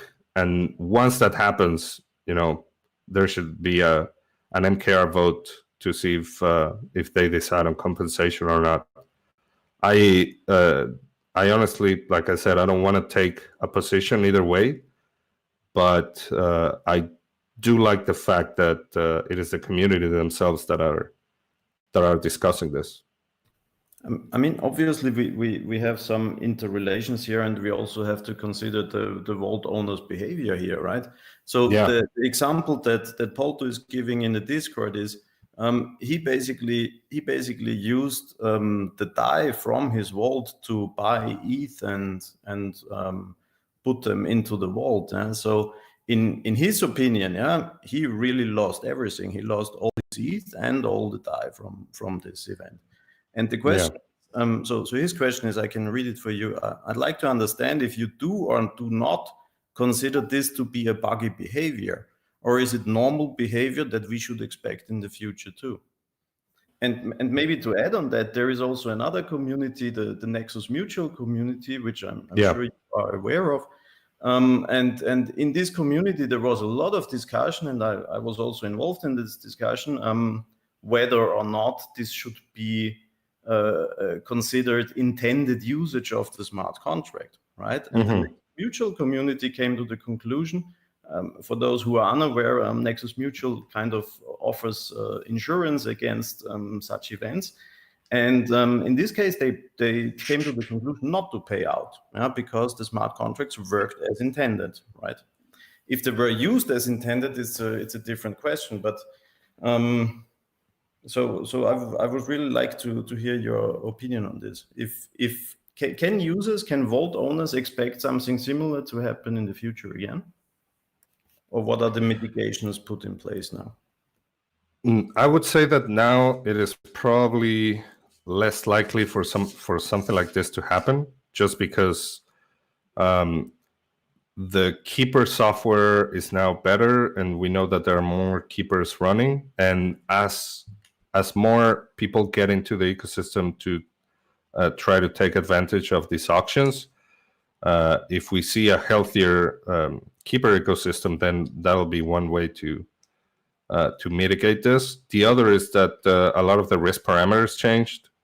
So now, like I tell you, auctions take a longer time. So even if the network is congested, keepers still have a lot more time to bid on these auctions. So they, that is also one thing that mitigates this. Having USDC as collateral is also a step that was taken to mitigate this, because you can generate more DAI in case of a liquidity crunch.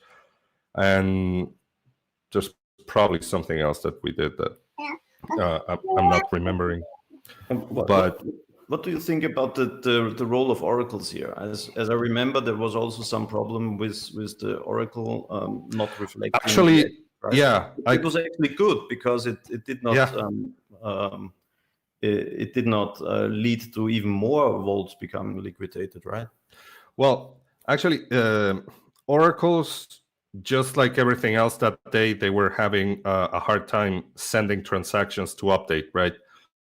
And the way the maker oracles work is that they queue up the price. So price is always delayed by 1 hour. So what happened is that, I don't remember the exact numbers, but let's say that the price was 150 and it was going down to 130 or something. The price, you knew what the next price was going to be because that's the way the system works. The system tells you, okay, in 1 hour, the price is going to be this. So people knew that the price was going to go down.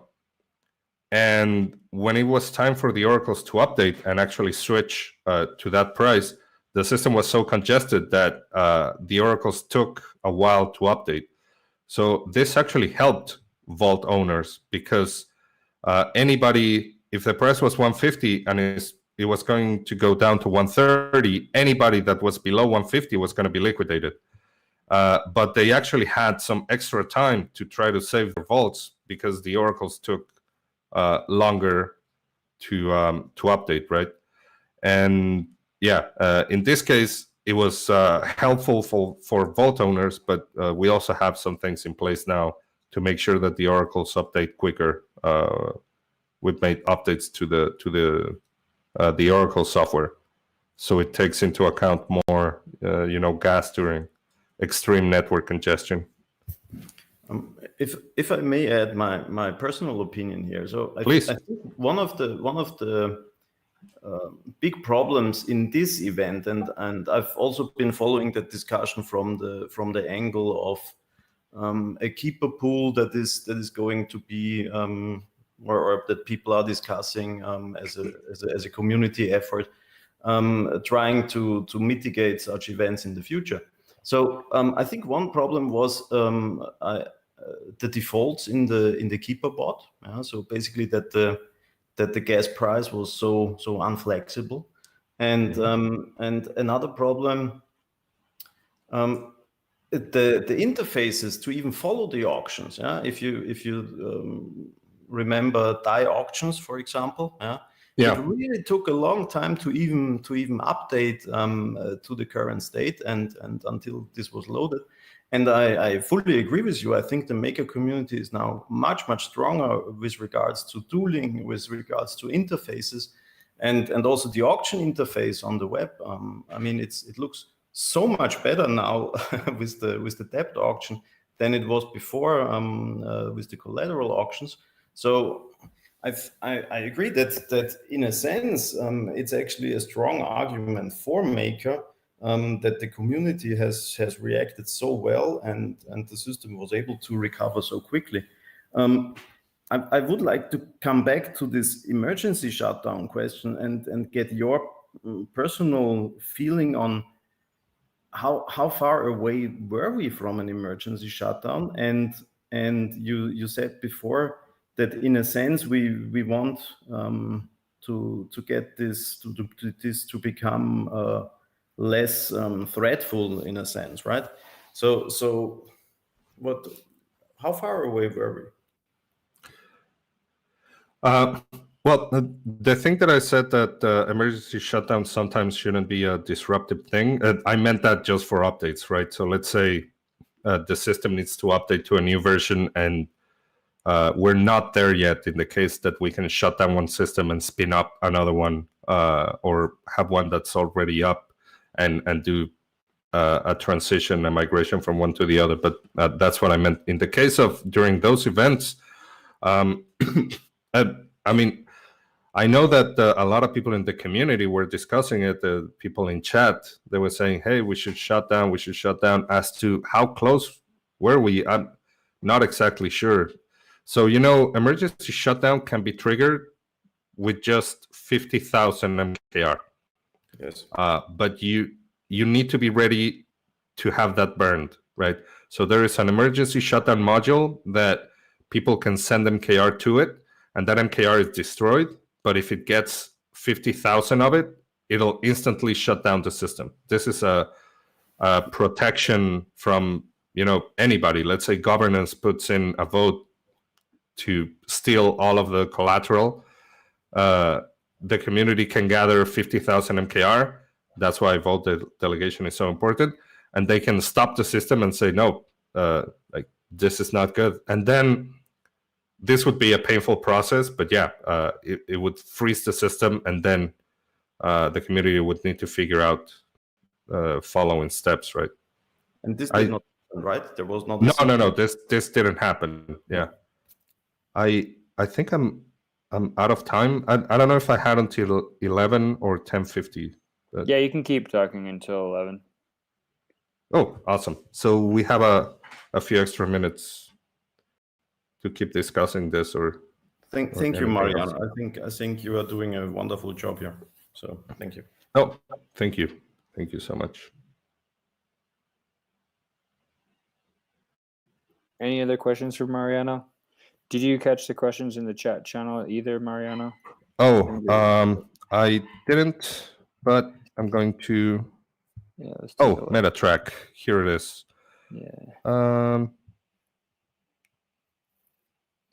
Let me see. Relay your question. Apparently, was a clusterfuck in between oracles, keepers, fees on network. Yeah, a little bit. Like I say, the oracles, they actually were not the problem. The oracles ended up helping the vault owners. Once the system got a little bit less congested, then the oracles started updating normally. But the fact that they were delayed, they helped people, not the other way around. Of course, yeah, when you have, that is why we always talk about the black swan event, right? If you have an asset that drops 40, 50% in an hour, that's why you need, uncorrelated assets there as well. And like I mentioned, we're going to see that in the coming months, with the maker improvement proposals and having additional collateral in the system. I think it's going to be exciting times. But yeah. Mariano, thanks so much for coming here and sharing all this information, dispelling disinformation. I know you're a champion in the space, and it's really appreciated. Oh, no, for sure. It was my pleasure. I've been looking at some of the live streams over the weekend. I think this non-con is amazing. And I'm being reminded to tell people to come to the Discord to claim their proof of attendance protocol. So if you can do that. Yeah, definitely. There's a channel for getting your POAP. Hop in there and get it. Well, I think that wraps it up for us here. We'll get set up for the next speaker, Aliza. And thank you again, Mariano. Yeah, for sure. Thank you, everybody. Ciao. Have a nice Sunday. Bye-bye.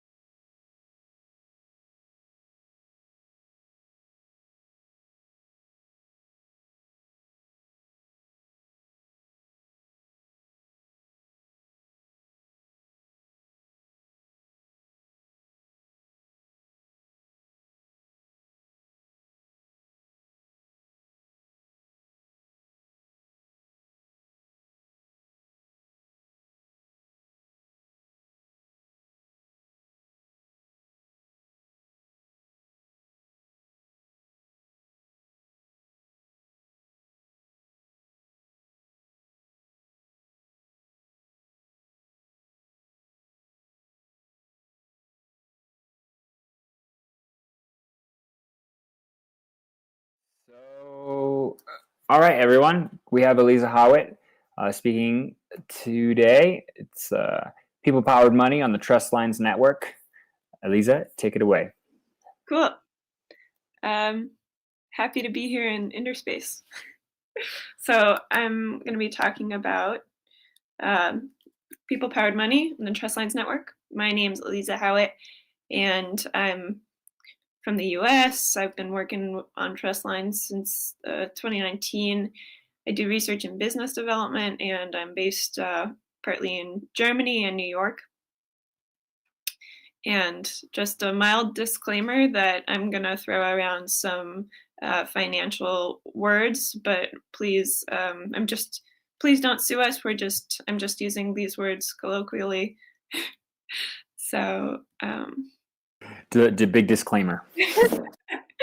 Yeah. And all right, so, sorry.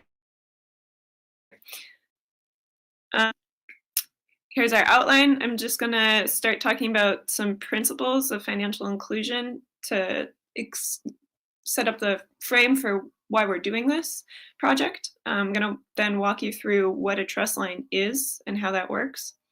I'm going to talk about the trust lines protocol, the technology stack that enables this idea, and I'm briefly going to introduce the trust lines app, the mobile app, and going to wrap it up by talking a bit about how this relates to the real world. So if we're interested in creating a better type of money for a more inclusive economy, we first have to define the properties of a good monetary system. So first of all, money should be accessible, meaning you shouldn't need a government ID or bank account to use it. Ideally, in today's world, you should be able to access it from a mobile device. That's been working pretty well. The infrastructure on which you build your monetary system should be censorship resistant, so that you can trust that the database won't get shut down, or that your bank account won't get arbitrarily frozen by attackers of some sort. And in addition, the system that you're using should support human-centered monetary design, so that it should be dynamic and customizable and responsive to the needs of real communities. Ideally, we should be building off the successes of local and complementary currency systems when we're thinking about how to build a better type of money. And this brings us to the trust lines concept of people-powered money,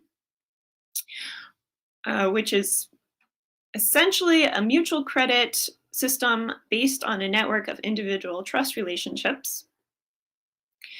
And I will walk you through this now, starting with the idea of a trust line. So what is a trust line? Trust line is two credit lines that are issued bilaterally between two people who trust each other. So here we have Alice and Bob, who are real friends, and Alice agrees to, she says to her friend Bob, I'm willing to loan you $10 anytime you need it. And Bob would say the same thing to Alice. They'd make it mutual. And they're just willing to do that because they're friends. They really know each other. They really trust each other. So how do you use that sort of agreement to make a payment? Here we see Alice decides to, well, suppose Alice and Bob go out for drinks and Bob buys Alice's drink. So now Alice owes Bob $5. Alice can pay Bob with credit over the credit line that he has given her. And that's what you see here. So Alice is issuing a $5 IOU to Bob, which increases the available credit for Bob and decreases the available credit for Alice. So Bob now has $15 in available credit, and Alice has $5 in available credit with her friend. So what's the point of writing that information down? We see the advantages to doing that because of the network effect. And so here Alice wants to make a transaction with some guy named Charlie, but Charlie's a stranger. Charlie doesn't know Alice and he doesn't trust Alice with credit. He's not willing to take one of Alice's IOUs. So Alice actually can do this cool thing where she looks at the network of people using trust lines, and she finds a path of connected trust lines between her and Charlie so that she can make a payment with them. Here, Bob actually ends up being the mutual friend with Alice and with Charlie. And Bob has a trust line with both of them for the same amount. So Alice, here she sees if she wants to spend $5 with Charlie, she can say to Bob, I owe you $5. And Bob can say to Charlie, I owe you $5 as well. So this is how we call this a multi-hop payment. You could also say that you're rippling a transaction through the network. But Bob, in this situation, the cool thing is that his net balance remains unchanged. He's totally unaffected by this transaction. And Alice is able to issue an IOU to a stranger, but Charlie, the stranger, ends up having credit from somebody he trusts. So Charlie ends up holding credit from Bob, and Bob ends up holding extra credit from Alice. So before the transaction, Bob had 10 credits with Alice and 10 credits with Charlie. And now he's got 15 credits with Alice and 5 credits with Charlie. It still adds up to 20. So he's net zero. These multi-hop payments function like a payment in kind. Charlie is agreeing to the sale because he's receiving additional credit in a trust line he finds valuable with a person that he trusts. So no one in this interaction is ever having to deal with credit with somebody that they didn't personally decide to trust. So you might wonder, well, what happens when Alice or Bob maxes out their credit line with their friends? How do they settle? Wouldn't that make this whole thing kind of useless? So in actuality, when there's a system with many participants, money flows both directions. It circulates. So here we see that Bob, who previously had credit with Charlie, may now decide that he wants to transact with Dave.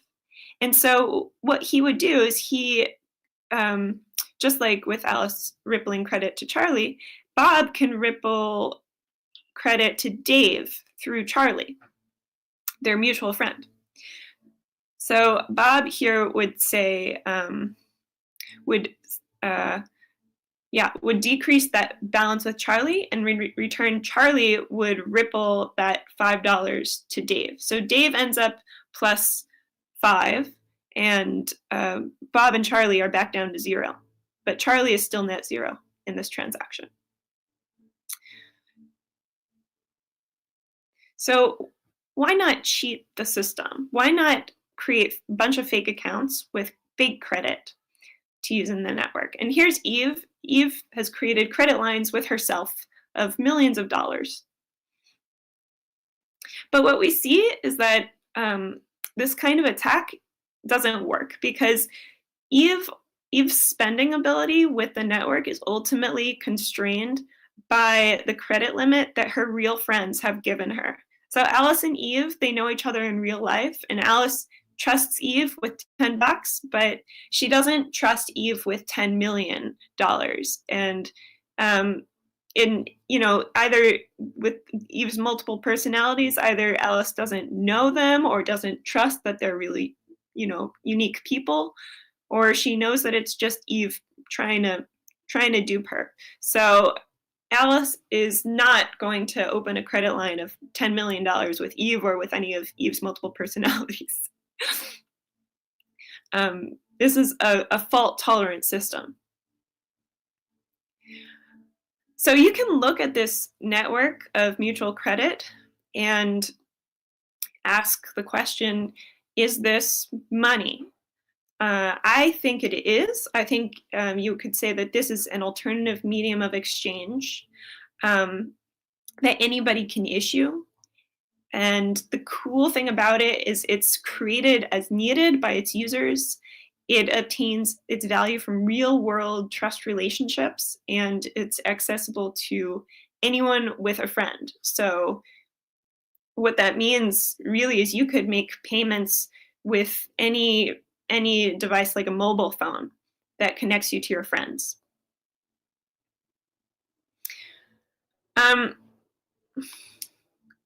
So you could say in this world that there are different fundamental types of money. One is government money, which would be like the physical cash you might have in your wallet, dollar bills or euros, paper money. Or another type different from the first is bank money. That would be like the money in your bank account. So even though it may be denominated in dollars or euros, it's really just a formalized IOU from the bank. It's credit that the bank owes you. Then there's also commodity money. So anything with intrinsic value like gold, or some would argue that Bitcoin is a type of commodity money.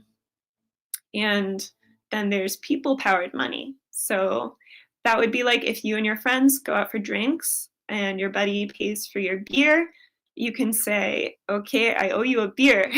And that agreement that you make between you and your friend, that debt that you owe, is a type of money. We may not think about it that way normally, but it's a medium of exchange just like any of the others. Now, the idea of people-powered money is fundamentally different from the rest, because you don't have to consult any central authority to create and use that money, and you're not benefiting anyone either. And this is something that we're working towards with this project. Okay, I'm going to talk about Trustlines protocol now. Trustlines protocol, it consists of 4 components. There's the Trustlines blockchain, minimum viable proof of stake sidechain, Ethereum. There's the smart contract system, which stores all the business logic. The relay servers, an optional service which will calculate the optimal paths for routing transactions through the network, and the client library, high-level API for interacting with the smart contracts via the relay server on the blockchain. And Trustlines protocol, it's a free open source technology stack designed to solve obstacles to financial inclusion. It is notably, it is agnostic to the idea of people-powered money. It can be used for any use case you can imagine by anybody. The blockchain runs with anonymous validators. This is a pretty important feature of it. And the validators earn rewards for each block they create and each transaction they include, denominated in the native token of the Trustlines blockchain. The validators have to stake ETH on the main chain first to become a validator. And the validators are responsible for running a node with high uptime. You shouldn't attack the network. You should monitor the chain for misbehavior and participate in governance. If you want to be a validator, you got to register for the auction. And by the way, the next one is in July. Wait for further instructions, then you would send your ETH address to get anonymized, participate in the auction, and hopefully win. And if you want to exit, you would either get slashed, which is not recommended, or automatically exit after a fixed period, at which point you'd get your stake back. So one really important point is to explain how can new users join the Trustlines network without buying Trustlines coins. And they would do this using the delegate service contract. So delegates are set up to pay transaction fees on behalf of the end user, in exchange for fees set in the smart contract system. Or they'd do this for free out of community loyalty. But let's talk about how they'd accept credit instead. So here's Alice. She wants to join the Trustlines network, but she doesn't have any TLC or any other crypto. She's never heard of crypto before.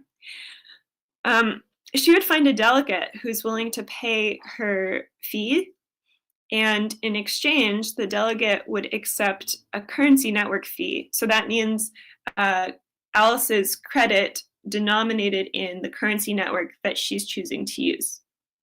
It would be like the delegate is accepting Alice's personal IOUs.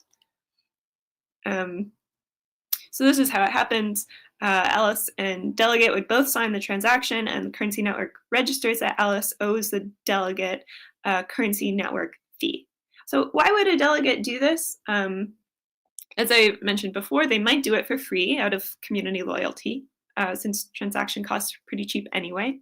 But they could also do this as an investment. You know, if the delegate believes that the currency network is going to be valuable and that Alice's credit is worth something, and they can use that credit to pay somebody else in the network at some point, then sure, why not? Why not do that? It's just an exchange like any other. So this brings us to the Trustlines app. I'm happy to announce that we've got the Trustlines app live right now. If you go to trustlines.app, you can try it out, ideally with a friend. First, you download it, then you'd create a Trustline with a friend, and then you'd be able to interact with anyone in your community who's connected to you. So you can see it's a really easy onboarding process. And there are other cool features about it too. So when you open the app, you'll see that there's 40-something currency networks. Currency networks are very customizable. You can they can have different denominations. So there will be different currency networks with denominated in euros and dollars, but there's also Bitcoin and time, and even a currency network for beers. We also got our first community member launched currency network, which is the Favors community network. So you can transact with favors now as well. Other things that can be customized are the user group. You can make it open or closed.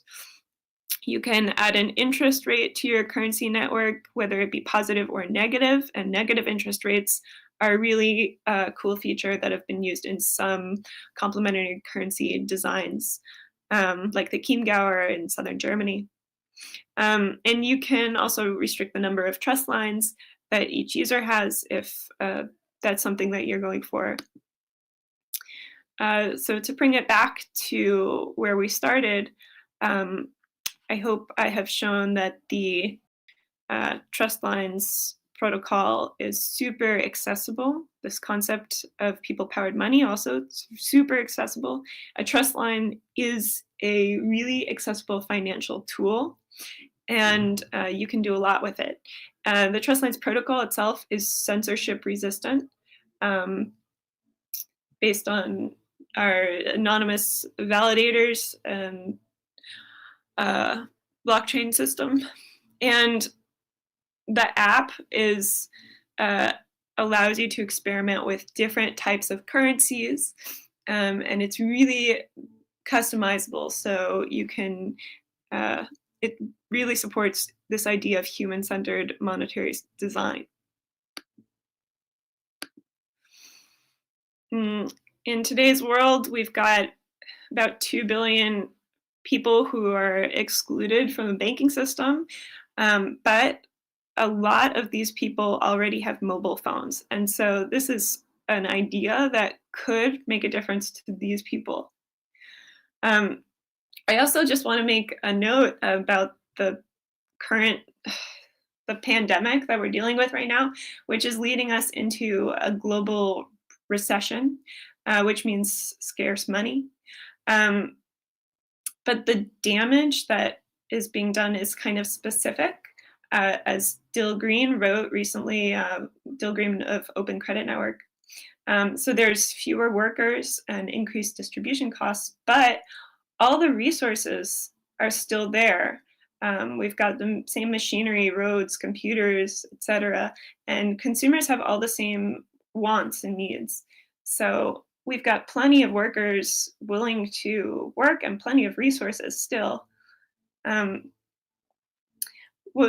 We can expect that the thing which will exacerbate this crisis is actually, in fact, a scarcity of money, a failure in the infrastructure that provides a medium of exchange. And that's the exact problem that mutual credit can solve. We've seen how it can work already with the successes of the Veer Bank in Switzerland during the Great Depression, and more recently with Sardex in Italy after the 2008 crash. And that's kind of what we envision with this idea of people-powered money on the Trust Lines network. It's something that we can get started and do right away without any, without asking our governments for anything. We can just go ahead and start using people-powered money. So I invite you with that to join the community, download the app, try it out, let us know what you think. And I think I'll open up to questions if I have any. Thanks, guys. Any questions?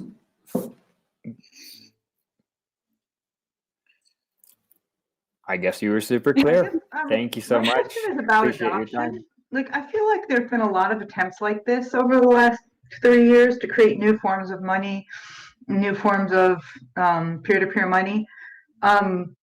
Why would this one succeed where the other ones have not succeeded? That would be my question. Like, what is it that you're doing in the area of adoption to make sure that this becomes something that's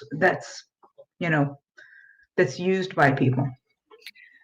Well, I'm interested in any suggestions you might have. I think that the idea is pretty compelling to me. And I think maybe one of our challenges is explaining the concept to people in a way that they can trust it, Anyone?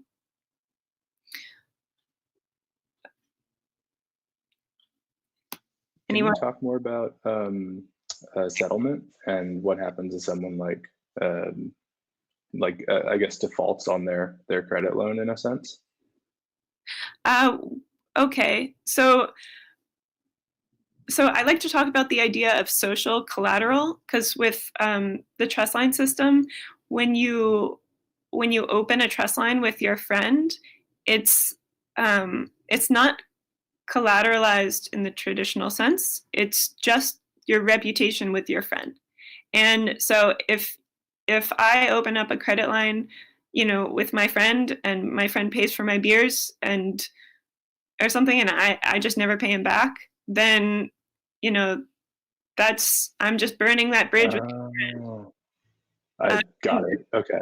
There's no that's super cool for that. Except no, that makes total sense. Yeah. Okay, cool. So it's more like that the credit is denominated in something like beer or USD. It's not literally USD that can be like called upon.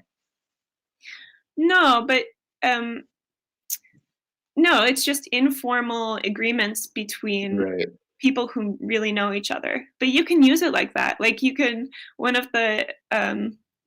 you could use it like a human ATM. So I could pay you IOUs in trust lines if to withdraw some cash from you. Something like that could work. Very cool. Thank you. Yeah.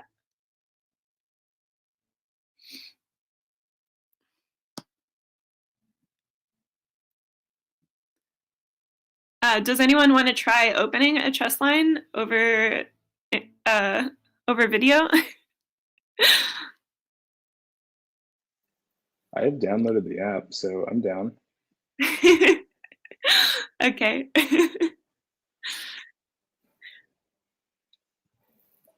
Yeah, let's see. Can you try and share your screen?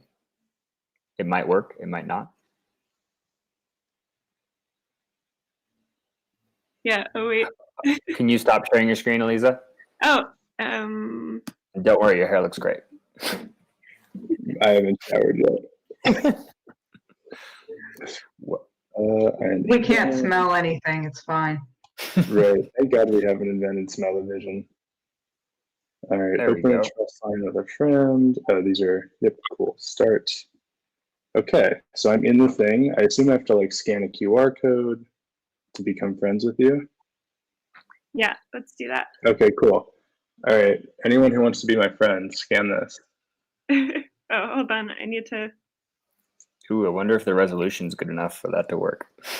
I actually have found this to work really well because of the error checking on QR codes. Oh, interesting. It's ironically one of the better way to trade information over Zoom, IMO. Have you got it, Eliza? Wait for it.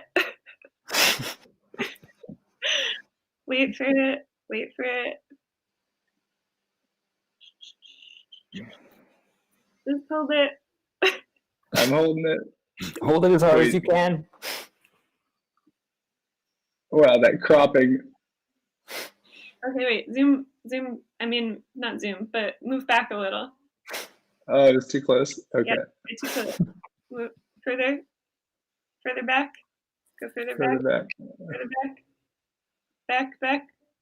Oh, I think I'm getting it. Yes. Nice. You got it? Wow. Okay, yes. I'm impressed. Okay, so Yeah. I'm saving my contact with you. Okay. And so the next thing that we have to do, if you want to be able to transact with me, is we have to open a trust line with each other. Which currency network do you want to use? Let's use USD because that's the easiest to think about for me. Or we could use beer. We also have a beer currency network. All right, let's use beer. Use that, you know. I think I do actually owe you a beer. Okay. Okay, so I'm going to create this trust line. Right now, I'm typing in.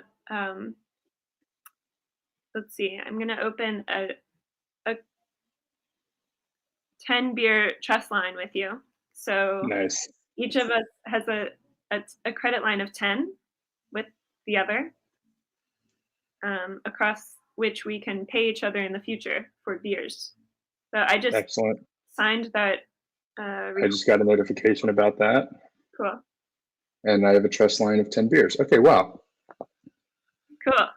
So This app is really good. Yes. And I'm going to accept that. Agreement confirmed. Sweet. And now I have this little send and receive beer thing. Cool. And so now, would you like I can pay you a beer? Yeah. Or Go you for it. sell me a beer? So maybe All right, I'll send you one beer. send me one. To the So you can not only request, but you can send. Just straight up send, yeah. Yeah. What are these imbalance and delegation fees? Oh, I understand delegation now. So the imbalance fees, that happens when so we try to route transactions through. Ooh, cool. We try to route transactions through paths which would decrease people's balances versus increasing people's balances. Does that make sense to you? Mm-hmm. So there are to incentivize like the optimal paths being reached, there are some very small fees that occur when you route a transaction through a path that raises people's balances. Got it. This is really clever. This app is so good, actually. Like, I'm very impressed with the app. Like, if I don't specify a sender or a receiver for a charge, it's just a QR code that I can show anyone. And if I send it to a specific person, it uses the mobile push. You don't have to, I just sent you a bunch of requests for beer, but you don't have to fulfill those. This is so cool. I'm glad you Awesome. think. We can open a trust line in DAI also if you want, or DAI. Excellent. Okay. Yeah. Or How favorite. do- The favorite Let now. me try doing it on my end. Okay. So if I want to, where do I create a new trust line? Is that in the overview? Sorry. Where do I create a new trust line? Oh, you should go to your contacts screen and find me as a contact. Found you. So I've got kind of a curveball question for you, Eliza. What do you do any arbitration, or is there any if people have like say, hey, he's not my friend anymore and he still owes me, and how do you settle that, or how do they settle that? I don't do that. Nobody does that in any official capacity. These agreements that people make are purely informal between each other, and yeah. So if you break an agreement, then it's your friendship that's on the line. Yeah, that's what it is. Interesting. Oh, I had to enable the currency in my currency setting to be able to get the Just to clarify that oh, sorry, like the fact that these are not enforceable claims, that's sort of the default. But as I said before in the presentation, you can, I mean, it's an open protocol. You can use it for whatever you want. So if you somehow could make these legally enforceable claims, then you could use the same system for that. But I think the cool thing about it is it relies on trust, you know, real trust relationships that already exist between people. It's mimicking real life. Makes sense. Yeah. I just sent you a DAI trust line, so you can fulfill that anytime you'd like. Okay. Cool. Thank you so much for this presentation. This is super I have awesome. a follow-on question. Yeah. When you said about mimicking real life, like in real life, we also kind of know if somebody's reliable based on their reputation. Does this save my reputation over time, saying, hey, there's somebody who's always paid back their stuff, and you could actually see the record and be like, oh yeah, this person always paid back something, so I could trust them even if I didn't personally know them? Yeah, one thing that I've been kind of thinking about is how you can use the data from trust lines as a decentralized credit system for calculating credit scores in a much more organic way and accessible way. And then if that's the case, then what would you want to implement in order to make sure that I can keep my data and only expose it under whatever circumstance where I wanted that credit line? Your data. What do you mean? So the system itself. Yeah, so then my data would be private. You know, like if I apply for credit, I might want to expose to you that I'm trustworthy, but I might not want to have that be public, a record that I'm trustworthy or not trustworthy. You know, that's my private data. So the way that the system works now, it's pseudonymous, but all of your transactions are recorded on the blockchain, just the same way that it works with most of the systems we have. So that's not to say that it couldn't be concealed in the future in different ways, and there are already ideas for how to do that. But as it exists now, that's not possible. Cool.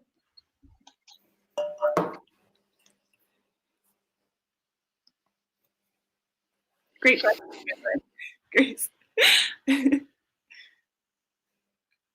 Does anyone else want to open a trust line or make a comment about the system?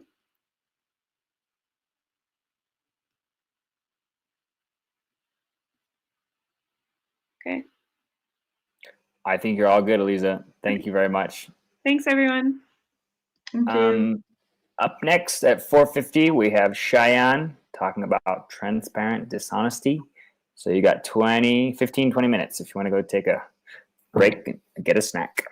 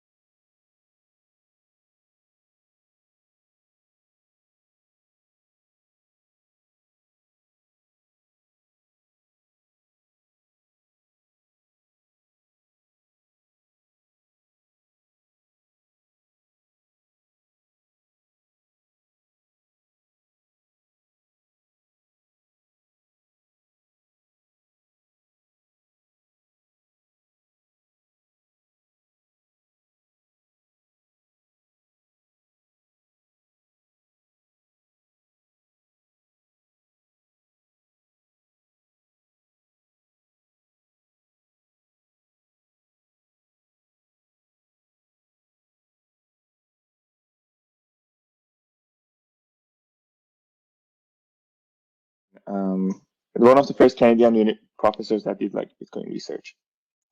And I'm also working as security engineer, smart contract auditor at Consensus Diligence. So this presentation is mainly about this paper that we did at FC Financial Cryptography last year, which was an SOK. SOKs are systemization of knowledge, which means we went through all the scattered knowledge of human information and like gathered everything in one place and started like coming up with frameworks of how to think about these scenarios. Like we were talking about front-running attacks before a lot, but we never had specific ways of talking about them and like putting like more explaining them without like having to have a whole paragraph of explaining the attacks. So before starting, I'm gonna like go through 3 stories and we'll see what they have in common. So one of the first stories about an ICO, and you all probably know that in mid-2017, there was this whole peak of the ICO hype, and basically users could buy the tokens at the ICO price and in a few days later sell it in the market. So usually the workflow was, there was this website, they had a white paper, they had a promise that it's going to go to the moon. And mainly because this hype was because of the ERC20 standard, as you may know, that it made it so easy to start a new token. Like before that, people had to like come up with the network, start mining, like had their own coin. And with the ERC20, it was like so easy to just make the token. And it would have been tradable right after, like usually with a few days of when the token sale contract would allow transfers. And one of the things that they did is, so it was limited time, except some others like EOS, that was like almost a year. Usually it was like a month or so. After the DAO, they realized that we need a hard cap or some kind of cap on these ICOs because we must get more money than we want. So they started having these hard or soft caps, which meant if it reaches that amount, like it would stop selling. So it more helps with the hype and how this whole hype of the ICO hype happened. So the flow was that one user would come, send 1 Ether to this contract, get 1,000 tokens, then the markets would just exist, like Ether, Delta, or some other that even don't need any permission of listing. So it would just send 1,000 tokens there and usually sell it with a good profit. Now this is a bit exaggerated, but like usually the profits were like pretty good. So now the problem was that someone, or as I say, whales, could come and buy like all the tokens up front, like pay a lot of gas, get in front of everyone else, and buy all the tokens, go to the market, just sell them for a lot more Ether. And this is mainly for the supply and demand. So if someone can buy all the tokens and reach the cap, then everyone else would want that token because they know the demand is high and they would pay more premium on the other markets. So this was one of the problems. So Status ICO in, I think, May 2017, they started doing an ICO and they wanted to make the ICOs fair again. So how would that work? So one of the things that they did was under a smart contract, they limit gas price. So if any transaction would come to that contract with more than 50 gigawatt, it would just reject the transaction. And it was not well communicated, I would say, to the users. So a lot of users use the same method, or maybe it was bots, and that they send a lot of transactions with high gas price and clog the network. Like if you go back to that time, like mid 2017, there's like these spikes of like gas price, which were mostly with these kind of ICOs. And here, people were sending high gas price, and miners were like choosing those, and the actual transaction were not going through. The other thing that they did, which was really interesting, we'll see how that turned out, was this dynamic cap or ceiling, which they would basically have a ceiling depending on the amount, maximum deposit amount per ceiling. Like at first, you couldn't buy more than 10 Ether, like let's say. and after that, it would be more like a bit more. So it would just return the money back to the user. So what happened was that let's say here, if user sends 1,000 Ether on the first ceiling to the contract would generate some amount of token, but return most of the ETH back to the user. So this way, they would prevent whales from buying all the tokens, and because of the gas price, they wouldn't be able to probably get in front of everyone else. So what happened? Yeah, it was June 2017. So they raised around 300,000 ETH in 16 hours, even though they wanted to go for a month, and they got almost more than 100,000 attempts, refunded more than 100,000 attempts, and a total of 347,000 ETH. So they refunded more than they actually raised. That's the interesting thing. And it's not greedy, right? So there was something interesting here that I saw on Reddit and other things that people started looking into that there was something weird about this ICO. So I started getting all the data, so all the transactions that went to this smart contract on that time. I gathered them and I defined two things. One was successful transactions, which was the transactions that resulted in token purchase. It could result in refunds. That's okay, as long as it purchased some tokens. The other one is the failed transaction. So if the transaction failed to purchase any token, either because it had high gas price or it was after they reached the cap or any other reason. So we tried to map these on some charts because charts are cool, and we saw that like the miners in the network at that time, based on the blocks they mined. So these numbers could be actually a bit different from the reality of the hash power, but usually statistically they're right. So Ethermine, F2 Pool, they both had almost 1/4 of the network and the rest. So this was the chart that we were expecting because, as I said, these transactions differ. So these are all the transactions that went to the status ICO, but they are not different for the miners. They're all valid transactions, paying gas, going to a smart contract. So as you can see, this is almost a homogeneous distribution between success and fail, because for the miner, which is working on another incentive layer, should not matter if these transactions are successful or failing. But what we saw was this. This was what I actually saw in the data. So there is something interestingly weird here. So why F2 Pool successful transactions are way lower than their failed transactions, and why it differs from other mining pools. So what are these transactions that are missing here?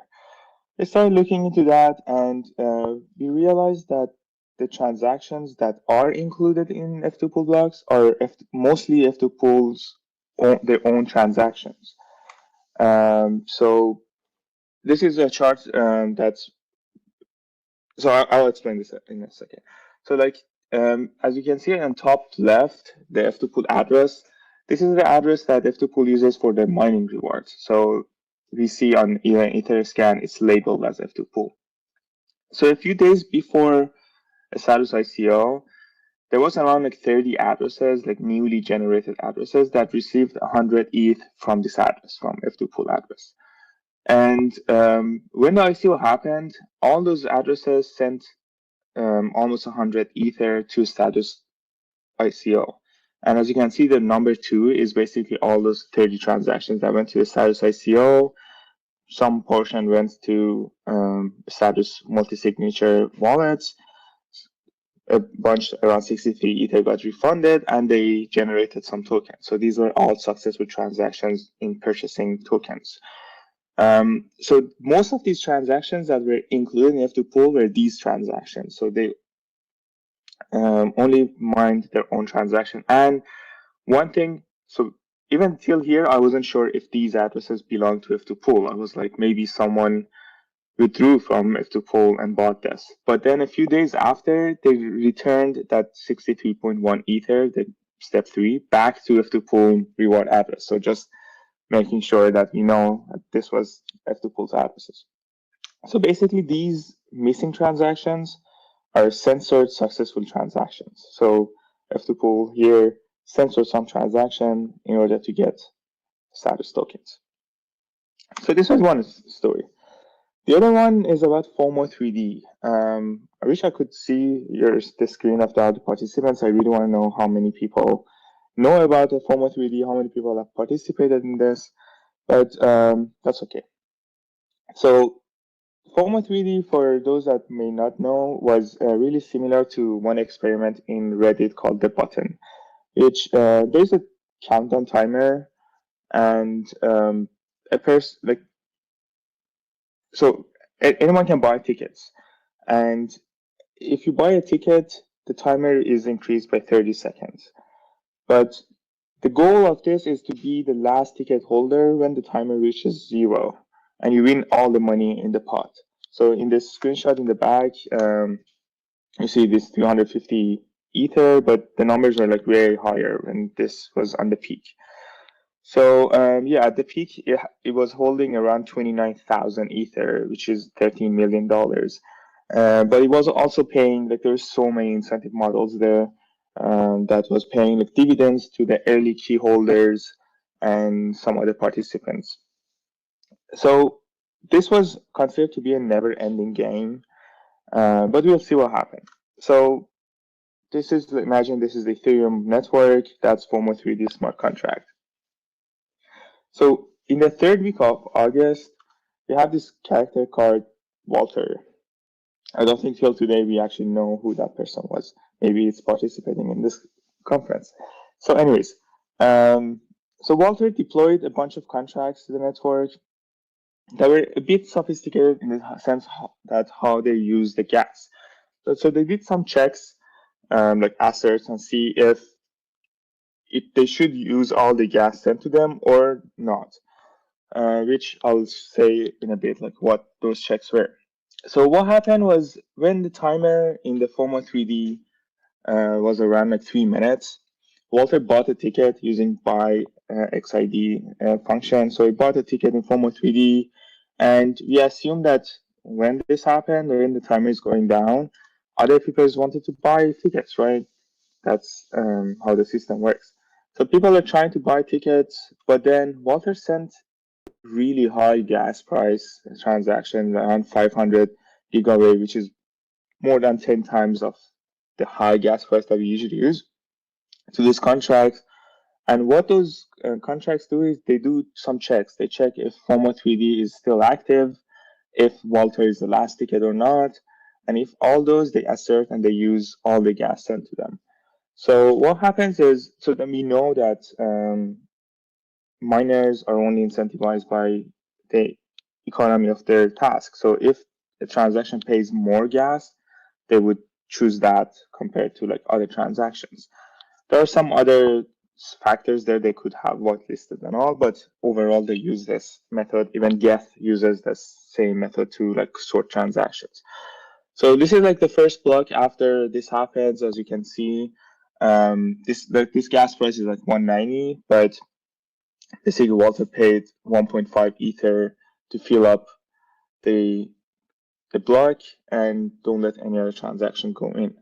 So like these went on for a while, and as you can see, like here, so this list is all the transactions in that block. It is 905 block. So there are some transactions with lower gas fee, which would probably be transfers of the mining pool's address to some other addresses. But then there's this 501 ones, and it's sorted based on how much gas they're paying. So this, now Walter paid around 4 Ether to just make sure no transaction is going through. And this went on for a while. As you can see, timer is going down. And the last block, this was a fascinating block, because we saw, it's interesting that someone, you see the first transaction, 0, someone noticed that this is happening, and they paid 5,000 gigawatt to make sure they can get the last ticket. But the timer was already 0, so basically they paid 1.69 Ether to finish the game and change the state to Walter being the winner.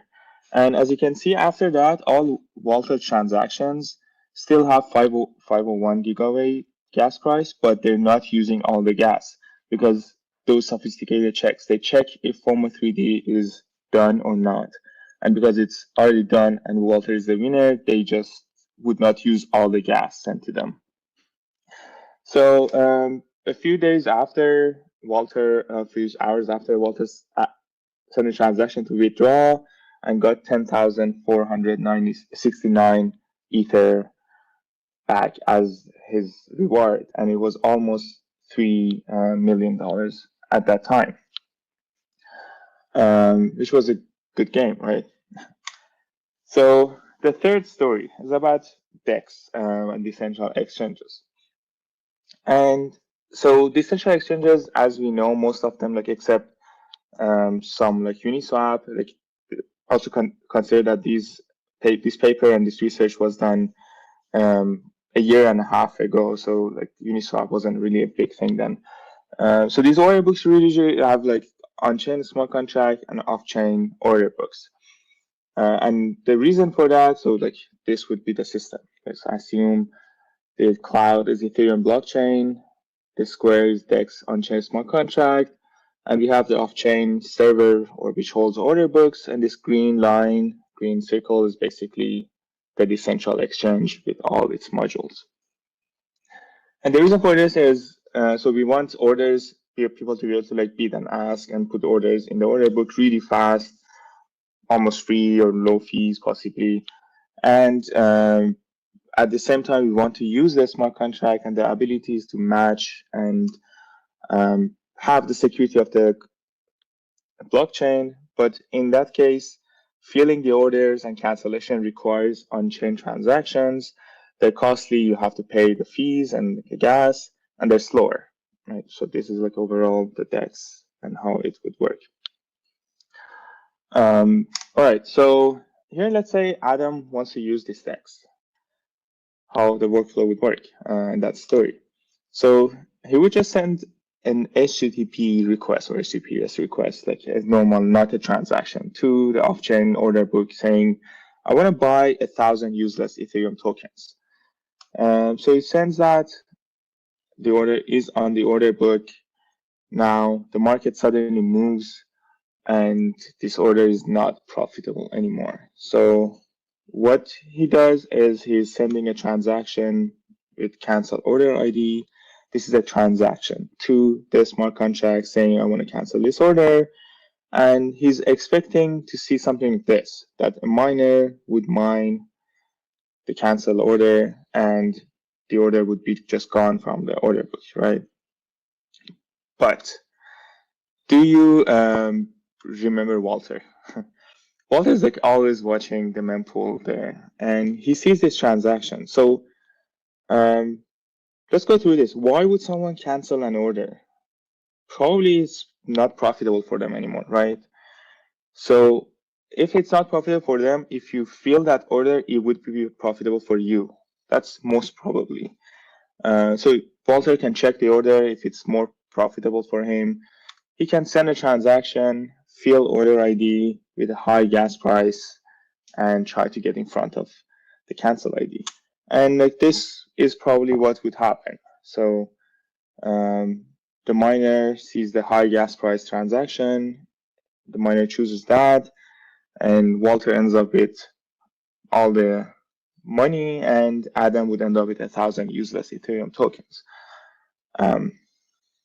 So also consider that in this case, Walter could be the miner too. So miners could be malicious in this sense and choose the fill order ID, like put the fill order ID before the cancel order. And in this case, because cancel would fail, it would use up all the gas. So even Walter would make more money. So miners can also use these methods to get more money out of this the system. So, oh, there's something wrong with the slides. Anyways, so what do these stories have in common? Like, what is the puzzle here that we're trying to solve? So, all of these attacks were called front-running attacks within the community. Like everything you say, like front-running attacks on the ICO and all. But were they the same? Like they weren't really the same. They had some differences in there. So let's go back, take one step back and define what we're talking about here. So front running comes from like this stock market and financial instrument markets. And mainly it is the course of action where someone benefits from early access to market information about upcoming transaction trades, meaning that they are in a privileged position along the transmission of information. I really suggest, if you're interested, read this paper, Front Running Insider Trading under the Commodity Exchange Act by Markham. This paper was in 1988 and was one of the first places that discussed front running as a bad or unethical activity. Because even till then, people thought this is a really okay thing to do. And even till 2012, like the history of this is, they started to consider front running a bad thing. So people, the frame was like making a lot of money, and people were like, oh wow, this is like really profitable, this is a good thing. And more people started doing that, and after the Black Monday on 1987, they started saying, oh, this is not a good thing. So it started like putting laws against doing front running, and it took till 2012 till front running was considered bad in all other financial instrument markets. But this is a really interesting paper. It's pretty long, but it's interesting. So now coming to the blockchain, basically everyone that are running full nodes in the network have access to this privileged information because they see the transactions are coming before they get confirmed. And miners are in more privileged position because they can change the order of the transaction in the block they mine. And also miners, as we saw, can be bribed in the sense of like paying more fees, right? So if you pay more transaction fees, more gas price, you probably can get in faster. So we end up coming up with this table of how we can talk about front running attacks in a more systematic way. So I'll go through like some of the examples at the end, but just to go through this table, displacement attacks would be like all the front running attacks are in 3 different categories: displacement, insertion, and suppression. Displacement means that like you front run a transaction and you don't care if the original transaction gets mined or not, or what happens to that. So let's say if you want to front run a domain name registration. So if you front run that and you register that, you don't even care if the original transaction gets in or not. Insertion is more you care about that original transaction. You want that to be executed after your transaction. One of the examples is to basically say sandwich orders, like means that there is an order coming to the DEX that says like buy this asset at the market price. And you can see that in the order book, there is a better price to sell. So if you can buy, it's basically like the same as like high frequency trading. So you buy at the best price, you sell it at the market price to the user, and you basically get the difference, right? And there are some suppression, or also there was some blog post talking about this as like block stuffing attack. So it's what we saw in Formo 3D that, or even mainly Formo 3D, that you run a function or send a transaction and you want to delay everything else. So those variants are like, I'll go through them in a bit. So let's talk about these stories that we talked about. So the status ICO, as I said, on Reddit, people started talking about this, that something weird was happening, and they saw the suspicious activities. People talked about F2 Pool manipulated Ethereum blockchain during the ICO, accused of shady practices. There were like all different ways of talking about this. And as you can see in this one, except apart from these issues, there was a report against F2 Pool of removing users' transaction with their own transactions, so they secure a position in the ICO before anyone else. So they're like this. It's really hard to like figure out what kind of attack that was, but based on our thing, we can just say it was a displacement attack. With adding the invariant block means that like it didn't target a specific transaction to prevent them from happening. It just prevent any transaction from happening. And if you have been around back then, the Ethereum network were like clogged for a few days. Like you couldn't really send your transaction. Really similar to CryptoKitties times. Another one, like FOMO 3D. So some article said, oh, someone won this Ponzi scheme, FOMO 3D. Some other were like, they played a special attack trick to sharply decrease the number of transactions packed by miners near the end of the game.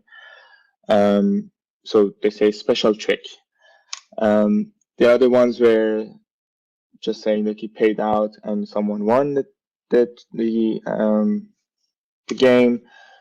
This is one of the best articles and analysis that talk about block stuffing attack that submits a transaction. So in overall within this framework, we can just call these suppression attacks or block stuffing attacks. I like the name block stuffing, but in our framework we came up with suppression attacks, so I'm just sticking with both. So yeah, like there are some ways, like instead of like talking about like a paragraph, a whole article about what type of attack it was, you can use these frameworks to like easily talk about them. So one of the things that are interesting is asymmetric. So let's say in the cancel decentralized exchange transaction, so you see the cancel transaction and you send a fill order transaction. So the transaction you're sending front running is different than the transaction you're sending. So it's asymmetric displacement or asymmetric insertion if you're a miner. So more about the paper, what we did then, we really wanted to find like top 25 dApps back then in September 2018. And it's really hard, like how would you define this? So we went by this website called DApp Radar. We sort everything based on user activity.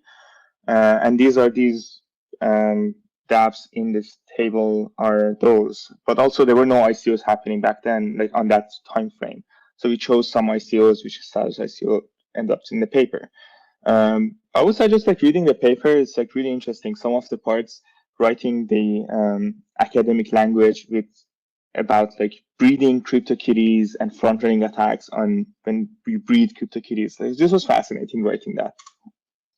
So while doing that, we found out about some key mitigations that we also systemized them. So there are like three main key mitigations about front-running attacks: transaction sequencing, confidentiality, and design practices. So transaction sequencing is really hard. Like it's really hard to get it in a distributed network to have some timing in there. So like basic blockchain itself can remove some ability to like change the order. So some of the ways would be like first in, first out, which as I said, it's almost impossible in this distributed network, because if a transaction is first seen in China, it would probably not be the first one seen in like States or Europe and the other way around. And it's really hard to have that same timestamp.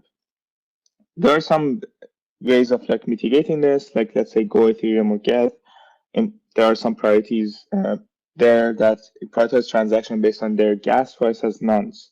So if you have a high gas price, you would be in top of the stack or top of the, like, when you're sorting, it's like one of the first, and depends on the nonce too. Or there are some off-chain methods, like you can have this counter that off-chain adds itself to the transaction, and the smart contract knows how to order them. As you can see, order books in Zero and Ethereum Delta uses that. So I'm just gonna get some water.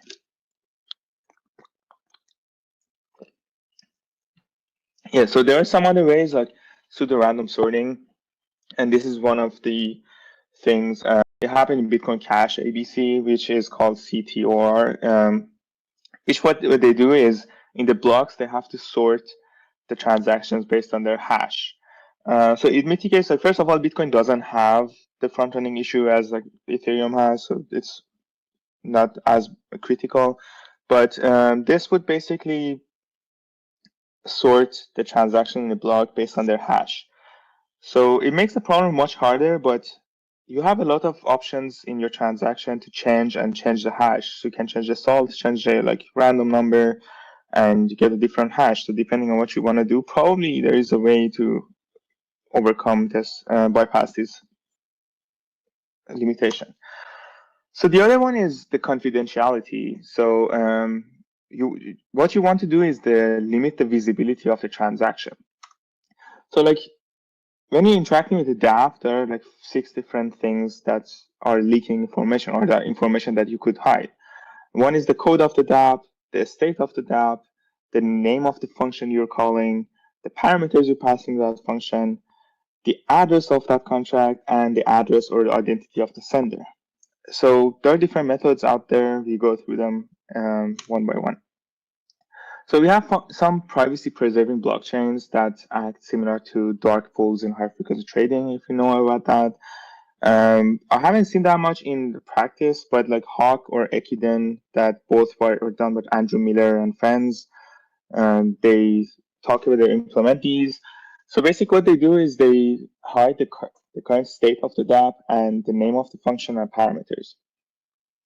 So it's good, but it doesn't do all, and I also haven't seen that in practice. We have other methods, commit and reveal, which you may know. It's really common in dApps. So basically you send the hash of your transaction, hash of your data, and when you get in, there's a reveal phase when you reveal the information that hashes to that hash you initially sent.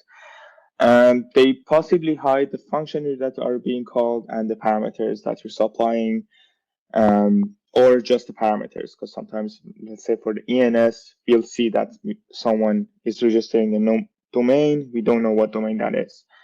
But also if it's collateralized, let's say for the ENS case, it still leaks information. Like you can still front-run those transactions, paying more collateral without even knowing what domain you're buying. There's this enhanced one, which actually I was also a part of the team we worked on at IC3, I think 3 years ago, maybe 2 years ago. It's enhanced commit and reveal. You can check that if you go to lipsubmarine.org, there's like some videos explaining it. Basically hides name of the function, parameters, and address.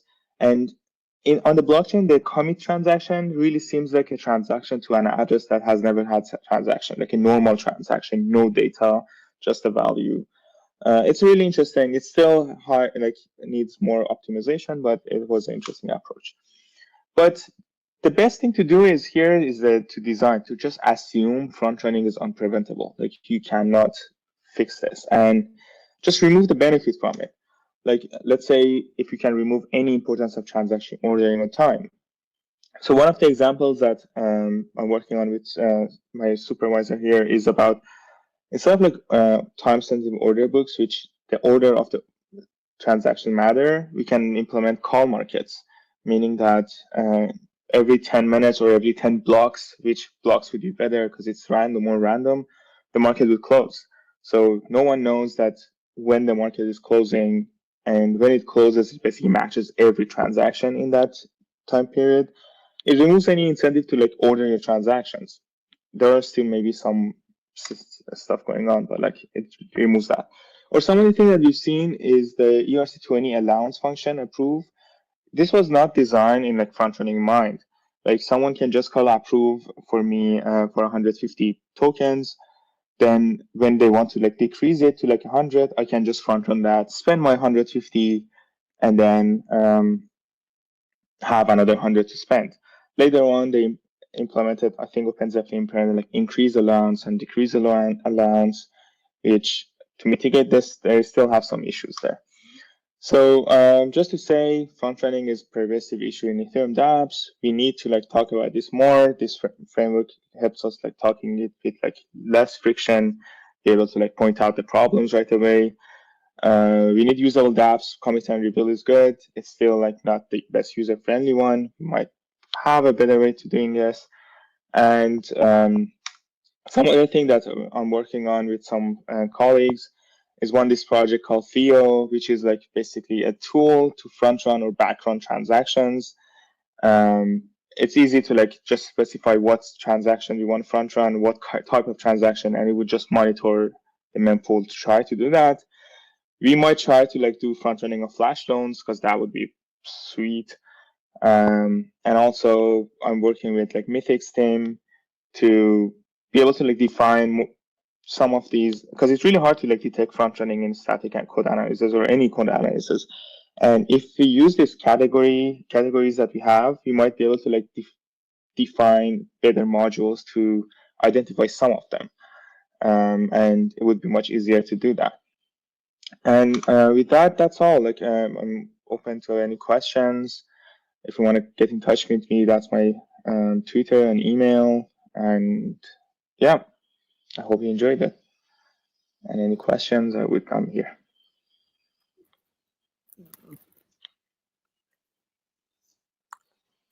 I'm just going to check the Discord. If anyone has any questions, please just go ahead. I'll just put this and this. Yeah. Thank you.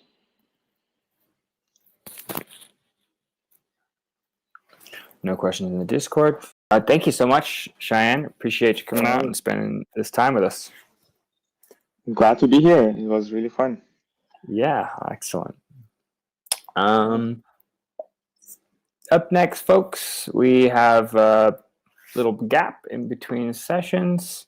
Got about 25 minutes, and then we will have Ilya Polusukin coming up at 5:50.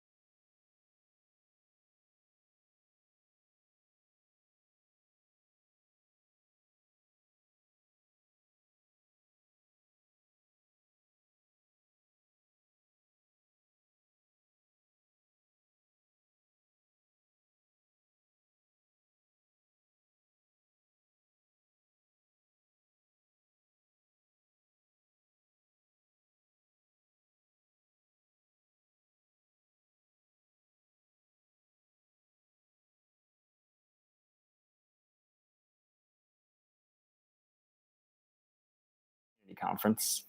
It would be great to go in and support it with your DAI. I'll post a link in the chat right there. So yeah, support Interspace. Thanks, guys.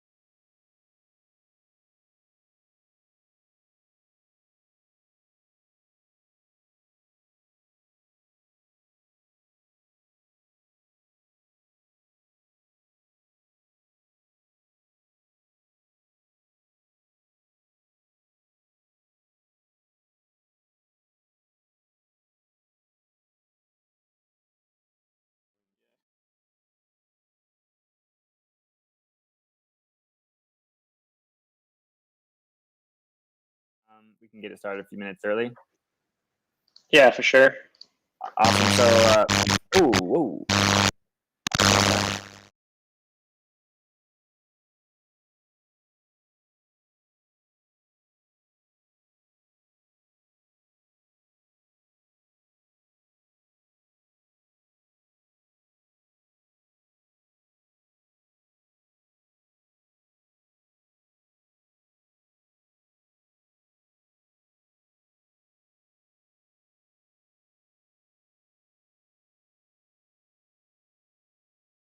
This is Ilya Polasukin. Next steps on Mac. All right, kick that person.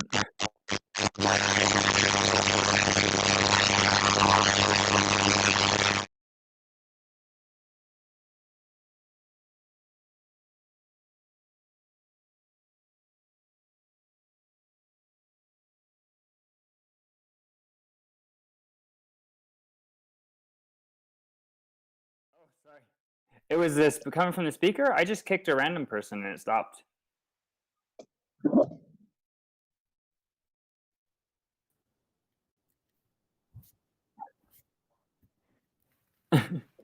Nice strategy. that was amazing. Ilya, are you back? Oh no! It's coming from his mic.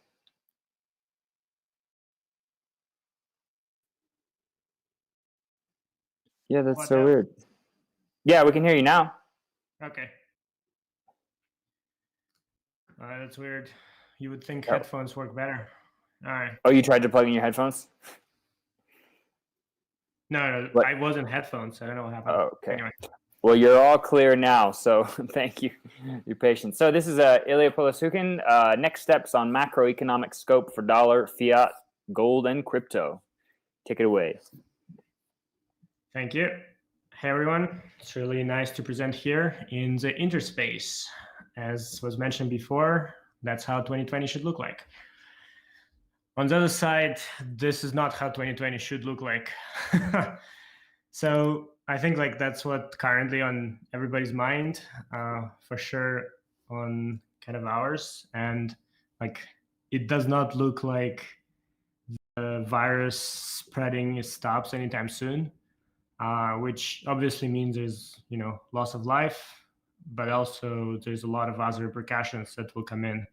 And just wanted to kind of talk through what does this mean for both like economics in general, as kind of I see it, but also how crypto can come in, where are we lacking, and open a discussion to talk more about like what can we do. So just kind of to start off, like what does this crisis really mean on the economic side? Like right now, there's a huge demand shock that happens across all of the industries. Especially this is true for travel, leisure, hospitality, events, retail.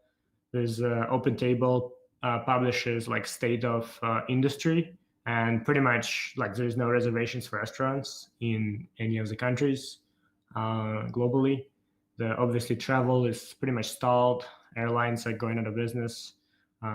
Events are canceled, and with all that, there's a huge supply chain comes in as well. So if we talk about events, there's like a huge set of contractors and kind of delivery and catering and all kinds of things coming in that also don't have a kind of demand for their services. This really kind of flips into a huge unemployment crisis. And so kind of March 31st, the Labor Statistics published US unemployment rates. There's about plus 6 million people that filed for unemployment in March. And it's expected about like another 10 million in April. This is just in US. This is pretty much like 5% of population going unemployed. This is also like only full-time workers. Contractors and gig economy is not actually accounted for, at least right now. There's a bill in progress to kind of change that. But like right now, if you're an Uber driver and you're not driving because there's no demand anymore, you're actually not eligible for unemployment. So we don't actually have visibility into that.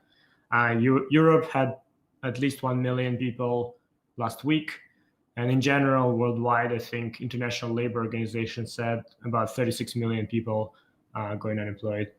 So it's a huge, massive crisis. And kind of high level, right? This means that like there's a lot of businesses strapped for cash because there is no demand from the consumer, at least in the short term, which means like a lot of businesses which are cash heavy, like cash flow heavy, and don't have huge resources are contracting.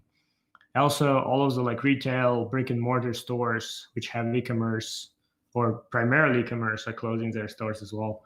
So again, it's like a huge crisis, and like there's a lot of people who are going to be kind of suffering from this. And we're really like, I'm really interested how can we help as an industry, especially with this. So this is kind of hard to see, but this is previous crisis across 3 countries that I wanted to highlight. So this is United States here at the top right. So we have United States, which had 4.6% unemployment rate in 2007, and it spiked up almost to 10% after the 2000, the economic crisis in 2008. Notice that like there's a huge lag as well on the crisis. So even though the crisis happened in 2007, 2008, the peak only happened in 2010. And then from there, it started lowering back again as economy recovered. Second country I wanted to show is Italy. So this is in the bottom left. So we have very interesting point, which Italy's economy was doing pretty poorly in end of 90s, and then improved up to 2007 again, and had a huge hit after the crisis in US, right? So the crisis in 2008 is purely like US economy failing, but there's this phrase when US economy eases, all global economy catches a flu. So this is an example where pretty much in Italy, there's a huge spike in unemployment, and it's actually didn't even recover since then. And obviously we know what's going on with Italy now. So like Italy will be hurting a lot in the upcoming months and years. And so Ukraine, I'm originally from Ukraine, and so I'm kind of lived through this.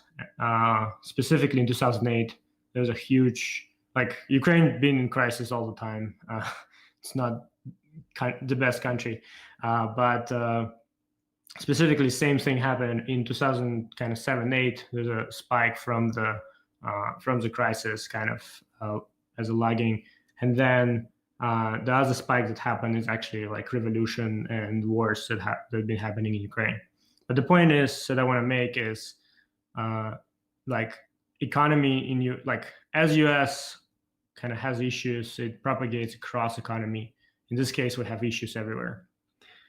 So the interesting thing here is that actually the crisis in US leads to a bigger demand in dollars in other countries. So as things like financial crisis happened, so here on the top, we have a USD to hryvnia, to Ukrainian currency hryvnia exchange rate chart. And hryvnia actually has it's a soft peg to dollar, meaning that central bank is like Ukrainian central bank is trying to keep kind of stable exchange rate until while they can to dollar. So, and we see like from the start, right, like every bump has been some kind of crisis, either internal or external. So in case of like first few bumps, that was internal crises. In 2008, we see the external crisis that led to from 5 to 8, and then the revolution and kind of all the wars as internal crisis led to even huge increase from 8 to almost 27, 28 hryvnias per dollar. So this just shows that there's actually a huge demand in dollars in other countries, even as dollar itself is in turmoil. So same kind of in Argentina peso, it's like it doesn't actually have a bump in 2008, but it has a huge like demand on dollar in the like in the last years, as there had been like huge crisis internally for Argentina. The kind of the other side of it is actually all the central banks have reserves in US dollars as well. And all the international like banking loans are also paid back in dollars, which means like as if the country has taken a loan, which in the case of Ukraine, there's been a lot of loans from IMF, they actually need to buy dollars to pay back interest. So like there's a huge demand on all those countries to get dollars as the central banks as well to pay back on interest and everything. So in general, dollar is a huge majority of the kind of reserves that central banks across the world have. So this is allocation of different currencies in central banks around the world. With USD having like 62 or something, 65%, and euro taking another 25. So this just shows like how important dollar is for economy. And even though like we know that there will be a huge, quantitative easing, there will be a lot of dollars printed by US government. The thing is like there's so much demand around the world that it probably will keep dollars like strong or even make it stronger, just because there's actually at the same time inflation everywhere else, right? China just announced 1.2 trillion RMB printed. Europe will pretty much also provide in euro. And so like in previous crises, when these things happen, all of those countries actually create a demand for dollar. And additionally, the country itself tries to control capital around that, right? So in Ukraine, for example, an export company would need to sell 50% of its dollars received, like without being able to even keep the kind of revenues that it's receiving in the currency it's receiving in. Argentinian peso, right? Like like 2 months, 3 months ago, on the street would be trading 10, 20% up from the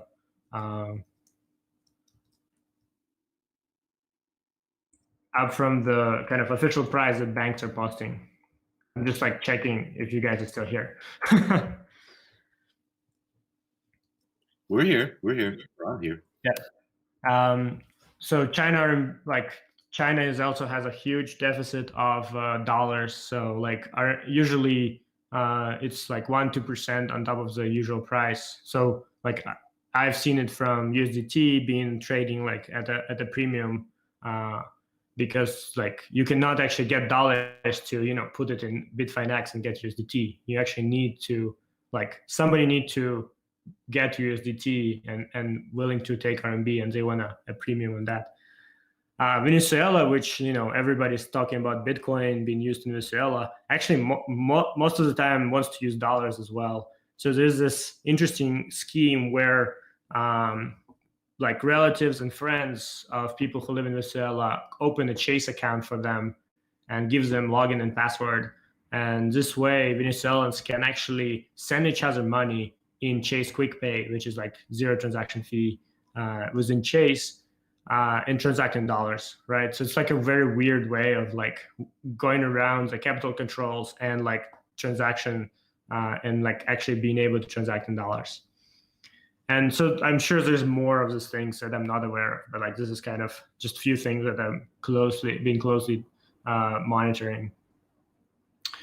So on the other side, we have gold, right? And like gold, everybody pretty much think of some decorrelated asset that can be used as reserve. And it is used as reserve, right? Like a lot of countries actually have huge reserves of gold stored. So United States actually have almost like over 8,000 tons of gold stored in its reserve, which is like more than like next 3 countries combined. And the interesting thing, like of the total kind of gold stock in that's been like mined since the beginning, right? Almost a half of it is in jewelry. So like almost half of it is not like actually like used as any kind of currency. About 17% used as a reserve, 14% used in industry. So it's used a lot in obviously electronics, but also there's like other usages. And then 21% is used in kind of investment and like comprised of ETFs and everything. The interesting part is gold is not usually like, you don't usually move gold and like trade it, right? You usually trade on futures and options and ETFs. And the reality is it's like so hard to transport. It's so heavy. It's really hard to use as measure of count because you don't want to like split it. And, you know, like you only want to kind of like it's almost non-fungible tokens in a way, because like every, you know, bullion or every brick of gold really is just like an item that, you know, you want to trade, because you actually also need to transport it. You need, like, you cannot like, if you start splitting them, it creates a lot of like additional accounting that you need to track, etc. So even though gold is like, in theory, can be like the asset that like people rely on, in practice is just unusable as such.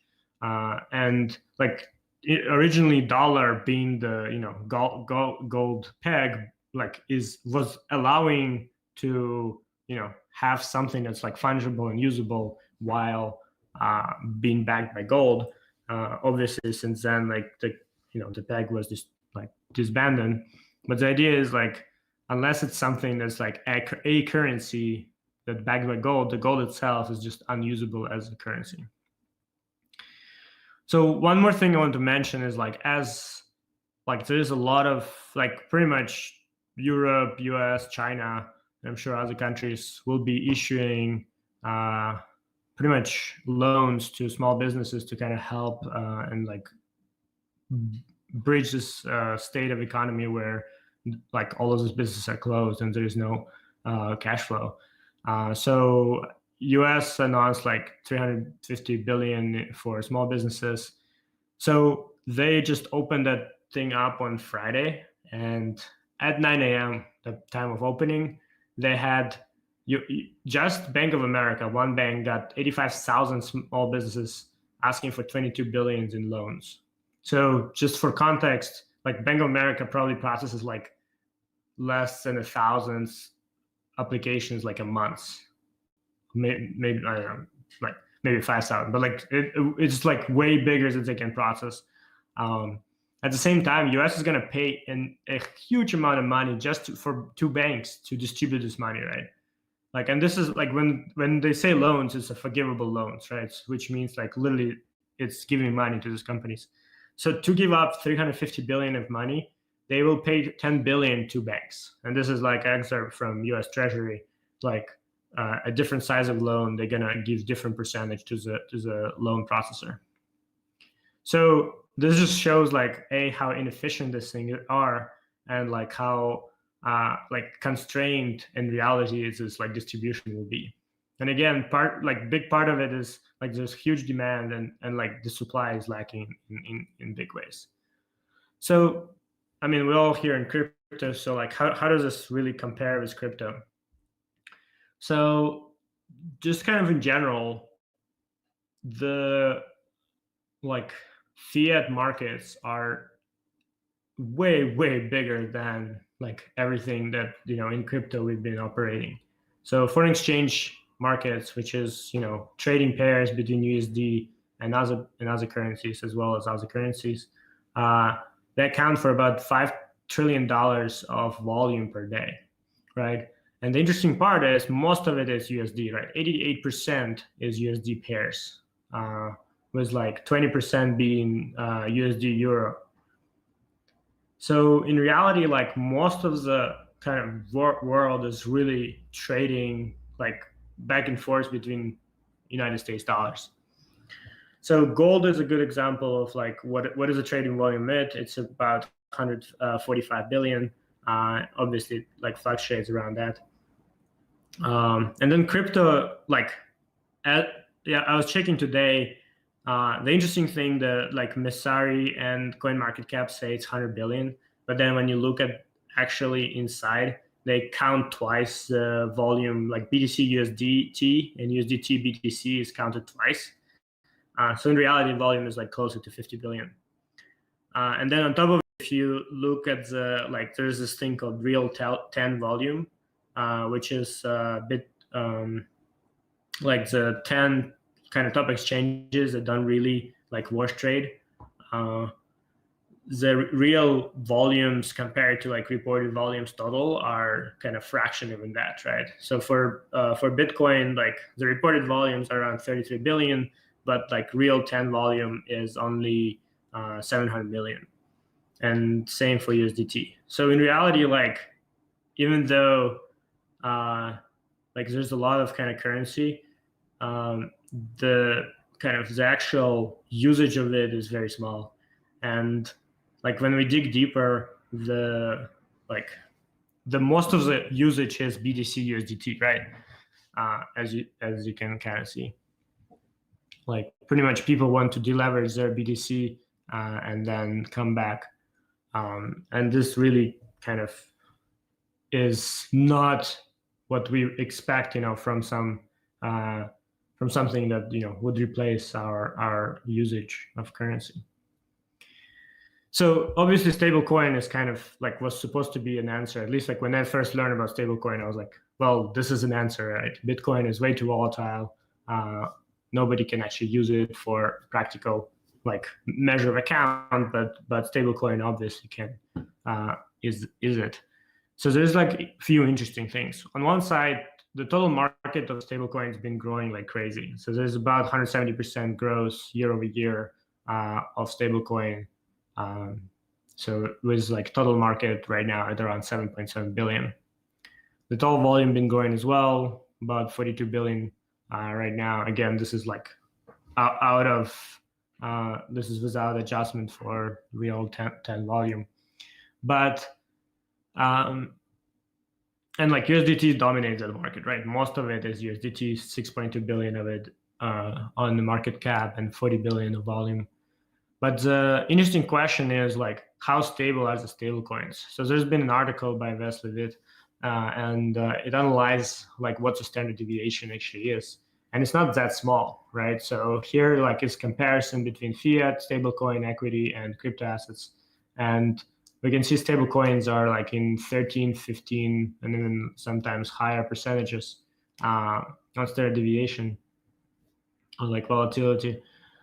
And the reality is this is a pretty big difference when you're talking like actually using this for real usages, right? Because a slippage of like even 1% is a additional 1% of kind of value loss in the transport, unless you use the stablecoin as like measure of account versus just a kind of intermediate. The interesting thing is like USD-backed stablecoins, such as like USDC, USDT, etc., they're still required to buy USD, right? They still create demand on USD because to expand supply, you need to buy it, right? And like as USD kind of demand grows in the worldwide, right, we actually may see some like depegging because like the demand will be higher for USDT than there is like ability to buy USD globally. Like in capital controlled countries like China and others, right, that's already happening, right? As I mentioned, USDT is trading a few percent higher already.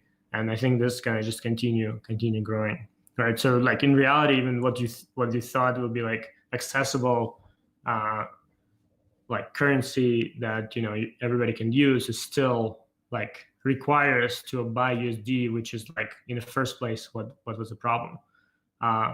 I do want to mention like even though DAI has like good intentions, first of all it is still pretty volatile, and second, the amount of it is way smaller, right? Like compared to like 7 billion, DAI right now is under 100 million of actual amount, right?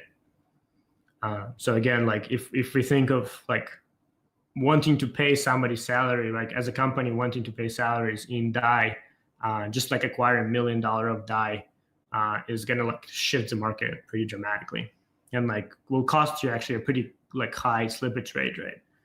So like even though with all the good intentions, right now stable coins are not there to kind of become that, right? So what is kind of current state, right? Like current state is really crypto is still used as like a trading and investment asset, and like stable coins are just used as a way to deleverage and or create like short exposure on another crypto asset without exiting crypto market, right? The like market crash that we had a few weeks ago, right, just showcased that when everybody was like exiting, right, everybody wanted to deleverage and de-risk and actually cash out. Same happened to crypto. Like people were doing that as well, and that created kind of this cascading effects that led to a lot of issues. And even in countries where a large percentage is like unbacked, like people don't use crypto directly. Like people who do have crypto are still using it as an investment asset, not as a kind of day-to-day or even like store of value, like a standard store of value, where it isn't a risky investment asset that people are kind of buying into. So what are the issues? Why are we here, right? One of the kind of obviously clear things is volatility. Like volatility in Bitcoin obviously like just makes it impossible to use as medium of account. But even like the stable coin is still kind of pretty hard to leverage. But even bigger issue, I think, is actually that there is no native cost structure. Like right now, there is no product or kind of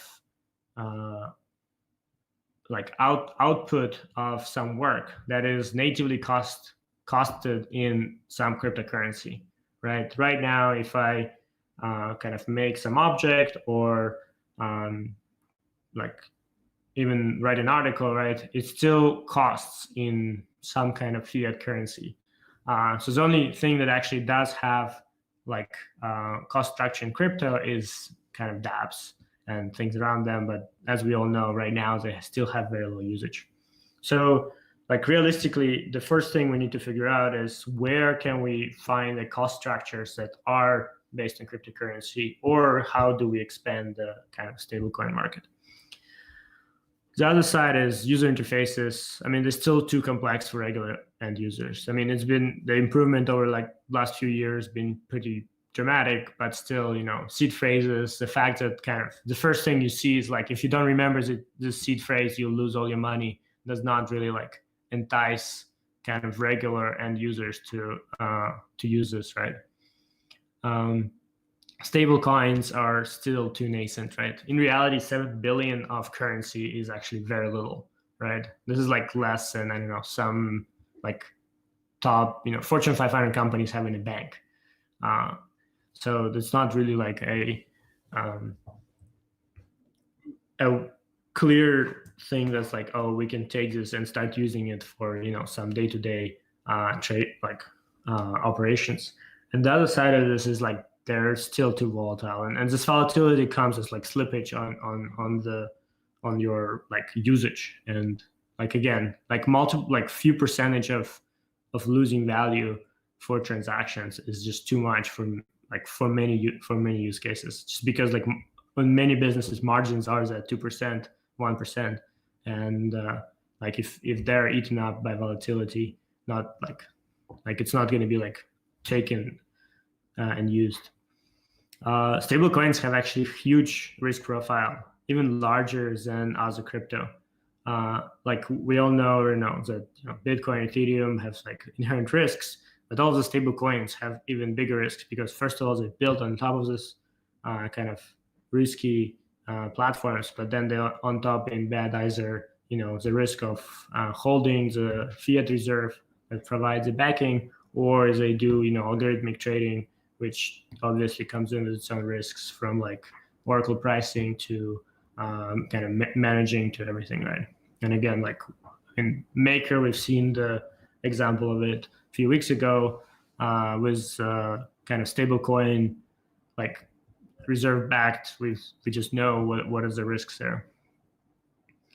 And back to dollar, even though it provides a huge value short term, because again, dollar actually, like from my opinion, dollar will stay strong, at least like in a short term, just because even though they're going to be printing lots of dollars, the demand around the world is still so high that people will be kind of buying it in, and like everybody else is printing money as well. So like people actually will want to exit out of their local currencies into dollars anyway. But like medium term, like we know that, you know, this is unsustainable. The debt that which like US got itself into is like amazing and keeps growing. So like at some point, like just pegging to a dollar is not enough. So like figuring out how to like medium term de-risk from it is also important. So that was pretty fast. Yeah, so I'll switch to discussion because I think like I'm actually interested in what people think. I can like, this is mostly facts. I can now kind of talk more about what I think all this means. Like so far, like from what I see, obviously like there'll be a huge demand on dollars. There'll be huge kind of inflow and like inflation across the world in other countries. And like there'll be just not enough dollars like in many countries to get to. So there's an opportunity for like stable coins to come in and like provide to like satisfy the demand and actually give people ability to kind of deleverage their like local currency's position. But the point right now is it's like it's just not usable per se, right? Like a normal person who wants to kind of transform part of their wealth into stablecoin, like they will need like to go through so many steps, and like part of which are creating like huge risks on top of them, so that like it's unclear how like large that would be. Like obviously some countries who are more crypto savvy, like China and Korea, I think will have like more ability, but I'm actually interested if people see something like this happening around the world, especially in Europe and in South America.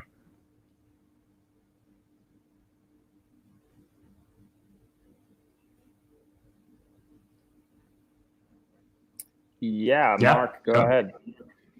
So I don't know how this really relates to anything per se, but I understood that I guess it's the physical nature of the dollars you're saying demand versus the virtual or used as units of account.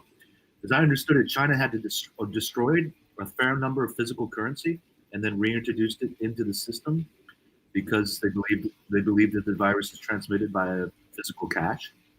Do you see the same scenario happen to the dollar, or is the dollar really not a physical asset that people are holding, so it doesn't really matter? Actually, in China, most of the like top cities and even like secondary cities have already not used cash for the last like few years. Like you cannot find people with cash here in the first place. So I mean, I'm sure like there's some cash somewhere. So and they burn it. I think like dollar, yeah, for sure. Like the dollar like actual bills are mostly used outside of US. I think there's actually statistics that there's more dollar bills outside of US than in US, just because like that's the way people carry dollars. Versus like in US, like people use credit cards, people like bank accounts, like the banking system actually works, and like it's leveraged there. I think like I don't know how this like physical piece of the dollar will play out, but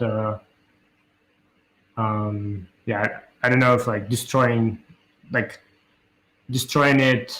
especially if it's like in other places, will like actually be happening, just because like if it's like in Ukraine, Argentina, or whatever, right? Like they do not have ability to reprint it back, so it needs to be some kind of coordination between countries. Yeah, because at least in Austria here, they're basically trying to get people not to use cash. So that's basically all businesses that are open. So, anyways, thank you. Mm-hmm. Yeah. What do people use instead? Like just cards or cards, and preferably contactless NFC cards. But of course, there's a sizable amount of the population that doesn't have it, and they're shopping for groceries and so forth. So up to this point, it hasn't been mandated, but you know, there's when you come in the store, there's announcements over the loudspeakers. Please use cash. That's good. Yeah, I mean that makes sense. Yeah. So thanks for that very nice summary, and I appreciate hearing a macroeconomic perspective on this. I think what surprised many, I would say, crypto diehards was that this safe haven narrative of crypto did not work out, at least not in the last weeks, right? So when the markets crashed, it came to quite a surprise that also crypto crashed, yeah, because in a sense, some of the crypto heads were really like, we are using this to hedge against such a crisis event and to hedge against hyperinflation that would follow on that. So I would like to pick your brain a bit on how you see this, or do you think this narrative is completely off the table now because of this, or is it just the markets? I mean, you gave a very good reasoning here. Yeah? So I would like to hear how this, in your opinion, plays out in the medium term. Is this narrative of crypto as a hedge against hyperinflation of fiat? Is this still valid? Yeah, I mean, so that's a really big question. That's probably many $1 billion question. That's why I'm asking. I think what happens short term is I think dollars is right now the safe haven that everyone's kind of exited into. As we saw the crash, people were either exiting USDT or directly into dollars. I think medium term, I can see Bitcoin being a asset that some more institutional investors will come in with the idea that it will provide them kind of decorrelated from the whole huge inflation that will happen with dollars and all the other currencies. And they don't need to come in with oh, we're gonna put a huge portion of portfolio. They can come in with 1% of their portfolios, and that will be enough already to move Bitcoin pretty dramatically. Again, if we're talking about $100 billion market cap currency, if 1% of McKenna, Commonwealth, few of these funds who are together have $100 billion under management, put 1%. That's going to move it pretty dramatically. So I can see that happening in medium term. My opinion, though, we need some currency, we need cryptocurrency, which is actually can be stable, is initially pegged to dollar, but kind of deviates from it in a longer term. So that's what I've been thinking about is what does that would look like, which would kind of provide a this short-term satisfaction to the demand with something that's directly dollar pegged, but then over time actually decouple from dollar as dollar becomes more and more inflated and demand drops over time. I don't know exactly how that would look like, but I think if something like this comes to play and it's has a user interface people can use, has an easy mobile app. You can just scan, QR code. What's better than cards and cash is just a QR code scanner, no touching whatsoever, no way to transmit anything. So, and in China, for example, that's what I was saying, in China is actually completely not using cash anymore and just scanning QR codes everywhere for paying. So I think that is where we can actually bring something to the table. And then with that, there's a reasonable opportunity to actually be able to give loans as well to people through this kind of machinery as well. So I don't know. I mean, that's kind of what I'm thinking. I don't know how it all plays together and if there is a good model like that in the first place. But unless we actually have something that's not limited by by volume capacity like DAI, and at the same time is not like requires you to deposit dollars into the into some bank, because like that means you're still creating demand for dollars. You're not solving the original problem of like satisfying dollar demand, like finding something in the middle. Like if we can get that, that will probably like become a more used, like better safe haven in like short term for like the third world countries. And then if it can decorrelate from dollar in the medium term, can also flock kind of investments from everywhere else. Thank you. If I may, and not take up too much space here, following up on this. So first, the original vision for DAI, the MakerDAO stablecoin, was to be pegged to a basket of currencies, right? So the pegging to the USD was basically a temporary pragmatic solution. So maybe we will see that. And the other comment on this, don't you think that monetary policy comes into play at some point? So in a sense, if you believe in, let's say, Austrian economics, people want harder currencies, right? In terms of crisis, and if we have fiat currencies with tons of liquidity pumped into the markets, don't you think that the demand for harder currencies with stricter monetary policies that are independent of political favors, that the demand would rise for such harder cryptocurrencies with a fixed supply? I think, that's what I'm saying. I think like it will rise somewhat, but it still will be an investment asset, not a kind of something that people use as like a kind of general store value, right? Okay. Like you still assign a huge risk to it versus if you think of like dollars in terms of crisis in other countries, you think of dollars as safe haven, right? You exit into it and you kind of decorrelate yourself from the economy. Like I don't think that is happening with the current cryptocurrencies, even with like kind of this, not controlled monetary policy. Just because you cannot go and buy, you cannot go to the store and buy stuff. Like the price of the stuff is not denominated in that. Like with dollars, you can go and buy stuff in dollars, things denominated in dollar prices. Thank you. Yeah, also like I like the basket of currency approach, right? There's SRD stuff, but like the thing is like everyone's right now will be actually inflating their currency, right? So it's unclear if basket of currency is actually the solution here. Like I actually don't know. I haven't looked too much in like how baskets behave over time.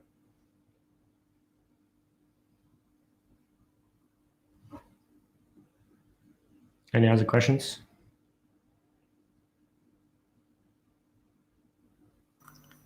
Yeah, you hear me? Yeah. So you made a distinction between the volume shown by the exchanges and the real volume. How can you determine the real volume? Yeah, that's a good question. The way the specific metric that I looked at determines it, there's this report published which like showcases different exchanges and how they pretty much like create fake volume, or like their fake volume, and then identify a set of exchanges which do not do that, or at least it doesn't look like they're doing that.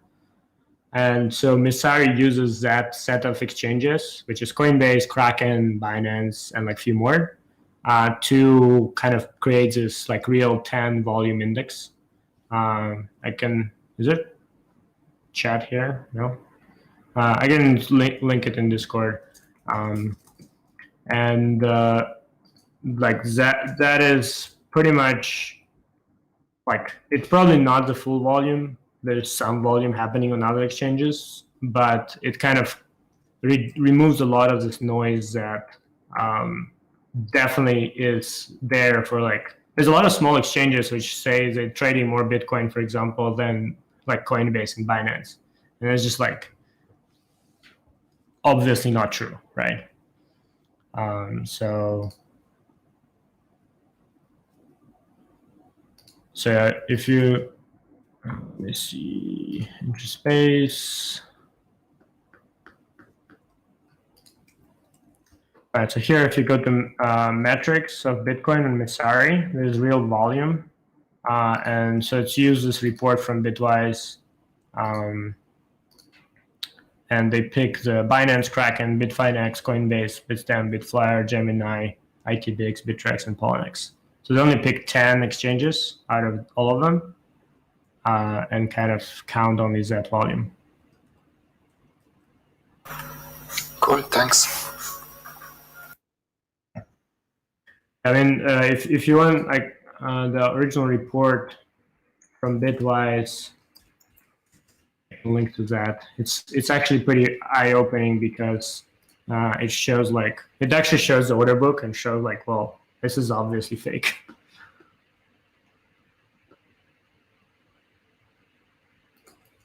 It's a bit long. It's like,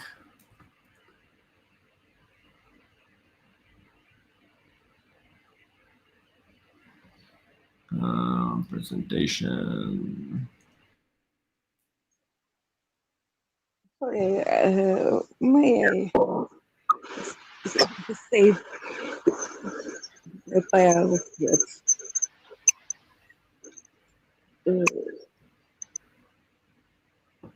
Can you speak with me after this conference? Sorry, I cannot hear. Yeah, sorry, I can't understand what you're saying.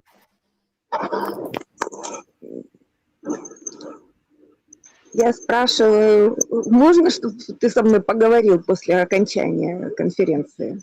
Okay. Oh. I can't Google Translate that fast enough. No, I understood. Right. Oh, nice. You did.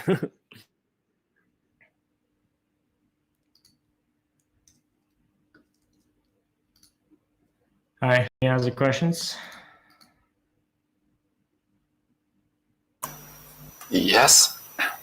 I find what you're saying about the need to decouple pretty interesting. What about the savings rate of DAI? Because on the one hand, you need to keep the unit of account, but on the other hand, if you have something like the savings rate, then that also gives you a kind of decoupling, which is a way to offset the inflation, I guess. What do you think about that?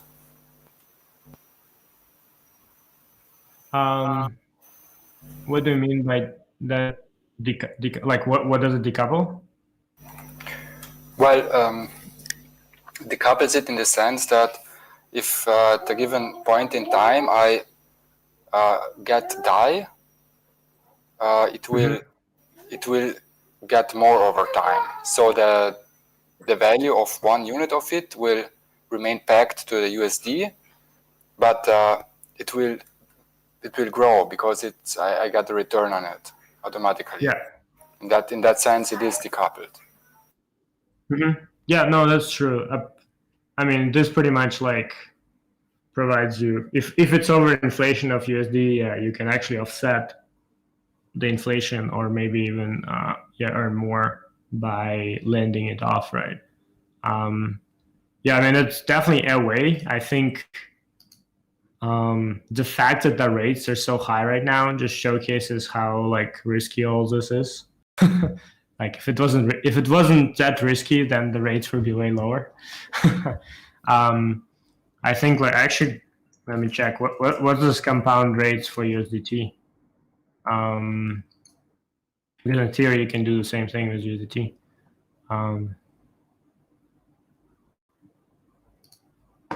But yeah, I think like generally, they actually don't list USDT. It's USDC. Yeah, so USDC is a good example, right? It's like the supply API is only 0.47%. So like that's kind of the like offset you get. And like USDTs they don't list because they think it's too risky in the first place. So and DAI is just like way riskier than USDC, so it gets 2%, which I think like 2% is maybe covering the inflation at this point for USD. So yeah, so you trade like risk for offsetting inflation, which is is an investment opportunity. So like the point here is like how do you think about when you're buying this asset, right? Are you thinking about it as a currency and like that you want to pay for some stuff, or you think about it as a investment asset and you want to get more of it over time? I think people like with crypto in general still think of it as like a investment asset, and I mean we're getting I think some usage here and there, especially like I mean Gitcoin is doing a great job of like actually pricing work with DAI, which I think is like a first step. Like we need to get more priced work in crypto. But it's just like not enough, right, of actual like usage on this side.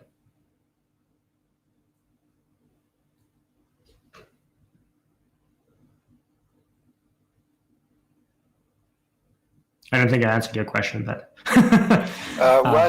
yes or no. I'm thinking about it because you're right. Right now, it's perceived as a risk premium. On the other hand, I grew up with Italian lira, and it was normal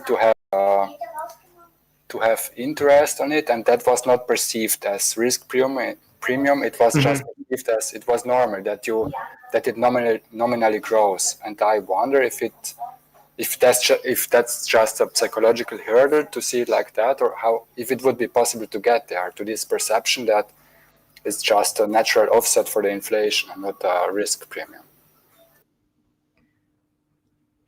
Yeah, I mean, even like any savings rate is kind of the risk premium of you like. Well, it's actually opportunity cost in a way of you not spending this currency for something else, right, or investing it somewhere else. But that's a different thing. Opportunity cost is a different thing from the risk premium.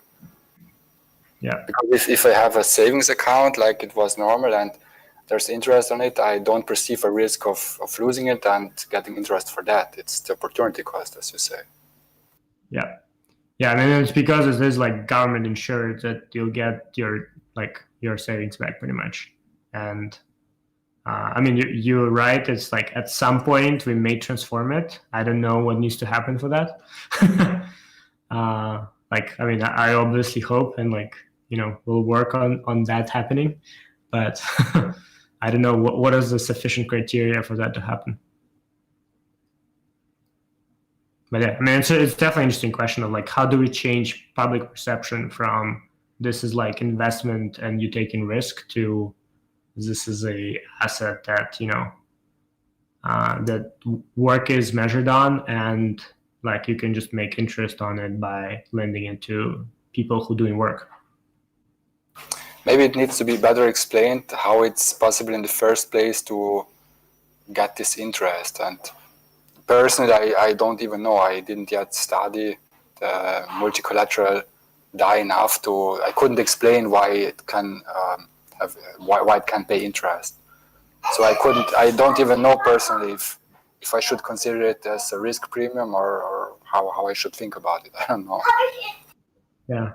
Yeah, I'm not sure about savings rate specifically I mean, my understanding was savings rate in Maker would be coming from the like repayments where the CDPs are closed. Like percentage of it goes to the savings. But I didn't actually look myself into too much yet. Should probably do another whiteboard with them.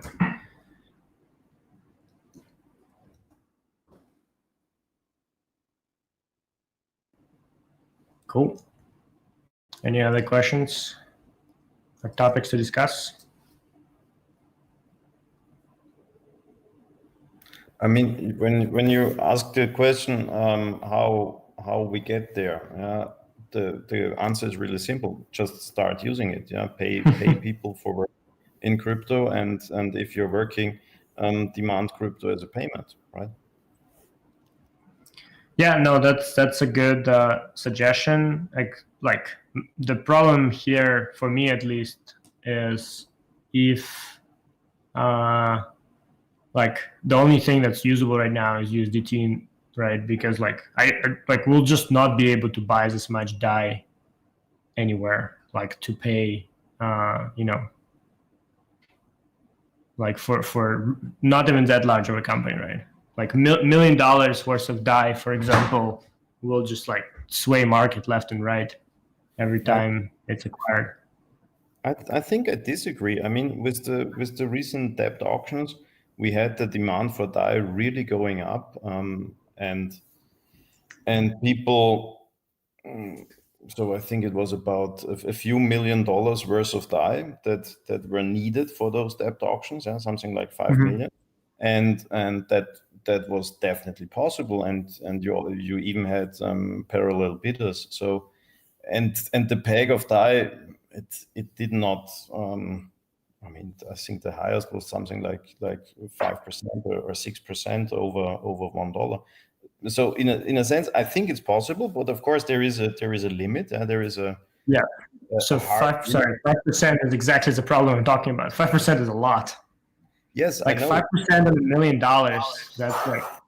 I think it was more like 10-12% at the peak. Yeah, but I mean, it still depends on your reference frame, right? If you're coming from the, I say, traditional finance world, of course that's a lot. But in compared to the volatility of Ether or Bitcoin, this still can be considered stable. Sure, but like if I'm paying people, right? Like, I mean, we agreed on some stable. Like, I mean, if we agreed on paying in like unstable crypto, that's fine, right? But like if we agreed on some stable and I just paying them in DAI as a proxy of it, and I'm losing, like I'll need to cover for this 5-10% myself, right? So I'm losing 5-10% on like this transaction in the first place. So like the only way it's worthwhile is if I like avoid, you know, paying like Social Security and all kinds of other stuff. Otherwise, like it's just not worth it. And like especially if you need to acquire it like at some point to kind of and then have a large reserve of it so you can pay people, and this large reserve, like, you know, you having now a risk on this large reserve as well. So it's just like this is just a lot of compounding factors that kind of like create, like it's both risky and like expensive to use. I mean, I don't think like at the current volumes that we have of this, like of DAI specifically, like it's usable at like larger scales, right? Like if I need to buy like $10-20 million worth of DAI, like because I'm gonna be paying people in DAI for next whatever 2 years, right? Like that's, you know, that like I'll pay a huge premium to do that, right? It's probably easier to buy Ethereum, lock it up, and create DAI out of it. You still have 2 years time to do that, right? Yeah, or I do it like on a linear scale, but then I'm keeping dollars, right? Then we kind of like we back to the problems that I have dollars and I'm paying people in like dollars. So why would I go through DAI? Like I'm either, you know, buying into DAI and then paying salaries in DAI, or I'm just paying them in DAI, but I'm keeping it in dollars. But then, like, why am I doing that? Why am I paying them in DAI? I can pay them in dollars directly. Like the only reason to pay people is if your whatever bank account reserve and like what you receive is in DAI in the first place. So yeah, if people pay me in DAI and then I pay people in DAI, then that works. So yeah, so if, like when pretty much you generate enough cash flow going and it's already in that currency, that works. But like I don't know any companies that like generating any like close to $1 million cash flow on the months to months and using DAI for that. Like I'm open to learn that. Would love to learn from somebody like that. Same here. I think it's a very good discussion. So thanks for joining and sharing this. Sure. Yeah. Yeah. Thanks a lot. Yeah. Appreciate your time. Let's switch over. The next speaker, if you're in the room, David. Yeah. Can you hear me? Yeah, you sound good. How are you doing? Fine, thanks. If you have some slides, feel free to share your screen, get them loaded up. Okay.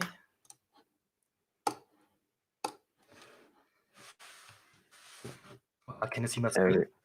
Yeah, looking great. Okay, wonderful. Excellent. Let's get it going. So this is Dr. David Forstenlechner. Oh, Forstenlechner. Lechner. Lots of great names. Can't get it right. Yeah.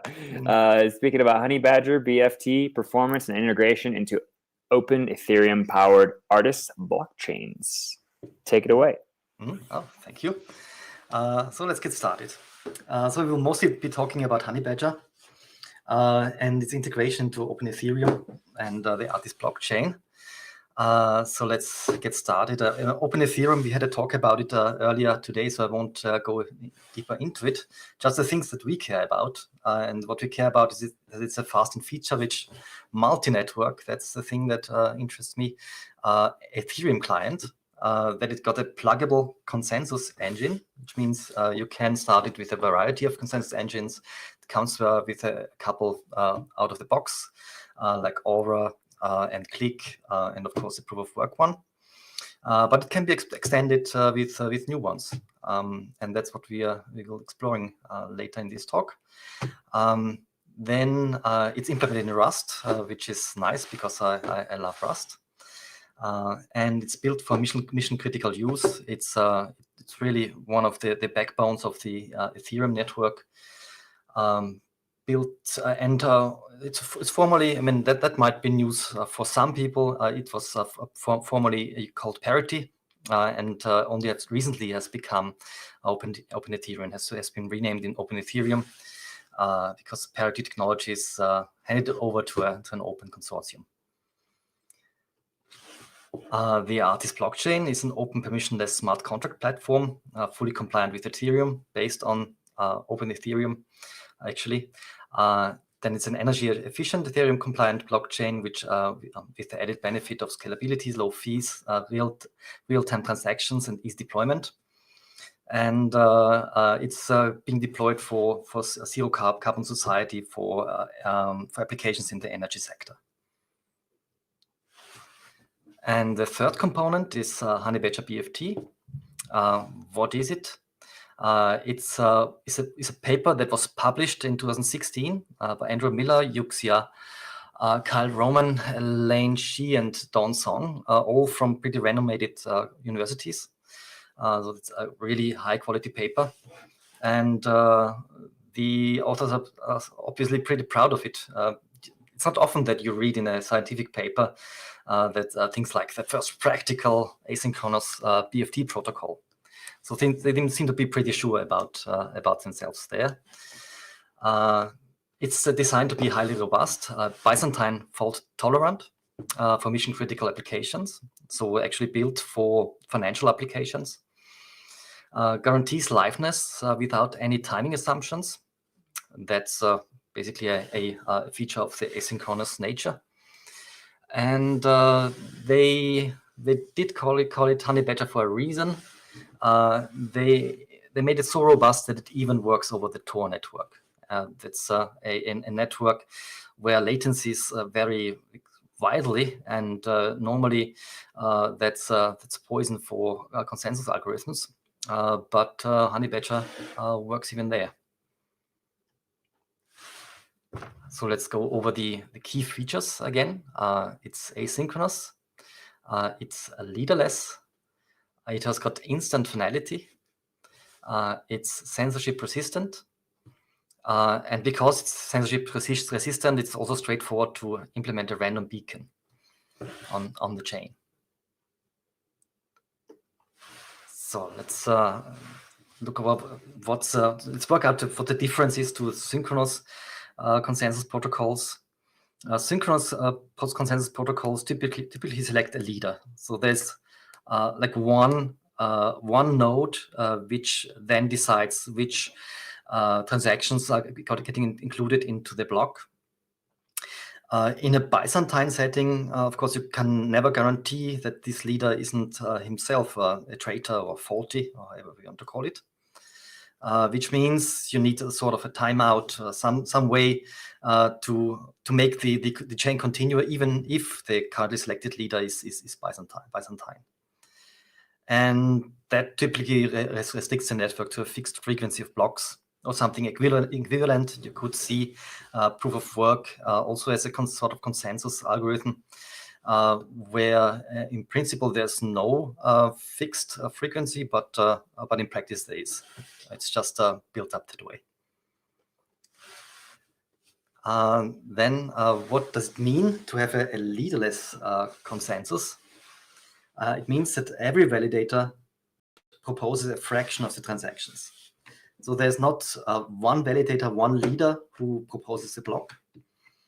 It's all the validators together form that one block by contributing only a part of the transactions which should be included.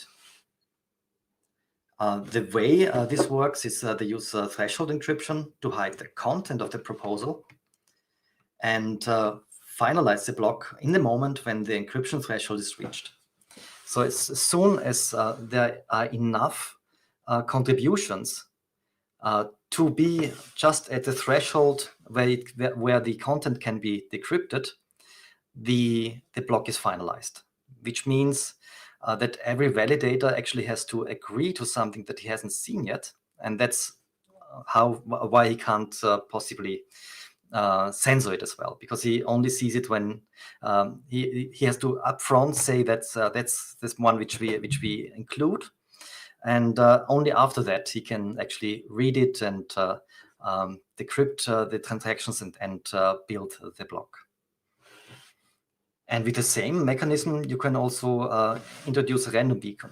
So every one of the validators can send a random number, and nobody can pre-select it or calculate the random number before the block is actually finalized.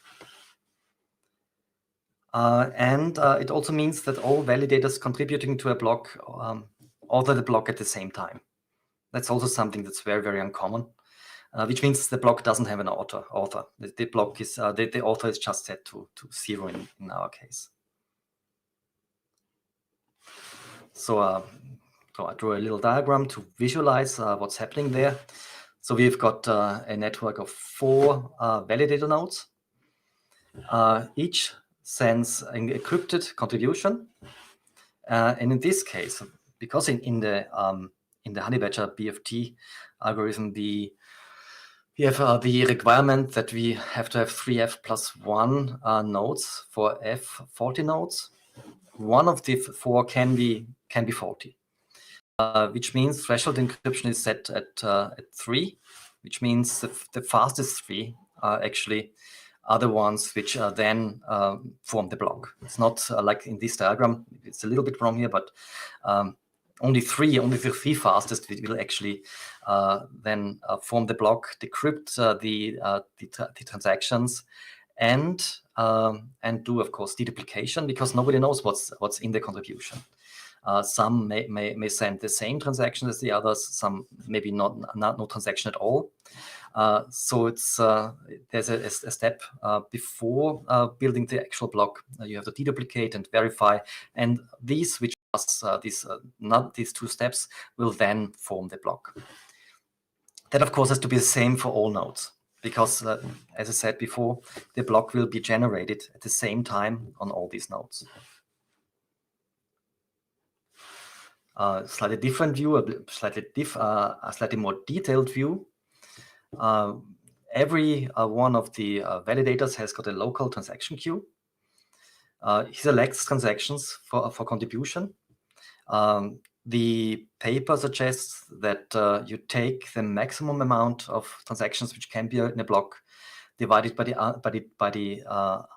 number of validators, and then randomly select from those.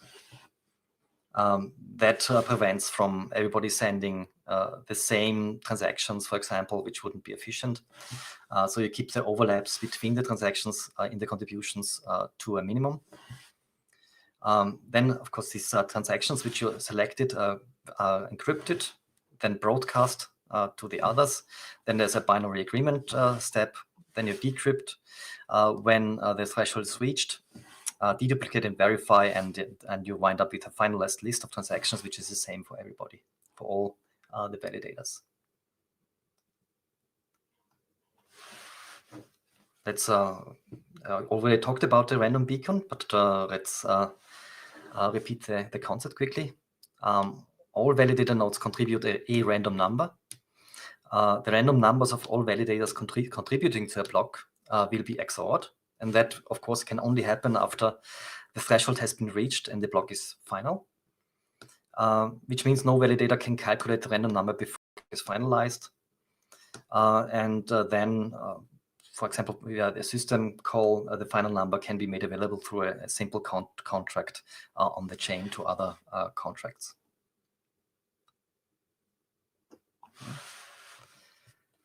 Then, that's one interesting topic. How do blocks actually get created? Who triggers the creation of blocks?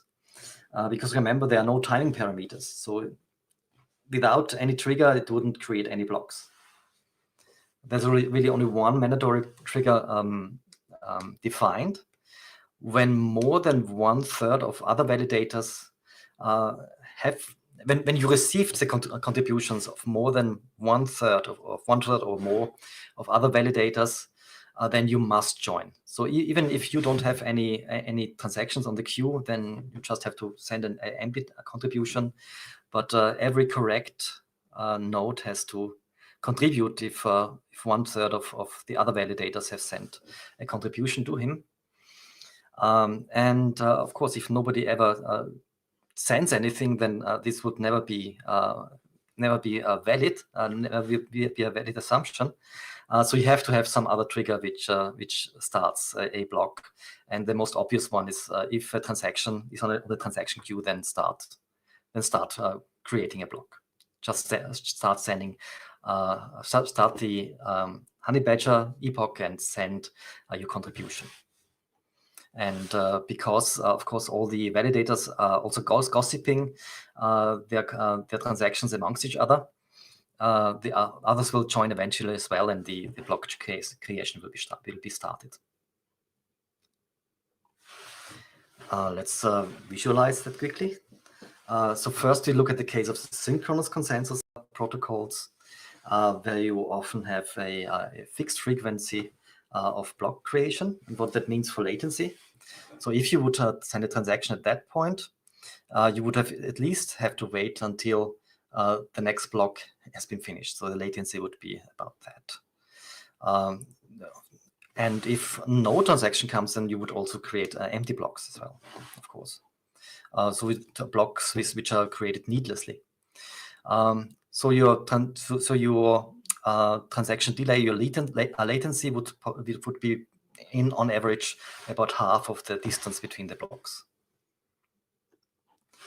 When you look at an asynchronous protocol, when there's no load, it will not create any blocks at all, which means when one transaction comes, it immediately starts to create a block.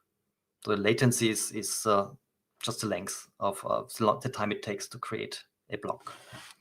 It will not create any empty blocks either. And what that also means that when an asynchronous network is under constant load, it constantly creates blocks. This diagram actually is misleading. Each block could be of different length and will probably in the real world of the internet will be of different size. So this is not a fixed timer like you might think for looking at just at the diagram. This is just it finishes the block, and if there's something on the transaction queue, it will just create the next one. And it's designed to do that way. There is really not a break there, not an idle time where it waits for something to happen. If there's work, then it will work, do work. So let's sum that up quickly. It's like having a block creation bursts. As Honey Badger BFT was designed to never take a break as long as there's work to do. There is no idle time if none is necessary. It produces new blocks as fast or as slow as the network allows. And therefore, it doesn't need rules to cope with network latency fluctuations like many other synchronous protocols. That's because you might think, well, I mean, if I want to make that as efficient as asynchronous protocol, why don't I make the block time so short that it will always create a block? But in reality, that's very problematic with most synchronous protocols. So for Honey Badger to work, I mean, it has got some requirements. You need a direct connection between validators for it to be high performance. In theory, you could go through many hops, but it does have a communication overhead. So for highest performance, direct connection is recommended. Then it does need full control over block creation, which is different from most other consensus protocols implemented in Ethereum clients today, which does cause some challenges when integrating it. Also, the selection of transactions is very different from other consensus algorithms. And of course, it uses threshold encryption, and this key generation needs to happen on chain, which is another complication. And yeah, no, you need block generation triggers. That's we talked about already. That's not really difficult to implement. When we look at communication cost, yeah, the cost is n squared times log n. So you wouldn't want to run it with a lot of validators because your latencies will just explode at a certain point. There is some when you look at the diagram, you see the lines are straight at the beginning, which means the protocol itself has the overhead. It outweighs the actual payload. And when you have got more larger and larger batch sizes, then slowly the communication cost slowly rises. So it does favor throughput over latency. When you look at the latency, you see that when you've got just a like 32 or 40 validators, its latency is very good actually, in a very good space. But as soon as you add more and more, it's become the latencies become enormous at a certain point. So it's really when you want to drive it with a larger group of validators, you have to use something like PostAL, like the PostAL contracts, which we will talk about later, where there is only a smaller set of validators active at any point. And at every epoch, when the validator set changes, it just selects randomly from the rest of the pool. So the most validators will become, most potential validators will become validators at some point, active validators. And as said before, it even works in the Tor network. Of course, maybe not with the highest numbers of validators, but you see, you can even with 16 validators, you can still have a reasonable performance in one of the toughest environments for consensus algorithms there is.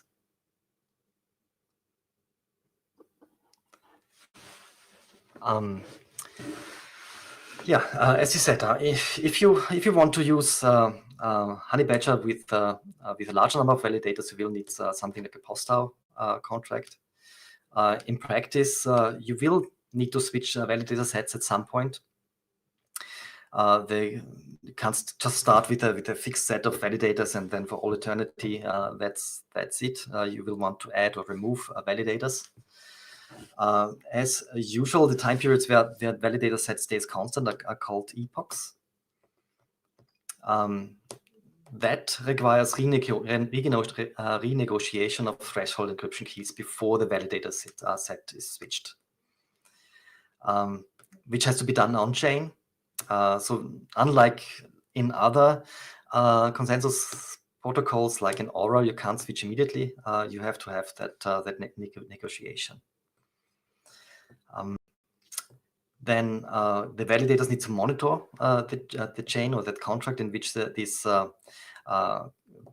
key negotiation messages are being sent, and switch to the new epoch or validator set when the new keys can be generated. So when there's enough data sent from all the future validators from the pending validator set, then the current validator set switches over to the next set. Let's see, I created a little diagram to visualize that. So we've got an epoch here, epoch 1, and then the next one. Within an epoch, the same validator set is valid. And when you start the chain, that means you have to write the key generation data into the chain spec, the chain spec. Then after a defined time, and that time will be defined in the contract, which switches over, which selects the new validator data set. The pending validators begin the key generation phase, while the active validators check if there's enough data to generate those keys. And when there's enough data, then they hand over the control to the next validator set, and the new epoch begins.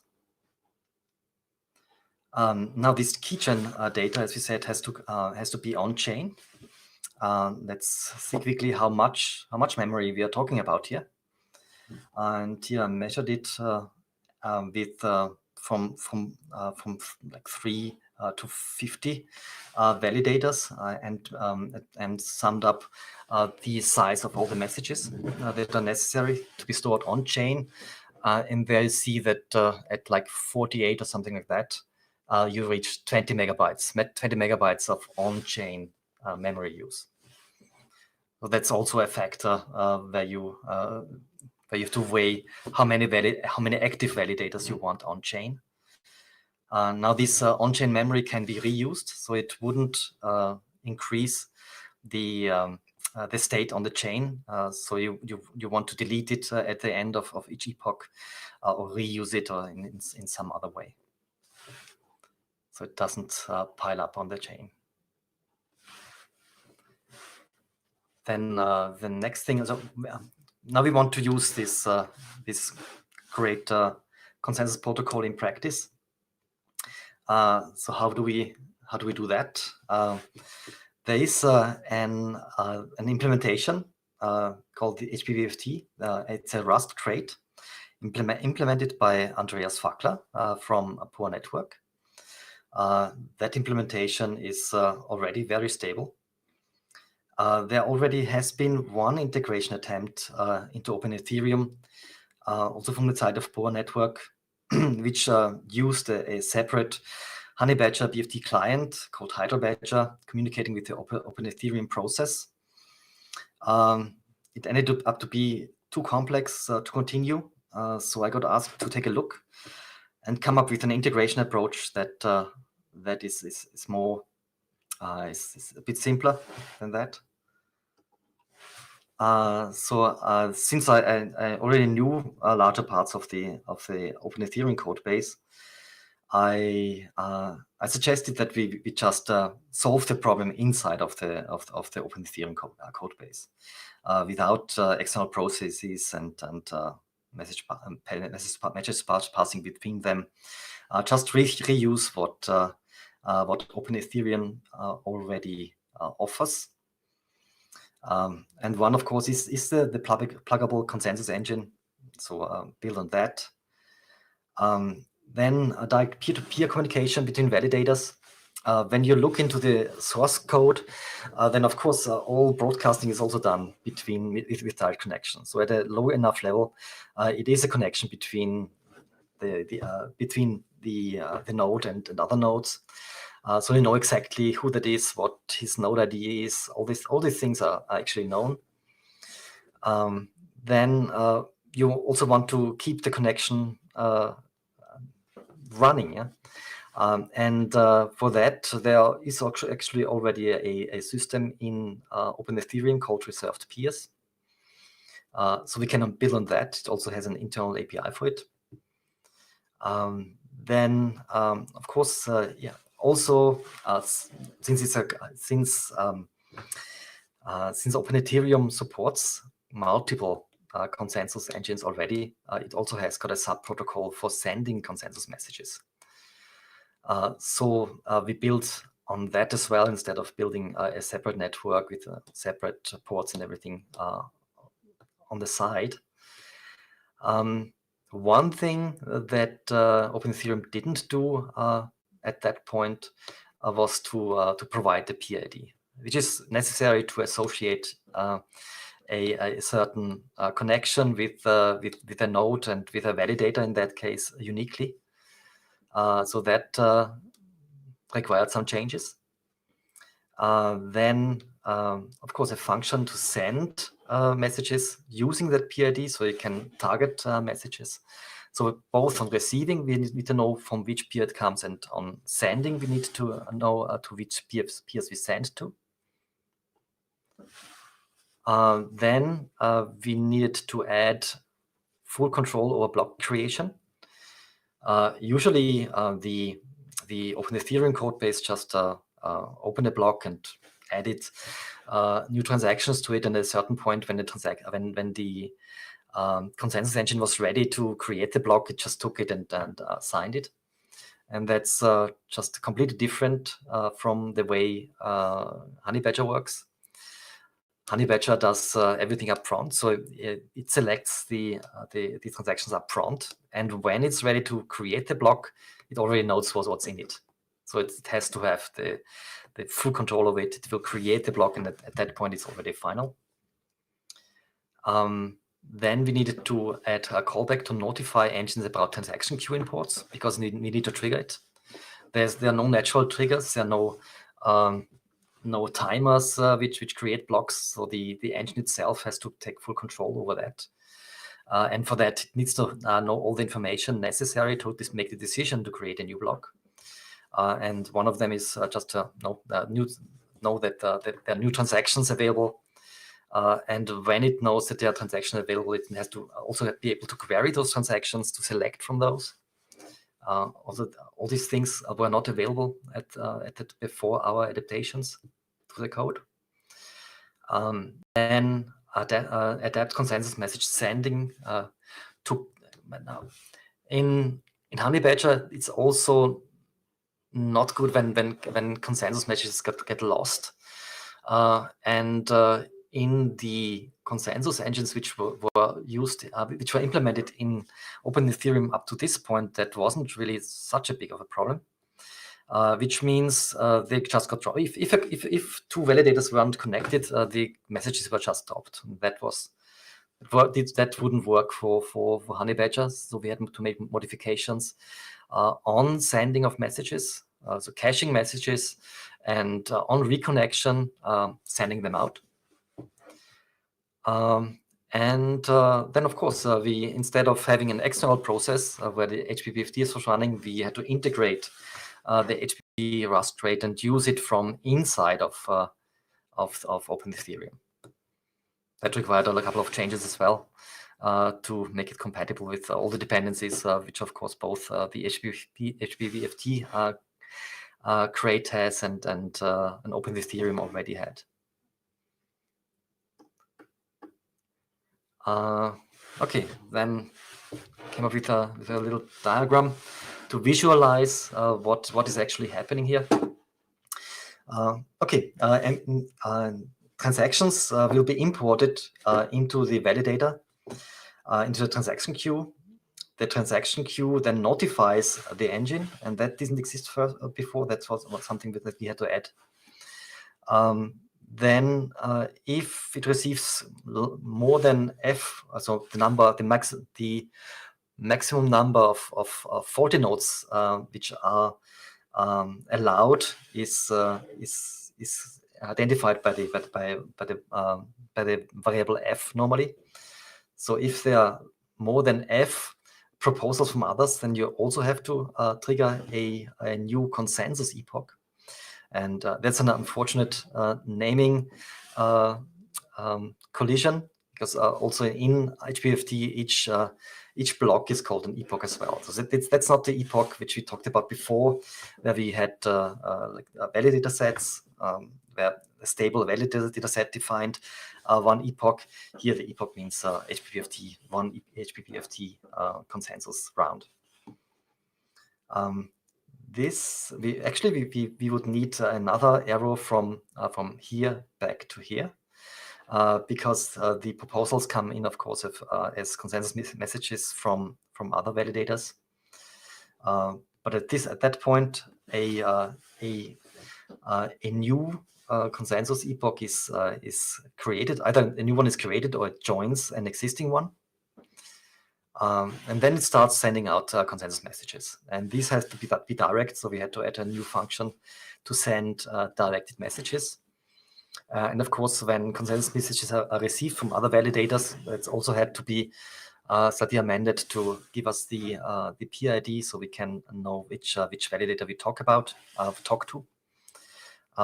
When the consensus is reached, and let's remember at this point, we already know which transactions will be included. So a new function had to be created. So we create a block with a predefined set of transactions. Then OpenEthereum requests from the HPPFT engine to seal the block, which it does, and then calls a function to finally seal and import the block. So that's the whole process on a high level, how the consensus and the block generation works in OpenEthereum. We did.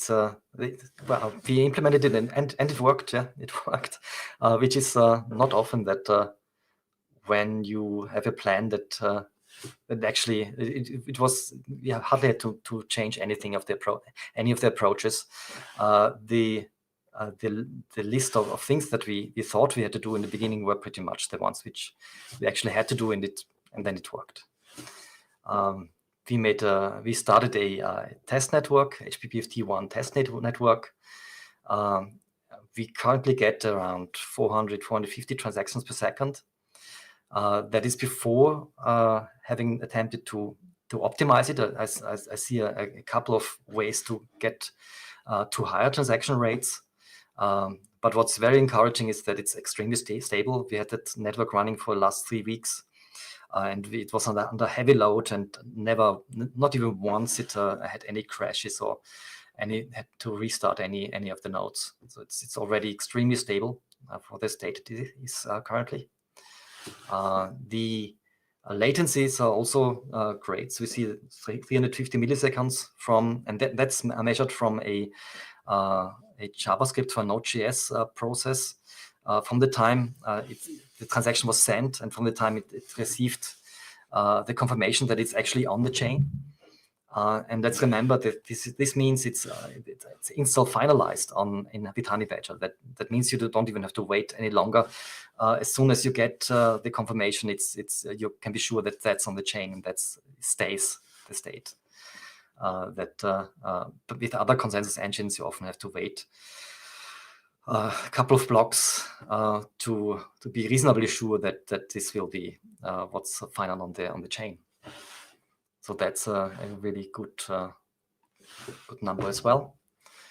So what's up to do next? We of course want to get the performance even higher. The integration with post-hour contracts is on the way with the help of some other, which we will mention afterwards. Then persisting current epoch consensus messages on shutdown is something that I think will be very important to do before calling it production ready. Currently messages are, as we said before, cached when the connection with other validators is not established. But actually, the state in which the HPPFT engine is in should be preserved as well. So there can be cases, for example, when there's a client binary update, you may have multiple people stopping their client and at the same time and starting them at the same time, and that could cause the chain to get into a state where 2/3 of the validators are not available, which it needs to make blocks. That in itself is not a problem as long as they start again. But if they start up again, they will be in a clean state. So they will not be restored to the state they were when they were shut down, and that might be a problem. It's not something that will stall the chain forever, but you might have to ask the node operators to shut down the nodes and start them up again to get out of that situation. And this is something that we want to avoid, and it can be avoided by persisting the current epoch consensus messages on a regular shutdown. So that's, I consider, something important for production readiness. And of course, we want to do more testing, especially more unit testing on the code. Now, that was a cooperation which involved a lot of different organizations, and I want to say thanks to those who contributed. One was Lab 10, especially Thomas Senzinger and Dietmar Hofer, who are the mastermind behind the Artist Network. I want to give a special shout out to Thomas Haller, who really worked hard last week to get the Web3 tests working which is not simple in the in Ethereum networks. Then I want to thank Igor and Andreas Fackler. Of course, Andreas Fackler being the mastermind behind the HPPFT crate and the protocol implementation. Then I want to thank Fabian Vogelstaller and Janis Stammelakos, I hope I pronounced it right, who are working on the PostDAO integration with HPPFT right now. And I want to thank Helmut Siedel from DMD, who provided the testing infrastructure to us. And of course, Open Ethereum and Parity for providing us with a base which we can build on. Finally, I want to plug the Rust user group community, which I founded 2 years ago. So the next meeting will still be online because of the coronavirus. So everybody is invited to join. And yeah, with that, we can enter the questions.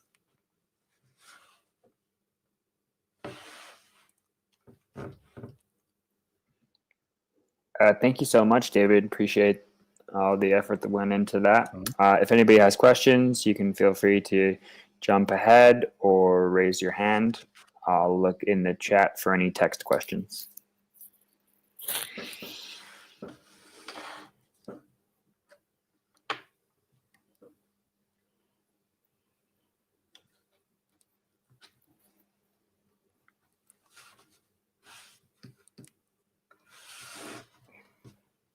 You blew their minds, David. Yeah, it was a bit too technical at some point. But this is actually the more higher level one. There is a talk I gave like a year ago for the blockchain hub in Graz, which is going more the detail of the protocol itself.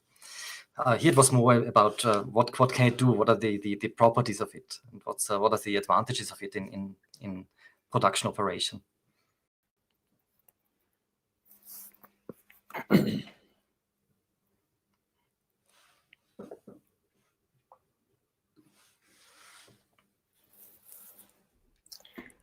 Yeah, please go ahead. Thank you, David. I was just thinking, so it's censorship resistant. I was thinking, what are the implications on front running?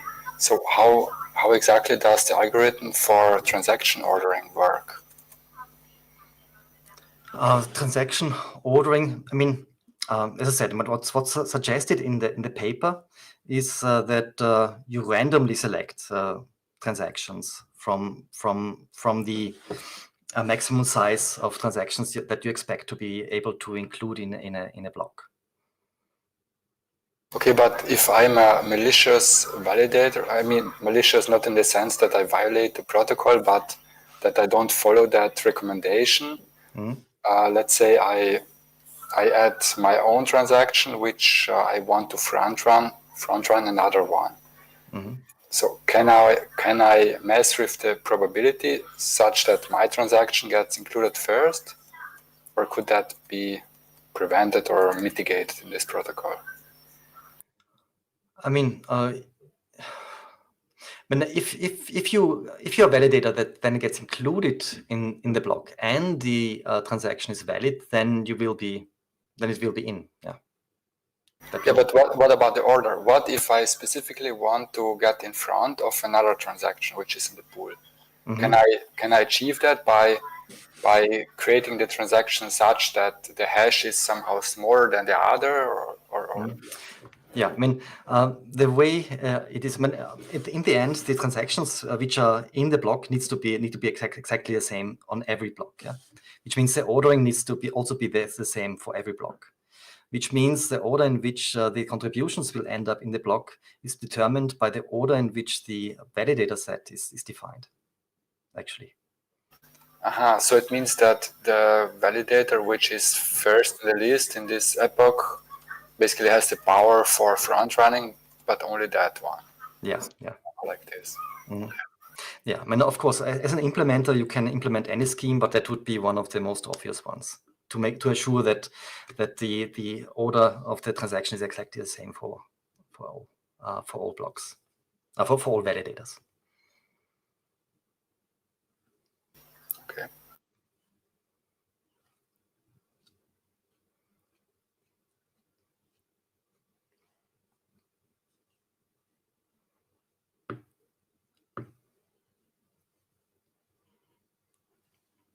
All right, guys. So thank you very much, David. Appreciate that. We have a next talk coming up in 20 minutes. So feel free to take a break. Come back at 7:50 for Alex Skidnov.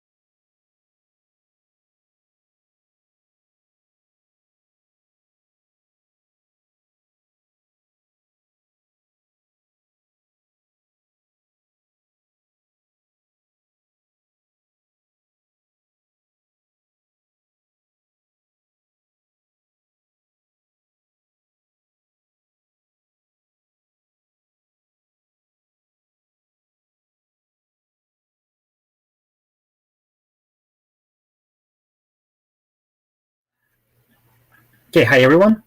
My name is Alex, and let's talk about BFT consensuses and their applications in blockchain. So this talk will be roughly split into two halves. In the first half, I will talk about, in general, how BFT consensuses work and how they are applied in blockchains. What implications does it have if we compare to other approaches to building blockchains? And in the second half, I will talk about Doomslag, which is not a BFT consensus per se, but it's a very interesting construction we proposed last year that we use in NEAR. And I will talk about the trade-offs in Doomslag and how it affects finality or performance. A little bit about myself. I'm one of the co-founders of NEAR protocol. I hope most of you heard of NEAR. Before NEAR protocol, I was working for a company called MemSQL. I joined MemSQL in 2011 as the first engineer when it was just 3 people in an apartment with a Pomeranian. And I left MemSQL several years later when it was 150 people's company selling with deployments in every other Fortune 500 company. And so MemSQL is a sharded database. And so I went to found NEAR protocol to use the experience I got at MemSQL to build sharded blockchains. Before MemSQL, I was at Microsoft. Before Microsoft, I was participating in what is called the ACM ICPC, which is a programming championship among college students, where me and my teammate, we got gold medal in the world finals. And my teammate also works for NEAR protocol now, so both of us are there with a couple other friends from the same community. And what NEAR is, if you have never heard of it before, it's a layer 1 protocol. It's in the same space as Ethereum, Polkadot, Cosmos, and others. And the primary focus of NEAR, it's not as much scalability, which many other protocols focus on today. It's more to build a protocol which people can build applications for, and then the users can actually use those applications later, right? So Ethereum today, and practically every protocol that exists, they have quite a few hurdles to build for them, and they have even more hurdles for a person to use applications built for them. And so we're trying to remove as many of them as possible to make it such that people just build applications the way they build them today for Web 2, for web, and then the users use them exactly the same way they would have used regular applications, but they get all the benefits of blockchain, such as data sovereignty and asset transfers, transactions which are private, etc. Even though scalability is not our primary focus, NEAR is, we do pay attention quite a bit to scalability. It scales via sharding the same way that Ethereum is planning to scale Ethereum 2.0. And NEAR, what is different between NEAR and many protocols which emerged in the wave of like 2017, 2016 is that NEAR is not coming from academia, we're coming from industry. We have multiple people from MemSQL, we have many people from Google, from Facebook, from Niantic, everybody with many years of industry experience building actual production systems. And we have, besides myself and my teammate, we have other people who also performed very well at ICPC. We have 12 people who went to the finals, six gold medals. So it's a pretty strong industry team. And we're not talking about sharding today, we're talking about consensus. But if you're interested in sharding and in general how NEAR compares to Ethereum 2.0, we actually just published a week ago a video where Justin Drake from Ethereum Foundation and I would talk about differences between Ethereum and NEAR. And if you want to watch it, there's a short link with the catchy but incorrect name, near.ai/eth2 is NEAR. Cool, okay. So now let's talk about the actual BFT consensuses. So first of all, NEAR was founded in the late 2018, right? So now is 2020, so it's been a year and a half. And in 1 year and a half, this is the first time we ever talk about, this is the first presentation we give on consensuses, right? And again, that it's in contrast to many other protocols for whom their consensus algorithm is often at the forefront of their marketing, right? So why we don't talk as much about consensus is, as a matter of fact, consensus is very rarely what brings you the throughput, right? So if someone goes and pitches saying, you know, like we have a novel consensus, it brings us 10,000 transactions per second, 100,000 transactions per second, it is very often not the consensus which actually brings the benefits. Because even if you replace today in Ethereum their existing longest chain consensus with something that can produce blocks every second, and every second is very, very fast, if you think about it, given that the round trip between China and US takes 300 milliseconds, that will only bring Ethereum to 200 transactions per second. Right? There are many other bottlenecks that need to be overcome in order to create a blockchain which can scale way beyond that. Right? First of all, there's a network overhead. Right? You actually need to send those transactions around. Second of all, there is an overhead of computing so-called state root, which requires you computing a large number of SHA-256s every time you touch any account. And each of those is not easily removable or changeable. So building an actual blockchain which can scale way beyond 200 transactions per second cannot be done just by replacing the consensus. And so often when you hear the claim that that says something along the lines of consensus bringing 10,000 transactions per second, that often is in the context of very well optimized network between the participant, not computing the state root, etc.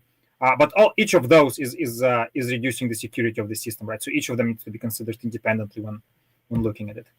However, consensus does bring you certain benefits, right? If you can replace the consensus with something significantly better, it can significantly increase latency, improve latency, right? So if today in Ethereum the blocks are produced every 14 seconds and time to finality is measured in minutes, if not hours, if it was a BFT chain, it would enjoy significantly faster block times and significantly quicker time to finality. You can get to like 5 seconds easily with using something like Tendermint, both time to finality and block times.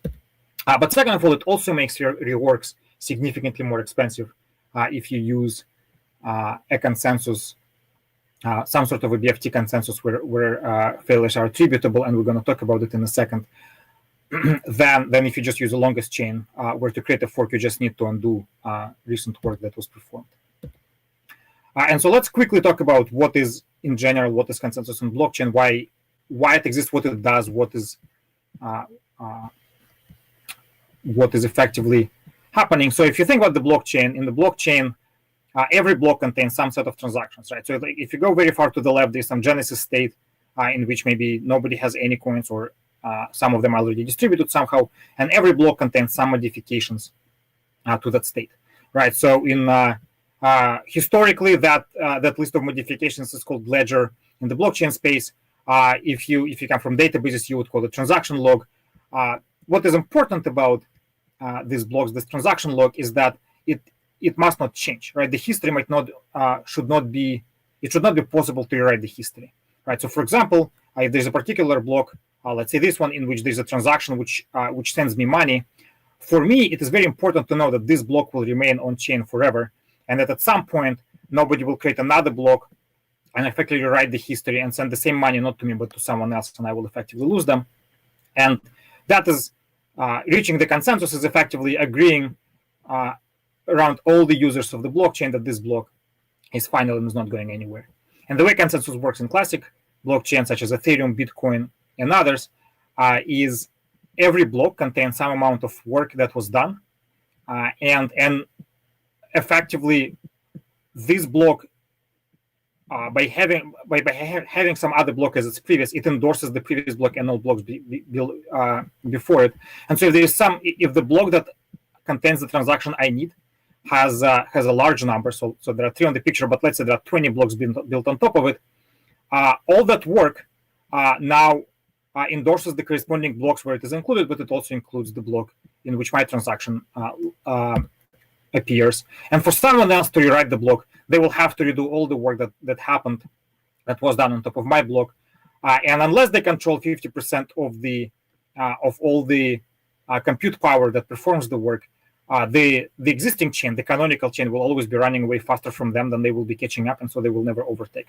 And so that is effectively how the consensus works in the existing proof of work chains, and it has many huge benefits. One of them is that it's permissionless. It has drawbacks, right? So one drawback is that trees get burned. The second big drawback is that time to finality is very large, right? It takes many blocks to be built before we have any meaningful sense of finality.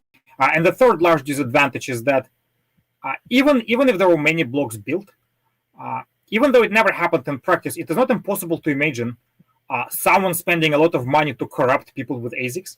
So if you think about it, in Bitcoin today, every 10 minutes, there's a block produced which has 12 12 Bitcoin minted, right? And very soon it's going to be 6, if not yet. Then that means that approximately 1 Bitcoin is paid to all the miners combined every minute. So let's say I transferred 7,000 Bitcoin in one transaction, and then I realized I made a mistake, or I want to intentionally attack whomever was the recipient of funds. Those 7,000 is actually more than sufficient to pay a huge bribe to all the major ASIC holders for them to start building on the block, which is not the tip of the canonical chain, but some previous block, right? For them, what they lose is they lose 1 Bitcoin per minute that was minted throughout this history, right? But they might benefit significantly more if I pay them, like, for example, if out of 7,000 Bitcoins, I pay them 1,000. That's a huge amount of money for them. That's 1,000 minutes of, well, not huge, but it's quite a bit of money, especially if we're paying to a subset of them, right? So it's even though it never happened, we were very close to that happening, right? Many people were suggesting the CEO of Binance, when 7,000 Bitcoins were stolen from them, to just publish the private key from that money and see if that creates any interesting effects in the market. They did not do that. But the question is, can we actually get instant finality? Can we get to a state where after the block is published, we get some sense of finality on that block that effectively convinces us that that block will never be unrolled?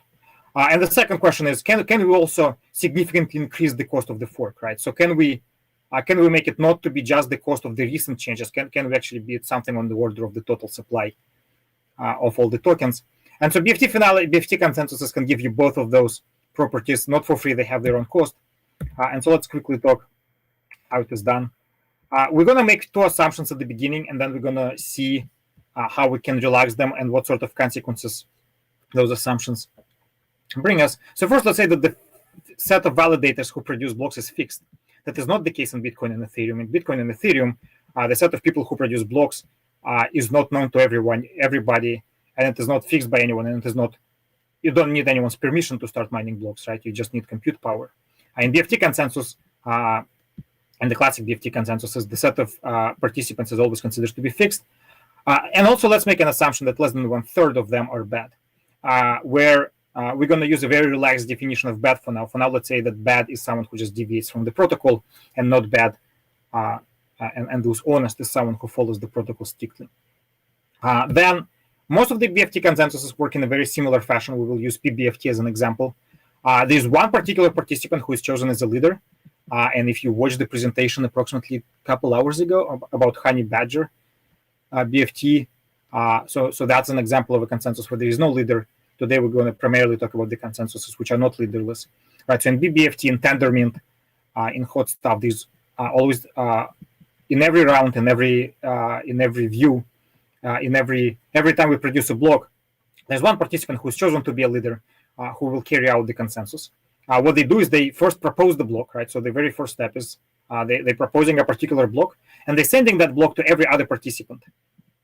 And every other participant, what they do is after receiving the block from the leader, they send a message back to the leader saying, and that message is called a pre-vote. They're effectively saying, I vote that we actually do produce that block. And once the leader collects 2/3 of those pre-votes, they send, and they cannot wait for more than 2/3 because we assume that slightly less than 1/3 is malicious, right? And so it could be that malicious actors never respond, right? So the leader, the moment they receive 2/3 pre-votes, they send those aggregated pre-votes to everybody saying, okay, guys, we have 2/3 of pre-votes. Let's agree on this block, to which every participant sends back a message called pre-commit, saying, okay, yeah, we agree that we should proceed with this block. And the moment the leader accumulates 2/3 of pre-commits, that's a commit. That means that the block is ready to be produced. And this message, the aggregated pre-commits, is a proof that that block cannot be reverted in perpetuity. Cool. So that's the very basic overview of the optimistic scenario. And then once the block is published, the next leader or the same leader, that's sort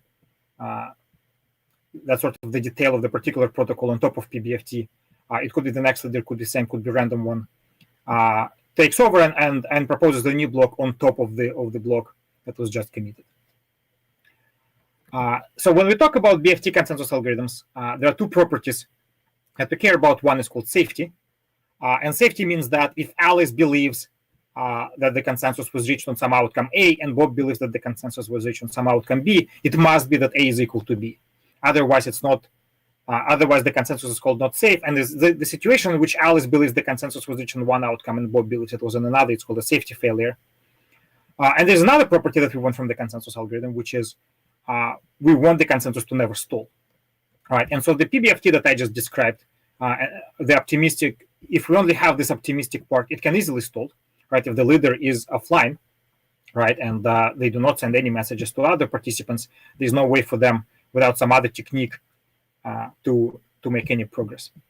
All right. And so there's a technique in PBFT. Effectively, in PBFT, what happens is that every participant has a timer in which they measure how much time has passed since the it's called the view, since the view has started, and if there's no commit by the time the timer runs out, they propose to change the leader, right? And that particular process of proposing to change the leader and actually changing the leader is very involved. It requires quite a bit of machinery to make sure that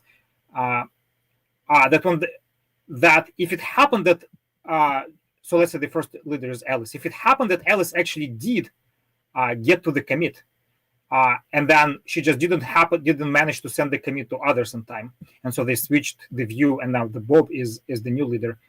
It must be the case that Bob ends up with the same commit, because otherwise we will have a safety failure, because Alice believes the consensus was reached on one outcome and Bob believes it was reached on the other outcome, right? And moreover, it should never be the case that some participants believe we're already in view 4, for example, and some participants still believe we're in view 2. And so to make sure none of that happens, in PBFT there is a relatively involved procedure called the view change, where in order for Bob to actually start their view, every participant needs to send them a pretty expensive message called the view change message, and the Bob needs to send everybody a very expensive message called the new view message. And optimizing the view change has been something many protocols were doing. So you might have heard of some versions of fast BFT, practical or like some BLS aggregated BFTs, etc. However, even better than optimizing the view change, it would be even better if we can completely remove the view change. And so there's a particular consensus called Tendermint. That's a consensus protocol used in Cosmos, for example, but it is actually used in many protocols today. So in Tendermint, it is very similar to PBFT, right? So if there are, let's say, 4 participants, let's call them Alice, Bob, Carol, and Dave, and they all collectively want to reach a consensus on the block. It is very similar to PBFT in the sense that at the beginning, Alice proposes some block and she creates a message, and that message contains the block that she proposes, and she sends it to every other participant, so to Bob, to Carol, and to Dave. But when Bob, Carol, and Dave receive it, one thing that Tendermint changes is that instead of sending responses back to Alice, they actually broadcast their pre-votes, right? So they create a message that says, I pre-vote on B1. And they send that message to everybody via the Gossip network. And so now instead go ahead. Which slide are we supposed to be on? Because on my screen, I actually see consensus does not equal throughput. Is that accurate? I feel we're missing a On the visual. screen, we should see the whiteboard. That's actually what I see in the video. What do others see? Do you guys see the slide, or do you see the whiteboard? Can anybody else confirm?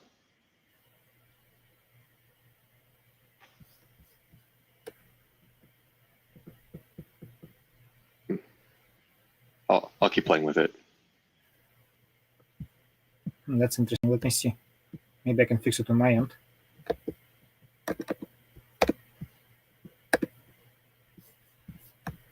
Let me just start the sharing again.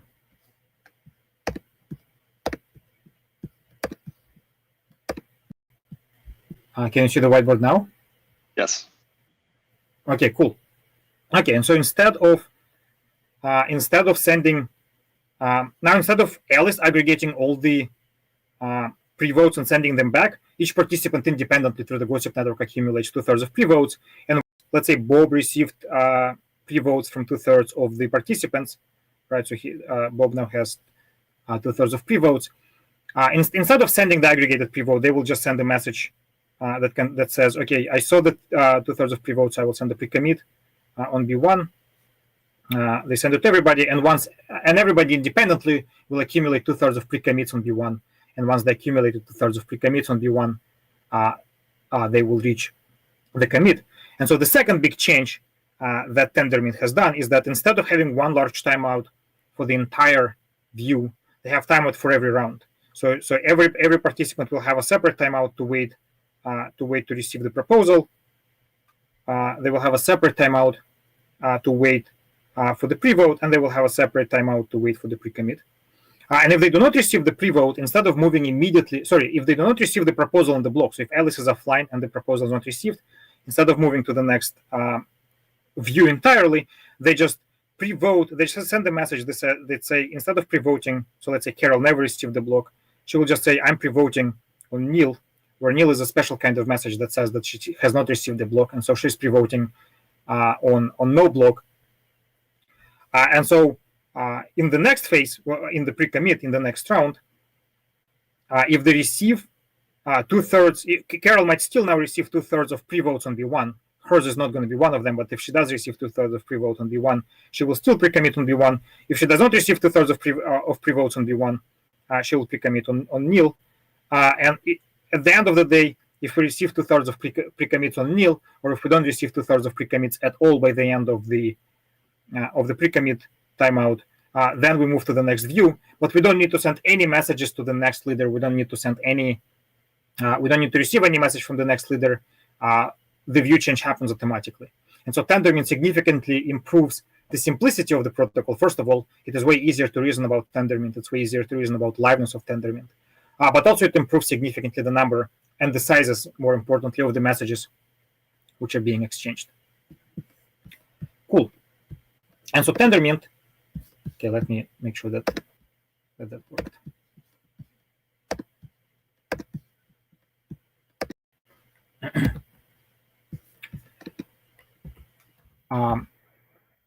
Cool.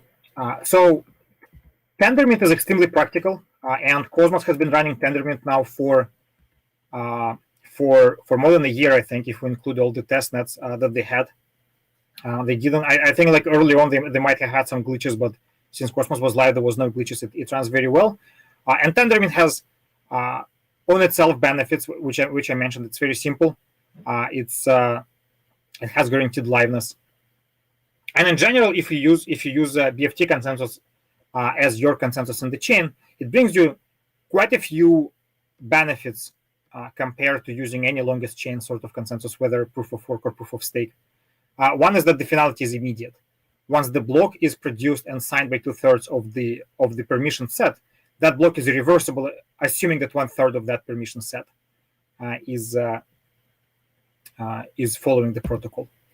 Second of all, in Tendermint and in PBFT and in Hotstuff and in most of the existing BFT consensuses, the misbehavior is attributable. So if actually there was a fork, right? So let's say there was a block which was finalized by Tendermint, and then there was another block which is not building on top of the first block. What that means is that at least 1/3 of participants has deviated from the protocol.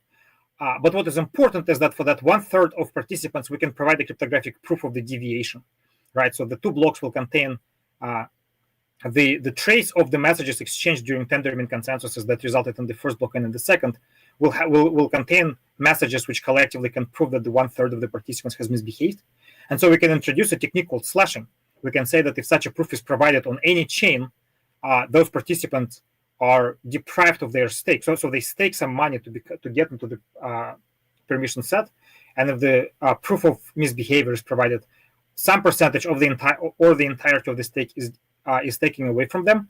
And so now the cost of the fork is significantly higher than in the longest chain, because we don't have to, in order for a fork to occur, the cost of it for the block producers is not just the cost, is not just the reward of the blocks they're rewriting, it's actually something that is proportional to their entire stake, which in itself is something on the order of the entirety of the circulating supply, right? In most of the proof of stake protocols today, such as Tezos, Cosmos, and others, the total stake is between 30 and 60% of the circulating supplies of tokens, right? So if we slash 1/3 of that, that's something on the order, or like just one order of magnitude less than the total supply. It has, however, some disadvantages. So one big disadvantage is that permissions, right? So we need some technique how we sample the participants who will actually be carrying out the job of creating blocks, which for many people who actively follow, who the proponents of the longest chain protocols, that's a very big deal. And the second problem is that if there's 1/3 of participants who are offline, the protocol completely stalls. At Bitcoin, for example, for as long as there's at least one person doing proof of work, the Bitcoin will continue operating, with some caveats, but in general, no matter what percentage of the hash power goes down, Bitcoin will not stop. Here, 1/3 going offline will completely stall the protocol. And even though in practice, if you look at Cosmos again, they've been maintaining 98, 99% online since they launched. In practice, it is not impossible to imagine some event which will bring more than 1/3 offline, right? One cloud, if Google Cloud or Amazon Cloud goes down, most likely there's something on the order of 1/3 of people who run their nodes in the cloud, right? If the big Chinese firewall goes down, right? If the split between China and the rest of the world is more or less equal, that means again more than 1/3 will be offline. And moreover, it is not 1/3 of the total population offline. It is 1/3 of the sample which is actually producing blocks, which is a weaker condition than what we have in the longest chain. So now, one interesting idea which was proposed is called finality gadgets. It is something that has been circulating, I think, for something like 4 or 5 years now.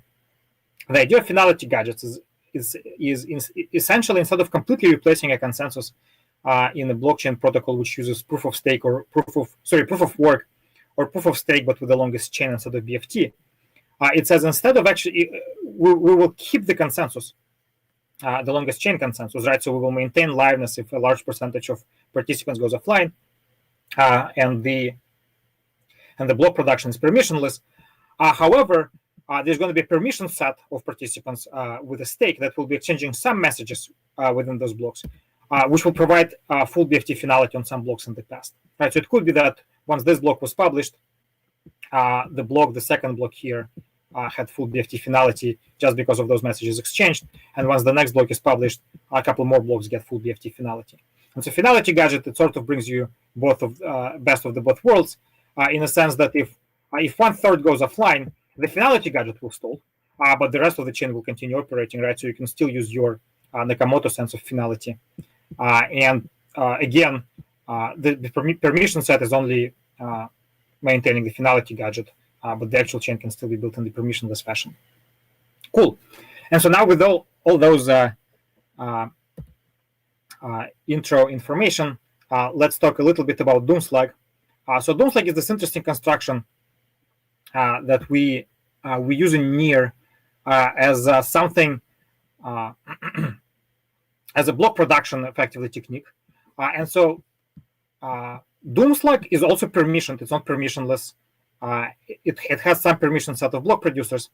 And the way they operate, the protocol is extremely simple, right? So at every height, there are heights at which participants want to produce blocks. So in this case, I have 4 heights, H0, H1, H2, H3. And at each height, there is a particular block producer in the permission set assigned to produce block at that height. So let's say the block at height H0 was produced. The moment that block is produced and sent to other block producers, they send what is called an endorsement to the next block producer, right? So you can think of endorsement as a pre-vote. And the next block producer, the block producer at H1, cannot produce their block until they received those endorsements from at least 50% of all the block producers, right? And so once they did receive 50% of the endorsements, they produce the block, and the block also in itself includes the actual endorsements, right? So everybody can verify that the block producer at H1 actually had all the endorsements necessary to produce the block at height H1. And then once B1 is produced, everybody sends endorsements to the block producers at H2. And if within a certain time bound they did not receive the block at H2, they start sending a separate kind of message called a skip message to the block producer at H3. And again, if within some larger time bound they did not receive the block at B3, they would also send skip messages to H4, etc. But if H3, the block producer, was online and received the skip messages, they will produce a block that will include those skip messages. And so Doomslag has two very nice properties. Property number one is that it has guaranteed liveness. So it is guaranteed that within finite amount of time, there's always going to be a block produced, as long as at least 50% of participants, plus at least one more participant, is online. The second nice property that Doomslag has is that if there are two blocks at two consecutive heights produced, then the block at the so in this case H0 and H1, now the block at H1 is irreversible unless at least one participant gets slashed. Right, so it's a weaker condition than 1/3 of participants getting slashed. But if you think about like practical deployments of proof-of-stake chains today, majority of them have on the order of hundreds of participants with very large stakes. And so for many use cases, maybe not if you transfer something on the order of tens of millions of dollars, but if you're sending $100 or $1,000 to someone, that is actually a very meaningful sense of finality, because someone, even one person being slashed, is significantly more expensive than the amount of money transacted in a single block, right? But the beauty is that Doomslag will work with just 51% of the participants, right? So to stall Doomslag, you need significantly more than 1/3 offline. And there's an argument that states that allowing more than 50% of participants going offline effectively can bring you to a situation where you have a large blockchain built by participants by like 45% of the entire stake, while the remaining 55% was actually online and operational and creating some other chain. It was just there was a network split between the two of them, right? And so the other chain at some point significantly later can surface itself, right? So that is that is a paradox known as cap theory, which says that you cannot simultaneously require the protocol to be operational when less than 50% of participants are online, and at the same time guarantee any sense of finality in that case, right? And so Doomslag effectively favors safety favors consistency over availability, and it operates at the highest number of offline people possible before it would have to favor availability over consistency. And if we compare how Doomslag, so the way we use Doomslag is we still want to get a meaningful sense of BFT finality, right? And so we use Doomslag together with the finality gadget. And so effectively what happens is that Doomslag produces blocks optimistically, right? There's going to be no skips. So at every height, there's going to be a block. So in this case, I have a diagram where x-axis is time, and on y-axis is the blockchain built so far. So Doomslag, after every communication round between the participants, a new block is produced, right? And the Doomslag has its own finality on the previous block immediately, where the Doomslag finality is effectively saying the block is irreversible unless at least one person is slashed. And there's a finality gadget running behind Doomslag, which finalizes blocks 2 heights back, right? So once B2 is produced, B1 has Doomslag finality, and B0 has full BFT finality on it. So now to reverse B0, you actually need to slash 1/3 of participants. All right, and if you compare Doomslag to Tendermint or Hot Stuff or any other BFT consensus, in Tendermint, BFT, etc., in optimistic case, it will take 2 rounds of communication, a pre-vote and pre-commit, before the block is produced, right? And then another pre-vote and pre-commit before another block is produced, while Doomslag is producing block every round of communication. So it produces blocks twice as frequently. The throughput in terms of number of blocks is higher. However, the latency is actually exactly the same. So if you think of Tendermint, from the moment B0 is produced until B0 has full BFT finality, it was exactly 2 rounds of communication, which is the same for Doomslag, right? B0 was produced at moment 0. It's 2 rounds of communication later that B0 is final. And when B1 was produced, it's 2 rounds of communication later that B1 is final. So Doomslag does not improve on the latency, on time to finality, but it does improve on the block time, which is in practice very important, because the full BFT finality takes something on the order of 3 seconds, and usually the timeout would be a little higher, so the block time would be configured to be something like 5 seconds. So with Doomslag, that reduces it to something between 1 and 2.5 seconds, which is significantly like from users' perspective, reducing the latency by half is actually something very noticeable, and so it creates significantly better user experience when they interact with such a chain.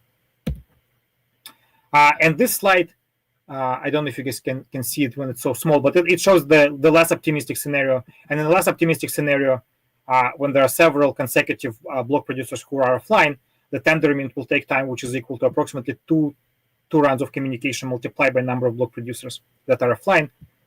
While hot stuff, which we didn't talk much about, but uses this concept of pipelining, and Doomslack, they will both take the number of rounds, which is equal to the number of participants plus some constant number of offline participants plus some constant. So on average, if there's a large number of offline block producers who are consecutive, or if there's a network glitch which and the network for some time is not operational, hot stuff and Doomslack will be twice as performant as tendermint in a situation like that.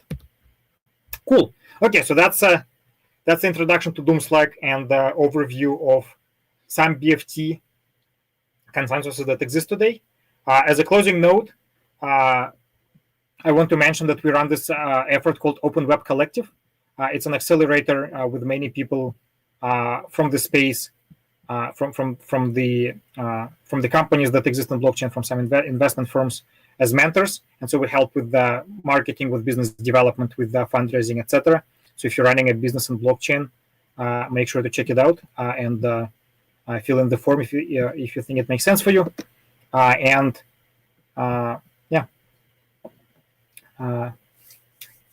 We can do the questions if anyone has any.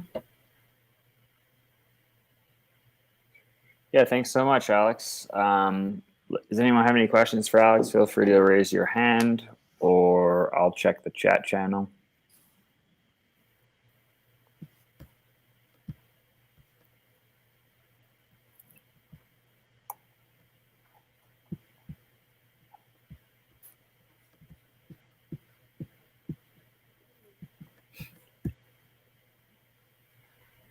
I guess we're all good. All the questions are answered.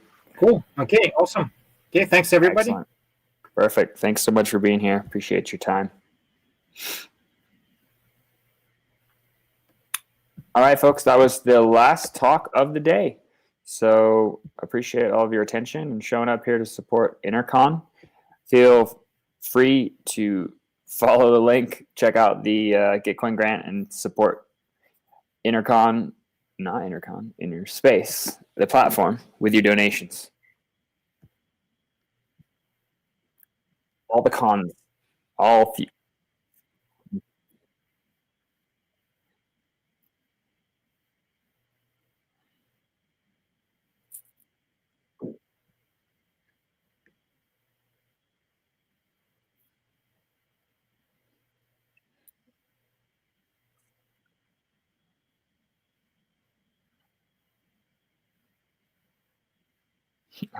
Sweet.